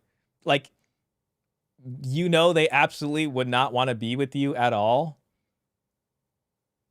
I get your question, and I get why the question is tough. I think most guys wouldn't want to, and then most guys would say, you know, this is modern women. I don't know, man. She was coming to me with the cool 2 milli. I'd be like, I might be able to pull this off for 5 to 7 years until I get tired of her, and you know, say I was emotionally neglected, and that I think we both deserve better people, and then I'll walk away with my half of the house or something. God. Oh, 1 second. And there's nothing more important than marrying a wealthy woman. As you get older, I'm going to teach you tricks on how to find a dumb lady that loves just tanning. And oh, gosh. Do you have the stomach? Yeah. This one is that's what I was afraid about. This one is like a little black pilling, I gotta say. And I'm not a fan of the black pill over here. You know what I mean? But this one's a bad one. Really. And so that's fine. We're not prudes here. We think it's people can dabble in some fucking vices, but they tend to ruin your life, right? And when you want to get serious, you just got to let them go. So that's number one. That's just the harsh truth about your relationship with this guy. But number two is you got to change your outlook here, because this isn't negative. This is kind of nice. And like, even if, let's say this is somebody you couldn't date, you figured out a way to fuck somebody you couldn't date. That's a win. That's not a loss. Like, this is extra dick. This is bonus dick. Don't ever think of it as like what got away, whatever. Think of it as like, whoa, that was fucking awesome. I fucked insanely hot girls that it would never work for a relationship. I'm not going to, in the future, be sad about that. I'm going to be like, whoa, that was fucking awesome. It's I just think about that and smile. Don't cry because it's over. Smile because it happened. It's literally the exact definition of that, you know, cliche. But yeah, I think that's the reality. It's like you're a little too, you know, you got some self-esteem problems that you got to handle. You're 22. That's pretty normal, right? It's also, we get that with a lot of questions of like people in their 20s. A lot of times when hookup situations, crushes, whatever it may be, you feel like, oh, this is the great one. Right. It's hard not to think that. It's a totally relatable It never. thing. I actually love this because it's confirmation we need to hear. It's important to not think all women are like this. That's very true. That's true. But we need to know they're real and to avoid this nonsense. Exactly. Yeah, it's just realistic. You know, like this is a realistic situation you can find yourself in. So if you're going to, she better be equally invested into the situation. Like if I'm gonna, all I'm saying is like, you definitely don't want to be the guy footing the bill for this whole thing. If this is part of her past and she's done something worthwhile that she can invest into a relationship with you, well, then that's one thing she hasn't given that guy, is this investment into the house or whatever the heck it happens to be. But if she doesn't have even that, if she doesn't have at least that to give to her marriage, then it's like, yeah, no, like why? Why would you? Their dowries. It's all right. Exactly. Yes. Your dowry. It's my right. Exactly. Yes. Okay. So you have your dowry. You didn't give that to him. That's one thing you can give uniquely to me, at least. But if you don't even got that, or you don't even got no kind of, you're not even a pharmacist out here. You know what I mean? You ain't making no kind of money. You're just out here, you know, consuming. That ain't gonna work. That ain't gonna work. This She as a single data point is not black pill. The frequency of her type of woman is, and no one man can confirm it. Birth rates can. This is not even the tip of the black pill iceberg. Giovanni says, who takes advice from a guy who looks like this anyways? He's definitely like a funny guy. He's a comedian, you know. He's got like that Ron Jeremy look going on. So it's like, you know, like there's some people with the, like, you know, like, I don't know, like dwarves or something can be funny, or I don't know, like this guy's just got, he's going to make you laugh. You know, as a comedian written all over him. Never is, by the way. Yeah, your greatest one. Right. It's hard not to think that. It's a totally relatable It never is, by the way. Yeah, your greatest. You're fucking stupid. Your greatest sexual come-ups are probably still ahead of you by a lot. For sure. And by the way, you're going to be 30 and you're going to be like, that was awesome, but that guy was fucking stupid or something. You know what I mean? Like, I've definitely thought there's women that I was in love with that I look back now and I was like, damn, that was hilarious. That person ruined my life. Not caring I don't give a fuck at all. Yeah. And you will get there. You're obviously in the heat of it, but it's like you're 22, you'll grow out of it, but also you'll grow into a person that you like more than you do right now. And again, it's totally natural. I didn't love who I was at 22. I worked on some things. I got better at them. I liked who I was. Now, did I pick up some other problems that I'm currently trying to solve? Yes. But I overall like myself a lot better at 36 than I did at 22. It's not even fucking close. And I think you need to understand, like, you need to take steps to make yourself feel better about yourself, whether that's therapy, whether that is like, you know, you mentioned the weight gain. That's natural. Working out a little bit just makes you feel better, like whatever. You're going to be 30 now. Training season is over. This is purple. Yeah, that's a good way to put it. It is kind of like purple pill. Proving yourself in other ways. Your career, are there hobbies, are there arts that you really like? Whatever it is, you need to invest in yourself right now. Now when he says invest in yourself, what he needs to be telling her is that she needs to be working on this. Your dowry, it's my right. All right, because if she has any chance of coming back from this, Giovanni, to answer your question, she better be putting into that. If she actually does want to be married with a little bit of self-respect and some decency in that marriage, then she needs to be thinking about this. What's the dowry situation? Exactly. Let's get down to brass tacks here. Instead of like chasing this approval from like sexy, big-dicked, you know, small forward sized guys. You don't believe it now, but there is more to life than good dick. and it took Eldest years to figure that out. He's still working through He's that. He's still working through it, but he knows it intellectually at least. Yeah, but you know, you will just you will. I feel like when you're that young, like you find someone who's really good at fucking, and it does feel like the end all be all, but like, if you just fuck more people, you'll realize like sex is just like different with every person. Like good sex is different, like depending on the person, and it's like, I don't know. So I literally think you should just extend your roster and either take a cooling off period from this guy and just go out there and get some other dick, or, you know, just don't put all your eggs in this. It's funny because it's almost like she's just like, oh, fine, I'll try to have sex with other guys. Here, it's coming up. Basket. Totally. You're not gonna like just. He's not gonna date you, and if you even like start to think like that's what you want, like she does. She's not admitting it, but in her heart of hearts, that's what it is. But yeah, I know deep down, like, yeah, it would be nice if he wanted to be in a monogamous. Deep down, she has a huge crush and she's in love with this guy. Like this is the world to her right now. Relationship, but I guess she loves this man. Problem is, like, the only way to find out if other dudes are good at sex is to hook up with them, and like, then I just turn into giving it up, and I don't feel like doing that all the time. Isn't that funny when like they say all men want is sex, but then it's just like that's clearly like this is item number one for this woman.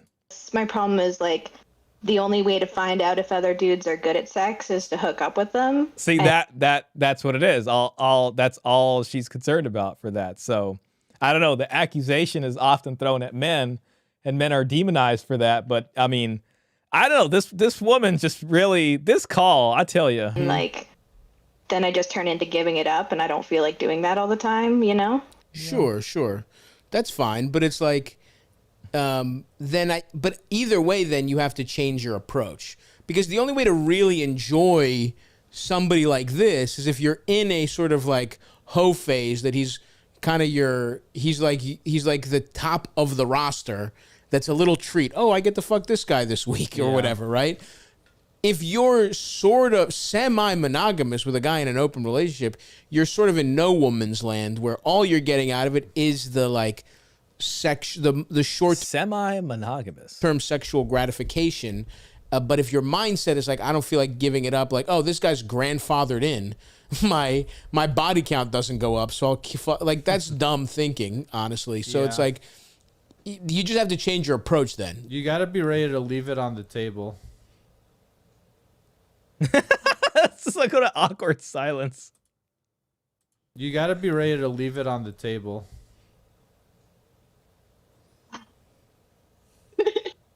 It's not the kind of sex you want to leave on the table, you know? Buddy, listen, but I hear you. I don't know what to tell you. then keep fucking this guy, and then you will be the house.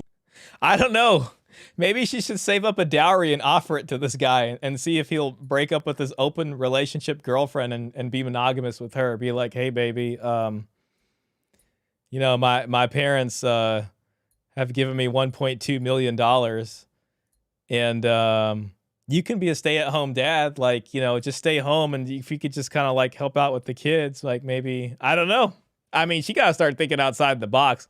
Sounds like she's obsessed. This is some real alpha widow type stuff right here. Like, you need to date. Damn. Yeah. Like, your options are stop doing this and let go of this, or accept it for what it is, go in a little hoe phase, fuck a bunch of guys, figure out who you like. He should have asked her straight up, like, do you have any money saved?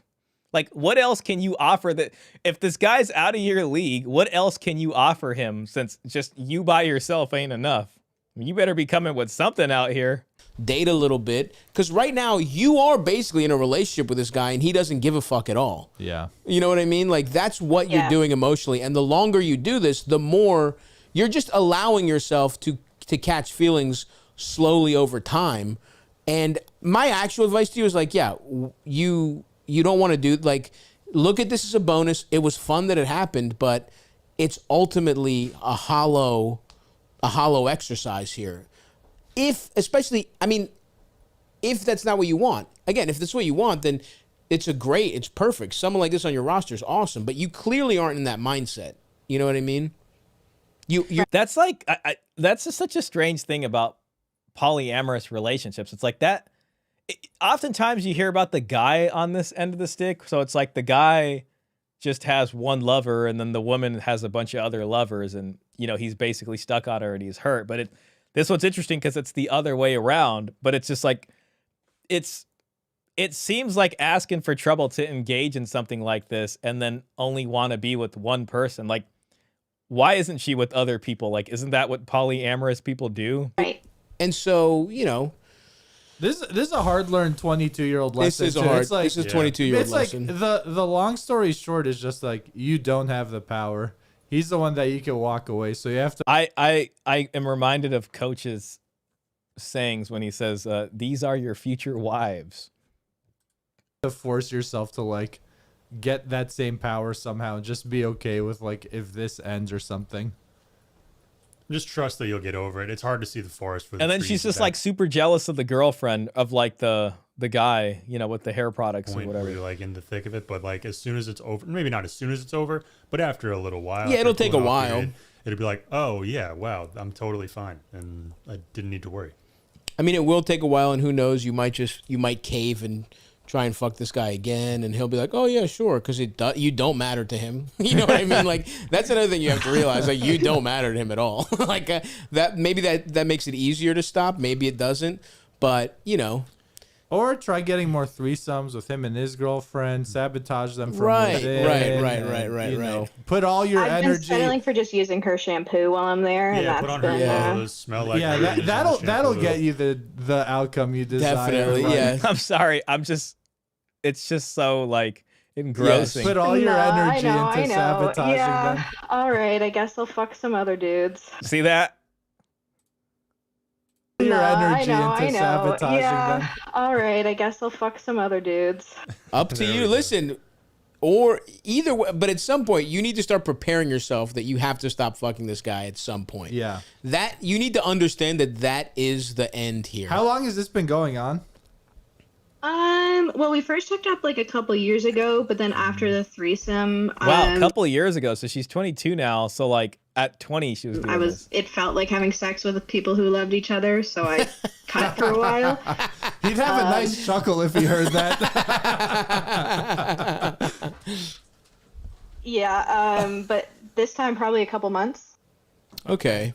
Well, yeah. Sorry, let me just see the chats real quick. Men have sex with different women. Women have different sex with the same man. These dudes are Taurus.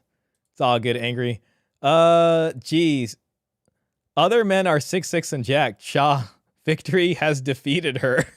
Yes, it has. It just proves. Yeah, she's just so stuck on him. That's just what it is. Like other men aren't 6'6". Got it. And jacked. Shah. Victory has defeated her. Yeah, I mean, it's just, I couldn't help but think all like that early red pill stuff, from the subreddit. Like, this is the Alpha Widow. This is the DG. Shout out to Matt Cross with 33 Secrets. The damaged goods. Oh my gosh. It just proves that women want one guy who has it all. Yeah. And it's just like the more she does this, the deeper in she gets. I mean, she's... in a way, they're right. Like, she's just going to have to accept, like, yeah, that guy ain't tripping off of her, and she's going to have to be heartbroken about this for a bit and try to move on to something else. You basically do have to, like, well, like, you're 22. Who really gives a fuck, Yeah, Just look. keep getting dick. Keep getting that awesome dick. No big deal. But eventually, this will come to a head. You have to understand that this has to end at some point for you to move on, but enjoy it as long as you feel like enjoying it is all right. Like, it's all going to come to a head, but keep enjoying it, but it's going to be bad one day. I mean, I don't know. Maybe you should just pull the Band-Aid off now or something, possibly. Advice. Okay. Thank you, guys. I appreciate it. Good luck. Thank you. Have a good one. Bye. So anyways, yeah, this is the other side of the aisle, folks, and they're working on remounting a counterattack to push back on the right. So we'll see what that looks like in a few years. Sometimes I feel like I'm a fall in Stabby's belly button. She likes the guy, but is totally in denial. Yes, that is true. Test drove a Ferrari when all she can afford is a Corolla. She's cooked. Yeah, there you go. Oh man. Stav couldn't, you know what? Yeah. Stav couldn't find, I don't know what it is. Stav couldn't find a big enough shirt. Now he has to keep the hood open to fit the engine. Be happy with what you get, not mad about what you can't have. Okay. Let's see. She should be happy she got to ride a wild stallion, a unicorn of a man. Looking back, it's hilarious. Let's see. This is every open relationship story I've heard. Honestly, that does seem to be it. That does seem to be it right there. She should try and get coffee with the guy. She'll probably realize their personalities don't mesh. Considering their dynamic is purely guilt-free sex, she's idealized a guy because there's no conflict or baggage present. He's perfect because what you have at the moment is only surface level. She created this perfect boyfriend that may not even exist in this guy. It's that thing where men and women want the one person that they know is unattainable. And I get the sense that this 10 could easily get another 10, but he'd rather be a 10 in possession of 2 pliable 5s. She already knows the answer. He's getting exactly what he needs from her with no strings. And if they did date, she would always feel like she's not enough, even if she was a 10 herself. She eventually needs to move on and grow up. Talk to the other men that you have sex with and guide them into being more sexually pleasing to you.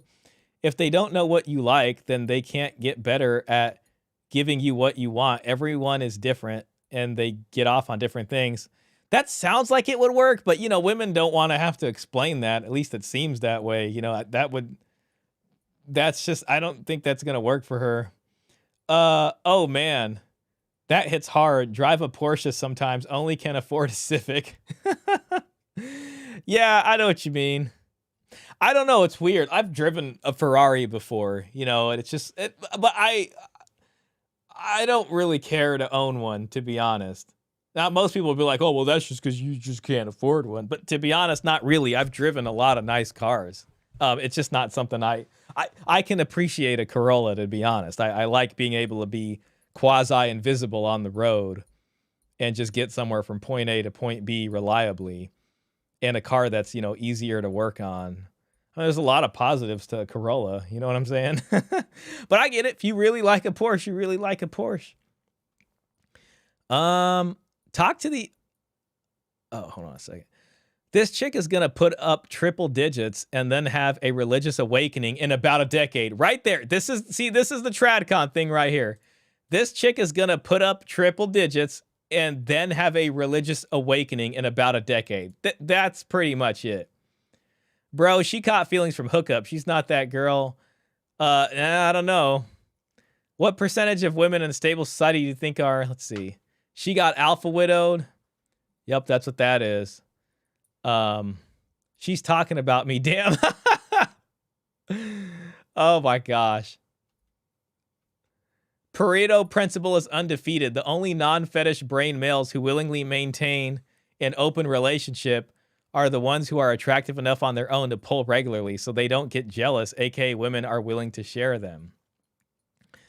Feel bad for her future husband, LOL. Much like heroin or crack, until you're willing to accept that some highs aren't good for you, you are at their mercy. Yep. Why doesn't anyone tell her to stop being a garden tool? Oh, I think if anyone even told her, I don't know. I don't know if she could. Man, you know, let's see. I'll probably call it. There was one John Deloney episode that I was listening to today, and it was about a guy. I can't get a date. This was 17 hours ago. I don't know if we necessarily have to listen to this. I mean, it's 18 minutes, but I was listening to part of this earlier, and it says, I can't get a date because I am short. And I don't know. Let's see. You know, I'll put a poll up. I'll put a poll up for the folks. And if y'all feel like listening to this, oh man, my poll's not working again. What the heck is going on? Oh, there we go. It's working. Startup poll. My YouTube studio has been a little weird today. Do y'all... It just depends how y'all's feelings. Do y'all feel like watching this Deloney episode? And by watch, I mean listen to. Because the fact is we actually can't watch this. But there's 29 concurrent viewers here and 27 likes, which I appreciate. So I don't want to just bail out on y'all when we could listen to what John Deloney has to say about not being tall enough. So we'll put the poll up there for a second. Oh God, I hope the poll... I don't even know if the poll worked.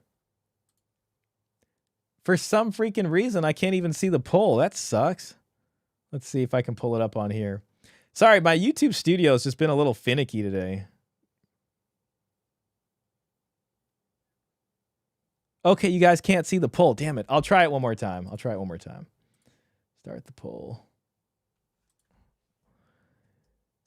Do y'all want to watch the Deloney vid? Okay. I hope it works. Start poll. An error occurred. Try again. All right. Well, that sucks. There's an error. You know what? All right. Mr. Pitt says, let's do it. Let's roast Deloney. All right. You guys got it. You got it. I'm sorry, guys. I don't know why the poll... Something's just been weird, but whatever. At least we're here. Okay, I think I actually got to have two of these pulled up because one of them I got to do screenshots, and the other one I have to I got to listen to. So unfortunately, that's going to be kind of the situation with these ones. Oh, great. Now it doesn't want to... Okay, it loaded.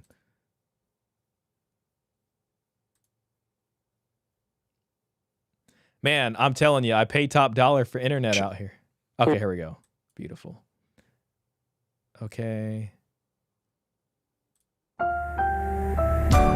Okay, I don't even know if this is gonna work, but I am.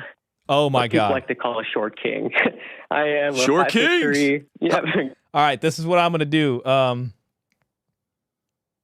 just gonna have to like play it through this, and then hopefully it doesn't mess with us. So listen, and if it messes with us, if it kills the stream, that's okay. I mean, I'll try to get the warning here, but let's just go for it. Exactly. How tall are you? I'm 5'3". 5'3". How old are you? I'm 28. 28. Sweet. Okay. Yes. So I'm tall. I'm not, but like it's been, like it's not been anything that's really like affected me after much of my life. Like I've been really like I've known that I've always been short, right? It hasn't really been an issue. Like people treating me the same. I'm getting jobs and all that. But more recently, I've noticed that's starting to affect me a lot more. I think he said he was 28. Damn it, I just missed it. Sorry about that, guys. I gotta listen to it again. Okay. Yes. How old are you? I'm 28. 28. Okay, 28. So not 20. 28. You know that's where you're really gonna start thinking Like about affected it because you're staring 30 right around the corner. Like it's been, like it's not been anything that's really like affected me after much of my life. Like I've been really like I've known that I've always been short, right? It hasn't really been an issue. Like people treating me the same. I'm getting jobs and all that. But more recently, I've noticed that's starting to affect me a lot more. Like throughout most of my life, I've learned that while you were watching this, guys, like I don't know. I guess I want to challenge you to kind of try to think about like, what would you tell this guy?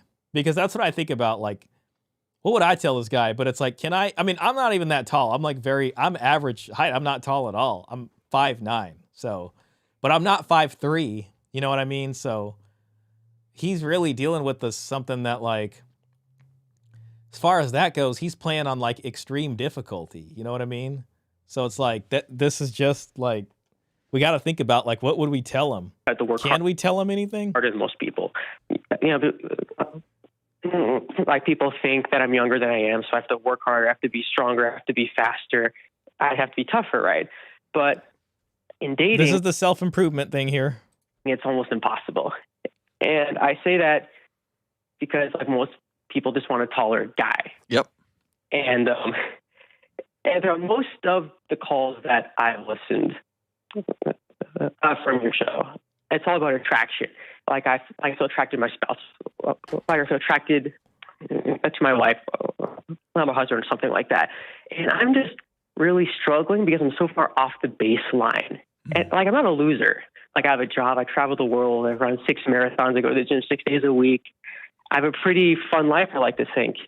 And I'm getting lots of advice from different corners that doesn't sound right to me. So I wonder what the advice is. Like I wonder what the advice he's getting. Let's see if he shares. I want to figure out how to navigate this or how I can go about this when I feel like it's impossible. Yeah. Dude, thanks for calling, man. Yeah. I mean, the number one advice is going to be this. You gotta stay gaming, bruh. Don't focus on no girl. Just stay gaming. That's number one. Thank you. Sounds like really sad too, man, which is like very sad, you know. Trying to think of the right way to approach this. Yeah. I guess I dumped a lot on you. Well, Sorry. no. You know what? That's where I want to start. Yeah. Okay? Listen to me. You are not a burden, brother. Thank you. Behind, it's all good. We can see the poll. Okay, so you could see the poll. The hell? Well, unfortunately I can't end the poll if you can see it. Pay your bills, Shah. That's why it's not working. I swear I'm trying, man. Alt D, select the current URL, then Alt Enter. And you can hold on to Alt clearly for low IQ chatters. How to quickly dupe a tab. Thank you for that. Import an Asian Lingling to love him long time. That's an option. He was better off calling up Dontavius. Honestly, that's honest to God the truth. Dontavius has figured out real fast. When you find somebody to love and somebody who will love you. Okay, so we're relying on love. It won't be in spite of. Mm. You know what I mean? Yes. Yeah, like lots of the advice. So I'm a man of faith, and a lot. So he's a man of faith. See, so he's coming from a religious background. Sounds like lots of the advice. So I'm a man of faith, and a lot, like in my church's young adult group, like we just went through a series on marriage and love and all that. And a lot of the advice I've gotten from them, I'm like, one is that people will feel spiritually attracted to people, or they'll feel attracted because of things. And I don't think that's true, because people that I've seen get married or in dating just aren't good people, you know. Gosh, man, yeah, a poor guy. He's just got like, I think he just doesn't know where to turn. So it's just like, you know, considering that he's talking about a pool of people that are religious people, and then he's seeing even within the religious people that that's not enough to like make this not an issue for him. Like they're still selecting based off of those traits that aren't exactly spiritual. You know, it's like some of the people that I've seen in my church, like, are getting married. I'm like, are part of my friends, like, kind of like bad people. You know, like the way he talks to women, is horrible. Yeah. Oh, and the way they talk to women is horrible. Oh my gosh, he's really stuck in the nice guy thing. But those women, it sounds like they like how those guys are. Oh my gosh. Wonder what John Deloney's gonna say. We're 3 minutes 19 seconds in. Okay, let's do this. Let's do this. Let's just forget other people. Okay. Okay. You've been comparing yourself to people for a long, long time. I think there's even a little bit more here than just the height. Now, I don't want to say that, and that's an easy answer. Like, that's a way of running away from actually trying to find good advice for this guy. Like, well, you know, I think there's more going on. You know, maybe you should think about how you know, I get that the height's the major issue, but I don't know. Like, oh, the way they talk to women, and it's just so bad. It's disgusting. And why are they getting the women? Yes, sir, I have. Okay. And no pun intended, but you keep time. You've been comparing yourself to people for a long, long time.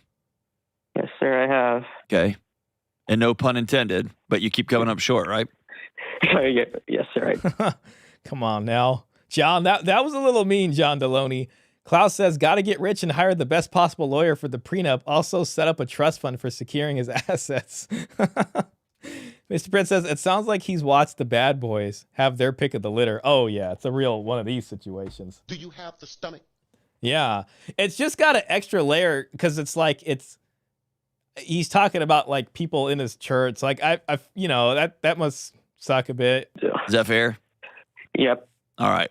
And sorry, I'm just, you know I can't really watch. I only make jokes with my friends that I love, right?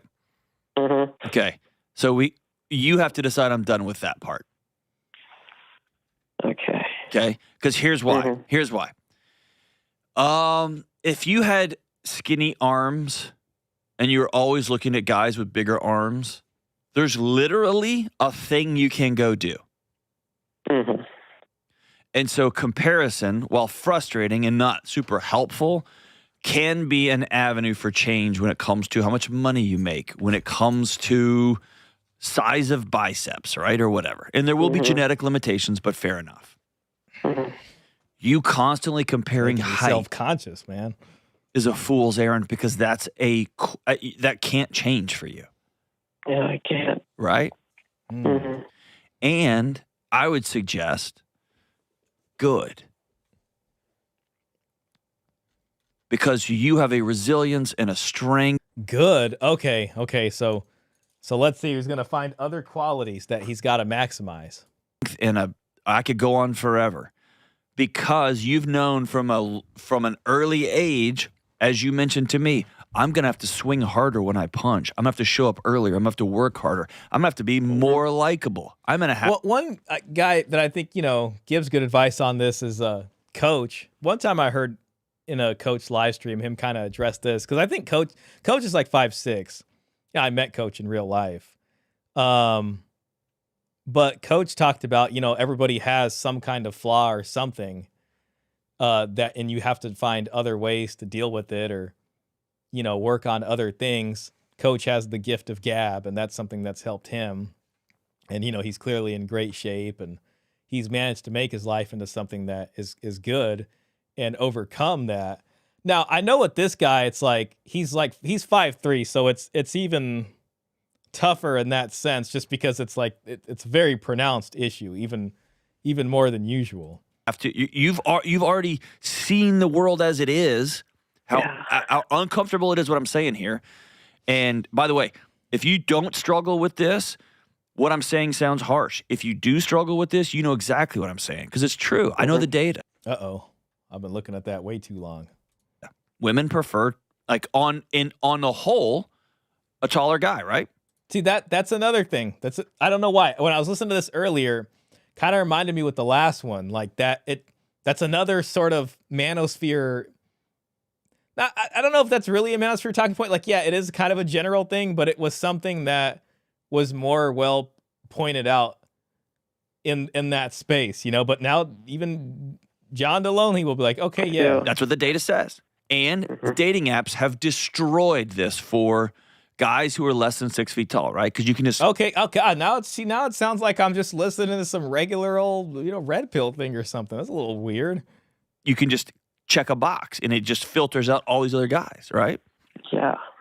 And so there is a stark reality. Period. And man, you sound like a pretty freaking amazing guy to me. Thank you. Appreciate that. Thank you. But here's the thing. If you walk into every relationship already apologizing for a core tenet of who you are, no one will ever get to know you. They're going to get to know an apologetic version of you. And that's not attractive. He kind of just like has this resigned, kind of noise he's making. It's way less attractive than somebody's height. You get what I'm saying? Yeah. And then if you're already walking into a situation you're going to meet somebody and you're like, I'm short, and you shake their hand and you're like, I'm so sorry that I'm so short. And they're like, ugh, I don't like that apologetic. This guy runs marathons. I mean, I think John's going to have to land on some kind of you're going to have to compensate with other positive qualities about you and really rely on those in order to drive up confidence. That's probably where he's going. And he has a good job and he makes a good living and he's a hilarious dude to be around, but he's just so he's almost embarrassed to be with himself in public. Then that's going to be a turnoff and you're going to walk away saying, she won't like me because I'm too short. And that's going to reinforce that. You see what I'm saying? Yeah, I see that. I see that entirely. It's a tough thing because even if you're not short yourself, it's like you might have a loved one or somebody that might have to deal with that problem. Then you think what would I tell that person? I think it's really tough on young people if they have a problem like that and they don't know anybody who had to deal with that. So it just sounds like people are not taking their issue seriously or something, but that's not, I'm a big, tall guy, and almost every friend I have is shorter than me. Some considerably shorter, some a little bit shorter, some way shorter. And I will tell you, in every one of their cases, confidence is a powerful, powerful thing. In terms of attraction. I do agree with that to some extent, I'll say that. Bay says, bruh can have all the confidence in the world, won't change that women don't like him. Oh no, I want to believe that the confidence will help him. It's just, it's easy for me to say, but I'm not in his position. So I'm just like, well, if I think about women or my experiences, it's like, yeah, confidence did help me. But then at the same time, it's like, he's like on the short side of short, so it's like, it's tough. But I want to believe it. You know what I mean? Like maybe on a Napoleon complex type level or something. Like maybe that, I don't know, that's right. He has to compensate or impregnate a prostitute and save a 304. Oh no. Maybe he'll try Passport Bro before that or something. Yeah. And I'm also not going to lie to you and say, life would not be easier if you were 6'3" versus 5'3". That's just not true. Yeah. Well, thank you, John. Yeah. See, okay. Exactly. All right. Yeah, I agree. And so there's something about saying, I'm worth being loved. And I'm going to confidently say I bring a lot to somebody's life. And I wince. Anyone tells me they're like, we're going through this marriage thing, and I think I'm getting bad advice, because usually you probably are. And by the way, there are very much spiritual connections. No question about it. Yeah. And if you're able to be alongside somebody in proximity, whether it's at work, whether it's in a faith practice, whether it's just somebody on your street that you see all the time, you can get to quote unquote know them and have some sort of fun, like humor connection or spiritual connection. Like, but most of the time you look across the room and you see somebody and you're like, I think that person's attractive, period. Yeah, exactly. Right? And hopefully it's some sort of alchemy of both. Yeah. Or all of it, right? And also, I'm an acquired taste when it comes to looks. I'm 6'1", so I don't have this problem. I'm not going to tell bruh it's his mindset. It's his reality. He thinks this way because he was treated this way. Yeah, that's the tough part. Because, like, I do believe confidence would help him, but it's like, it's hard to cultivate confidence. What you know, if you have an issue that feels like it's just very front and center, and it's just like hard to find. Like, I think confidence gets built up over a series of wins, you know, and a series of pushing further and getting further than you did the prior time, even if you fail again after that. But if you keep getting further eventually, then you build up more confidence. And it sounds like for him, he just is minus a lot of those experiences that would otherwise help him build confidence. Like, I do think if he could manage to get to a place to, like, maybe get a girlfriend for the first time or something, it would suck if they broke up, but he would have more confidence after that, and it would probably help him in the future. But so far, his experiences have been very challenging in that sense. Klaus says, I'm sorry for the guy, but his relationship will be transactional of some sort. I was not kidding about him needing to get rich or just check out of society and be done with it. Yeah, I don't know. Like, I think maybe in the male brain, like, I think a lot of us probably do think, like, okay, how do we deal with this? Like, there's got to be some way to the goal. You know what I mean? Like, there's got to be some way. Klaus says, our current society does not work right for this guy. Yeah. Let's see. He's a pretty good guy, man. I'm just saying. Well, I appreciate that, but my wife, she saw me when she was 18 years old. She saw me on a stage playing music. And okay, so we had like 6-something John Deloney out here playing the guitar on stage. Everybody was all enjoying it. That was the attraction at first. Right? And then she's like, well, I'll deal with his face. Right? Like, whatever. Fair enough. But you see what I'm saying? Like, yeah. So tell me, I'm meeting you for the first time, Javier.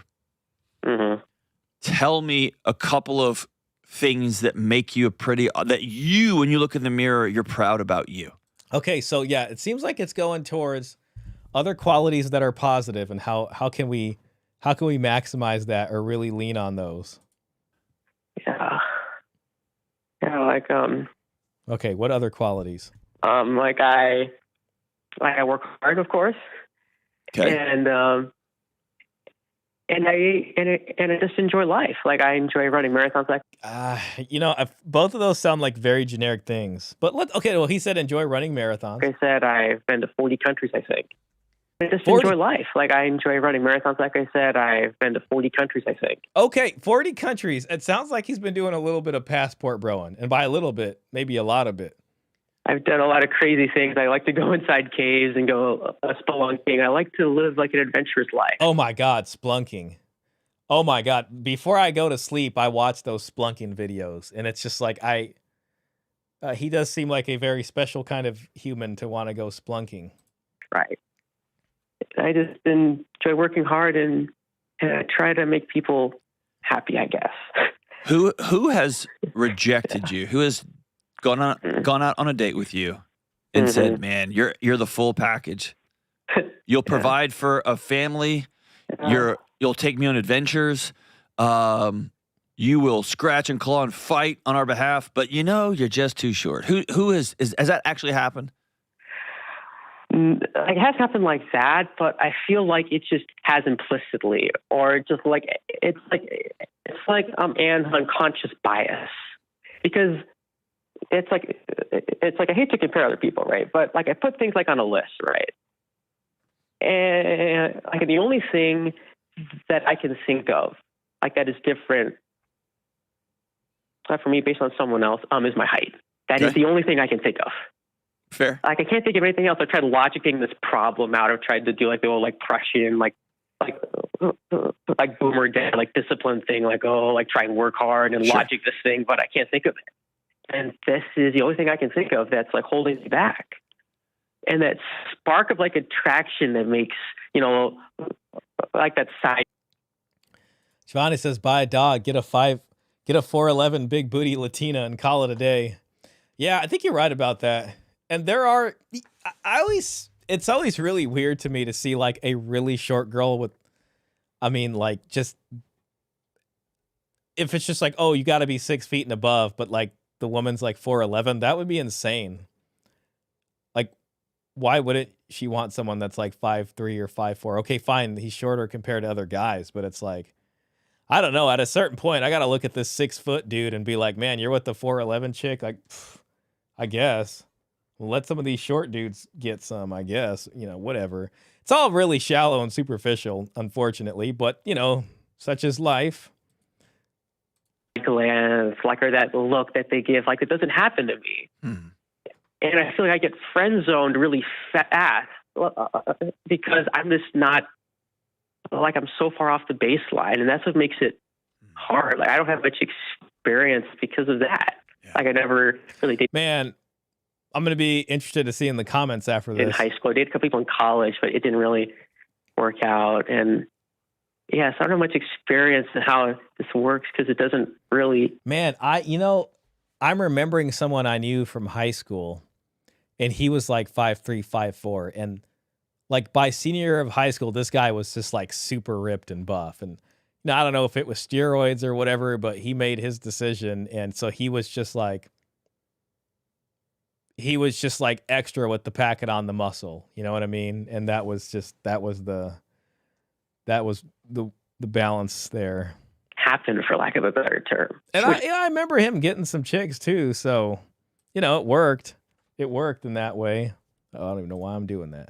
It hurts, but that's just how it is, I guess. And I actually want to challenge two things. One positive and one is going to make every listener cringe, okay? Okay. Go ahead. I don't think it's always implicit bias. I think there are people that look at someone who's 5'3", and that is very conscious bias. Okay? I don't think it's like, well, I just don't know what it is. Like, I think people think inside their minds, I only want to date a guy who's this tall. Oh, well, it's beyond thinking. That'll be said outright or put in dating profiles. I'm sure he's seen it all. Yeah, that's true. Okay. So I don't want you to think that people don't know. They do. Yeah, they do. They definitely do. Right. And how old are you? I'm 28. 28. I just recorded another show about an hour ago, and I was talking to a 28-year-old or 29-year-old who's struggling with trying to find attraction. And what's happening in the current dating world, if you're not using... Okay, here we go. John Deloney. Apps, okay? Apps, by the way, are a nightmare. They are. They're lunacy, right? But everyone takes the thing that they're most self-conscious of, or the actual thing. Weight, height, big nose, breasts too small, hair, losing hair, like whatever thing has haunted you your whole life. It becomes the lenses by which you see the entire world. And so every reason you don't have the thing that you're hoping for is because of that. Listen to this crazy thing, okay? They did a study where they took these women and they told the women, we're going to go and we are going to study the bias of people who are interviewing. Okay? And they brought in makeup artists and they gave these women scars with makeup, like facial disfigurements. And they told the women, we're going to go in there, y'all going to apply for jobs, and we want y'all to come back and report on bias, on uncomfortable things they said, and all that. Okay? right before the interview started, the makeup artist came back in to touch up these folks, but they took the scars away. And so these women were not disfigured. They sent them into the interview. Okay, but they thought they had the scars. And the women came back reporting way out of whack. Bias, awful things that were said, judgments, etc. Okay? So here's the there's a lot of findings here, but here's the main moral of the story. Whatever you think the person across the table is thinking about you, it's how you're going to hear everything they say. It's how you're going to interpret every action they take. It's going to be the lens by which you view the world. And so when you sit down with somebody, when you meet somebody, when you're hanging out with a group of people, the lenses that you're wearing are, I'm short, I'm short, I'm short, I'm short, I'm short. Not, dude, I'm a great hard worker. I would figure out a way to take all you guys down. I run marathons, I travel, all that. Those aren't the lenses that you wear. As though any of you would be super lucky to be with me.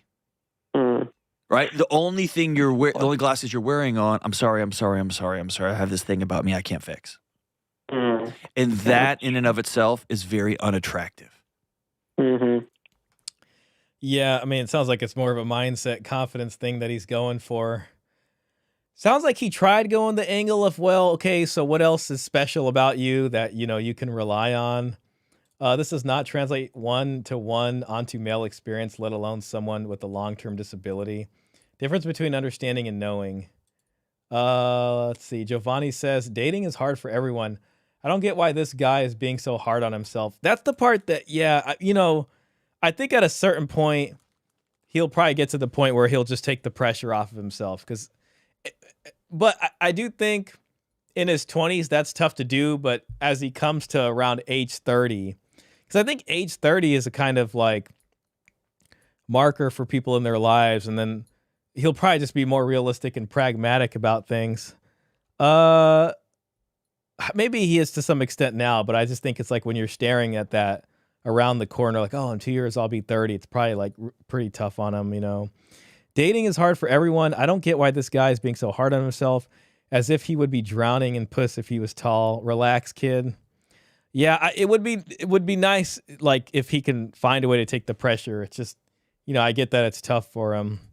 Dan the Man says, maybe it's not his height, not gonna lie. This caller sounds kind of whiny, not from his complaints, but from his tone. Yeah, he does keep doing that. Like, he's like, I don't know if it's just a really tough conversation with him, but like every time John says something, he's just like, like he wants to respond to everything when he could he could stay quiet if he wants, but this is probably such a nerve-wracking conversation for him. It's called the Matthew Effect. Shout out Stardesk. It's not a mystery if you see it as one. Well, everyone is only ever themselves, Giovanni English, so maybe it is hard for everyone, but no one human is everyone. If anything, we all have to have grace. We all have to have grace for each other. Yep. I mean, that's true. It's hard. It's hard. I guess it's truly hard to put yourself in someone else's shoes, but. And so I want to confirm for you. Yes, the data says that women in large mass, this is not generalizable to everybody. If they're checking boxes, would check a taller guy. You're right. That's a true statement. Okay. Uh-oh, what am I doing? I'm crazy. I don't even got the grid up or nothing. That was insane. And then my YouTube studio is not working, so it can't even tell me if the copyright's about to hit. And confidence is a powerful, attractive thing. Stability, adventure, discipline. Those are incredibly attractive things. So my challenge for you is to begin entering into some of these spaces, even if you get a pair of glasses. He's got to find wins, man. He's got to find small wins somewhere. And then, like, confidence is built up over victories. But it's just, he's got to find somewhere to find a win, Glasses that are just windows that you literally put on a pair of glasses when you walk in to remind yourself, I'm a pretty amazing guy. And if you don't want to be with me because you think I'm too short, that's fine. You get what I'm saying? Yeah. I understand. And none of that helps at all, does it? Oh, no. Come on, John Delano. It's being a little tougher, huh? No. I mean, here's the thing. I know it doesn't, and I know you're going to face a ton of discrimination, and I hate it for you. It is what it is. No, I hate it's it for like you. It is what it is. Yeah, it's like I've always been told that I have a pretty big personality, and in my group, I'm always like working in the room and talking with people. Yeah. But how often do you end that big personality with, "Hey, can I take you out for coffee tomorrow?" And not that often. Okay, honestly. shoot your shot, brother. Shoot your shot. Will do. Because here's the thing. You're going home empty-handed anyway with no dates. Exactly. You might as well take some shots, right? Mm-hmm. Yeah. You make a good point there. Yeah, I think he's just trying his best to like almost get the conversation And by the way, ended. I don't know a person. I literally don't know a person who's not still insecure. Oh. You know what I mean? I just don't. I hope this guy finds like a win soon or something good happens to him, really. No grid. That last caller chick got you slipping, Shah. Oh, yeah. I don't know. The last one was crazy. And so I think those guys are a little bit more chill, like in terms of reacting to him. So I was just hoping that it just seemed like their show was a little bit more chill. But John Deloney, I know how they can be. here's what I want to communicate to you. You're not crazy. There is a tremendous. Just find a nice 30-year-old ready for a nice guy when you're 40. I mean, that might be an option. That might be an option. This discrimination. At a certain point, maybe you got to be realistic about it. I don't know. You know what I mean? Like, you know, if you're playing it, like, there's no shame. You know what I'm saying? Like, he should have no shame in his game at all. Like, if you're playing the game on that level of difficulty, like, I don't know. Yeah, maybe open up your options to some stuff like that. I don't know. Like, what does anybody expect? You know what I mean? Like, come on now. Towards shorter men, there just is, and also, I don't know anybody who doesn't look in the mirror and wish they looked differently. I just don't. And everybody has to wade through. You're gonna have to punch through harder, but everyone has to wade through discomfort and saying, "Hey, would you?" You know, my favorite short guy is this guy.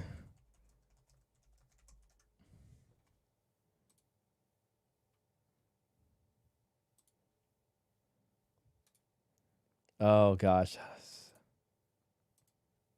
Right here.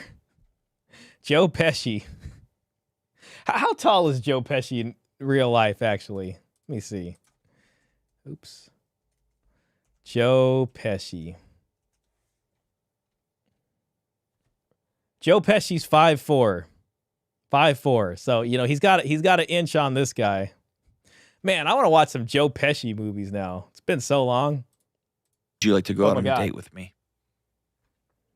And the way the apps are designed, they are able to just filter out millions, if not billions, of amazing people from amazing relationships that would have otherwise organically happened if someone had just had the courage to say, "Hey, you want to go out and grab some coffee?" And the other person said, "Yeah, I will."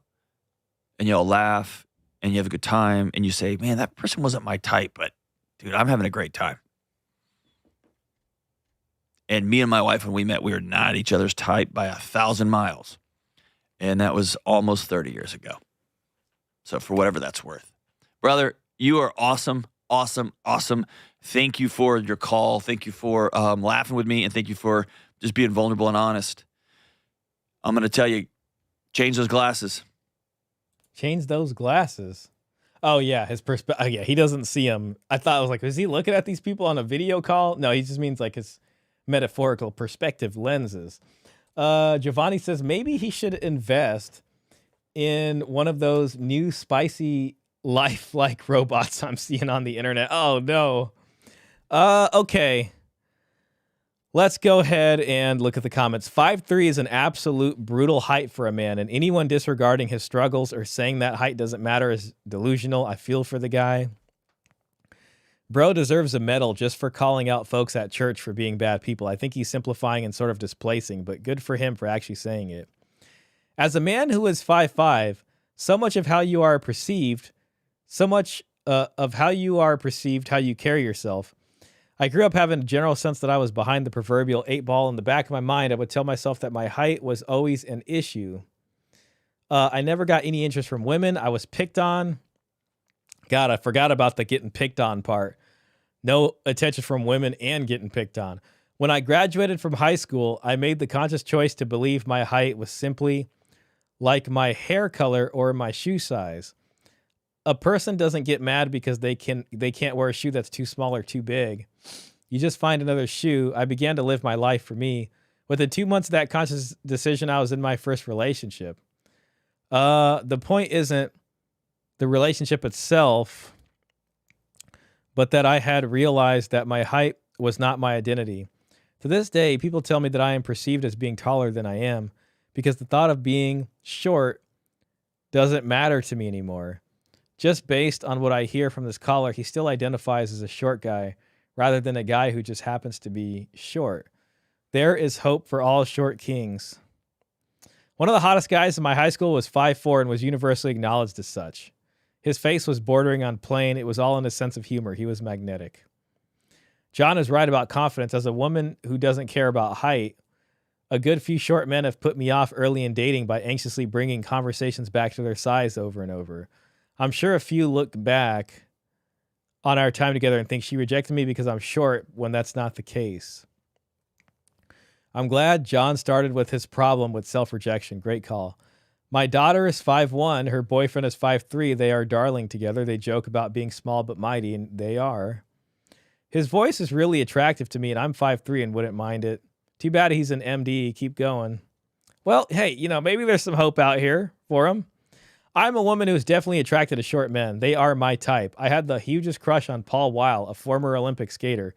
You can Google him. He is 5'4". Michael J. Fox is 5'4". Michael J. Fox is 5'4". Okay. Being short is nothing to be ashamed of. I can't remember who Michael J. Fox was. I find short men sexy and know I am not alone. All right.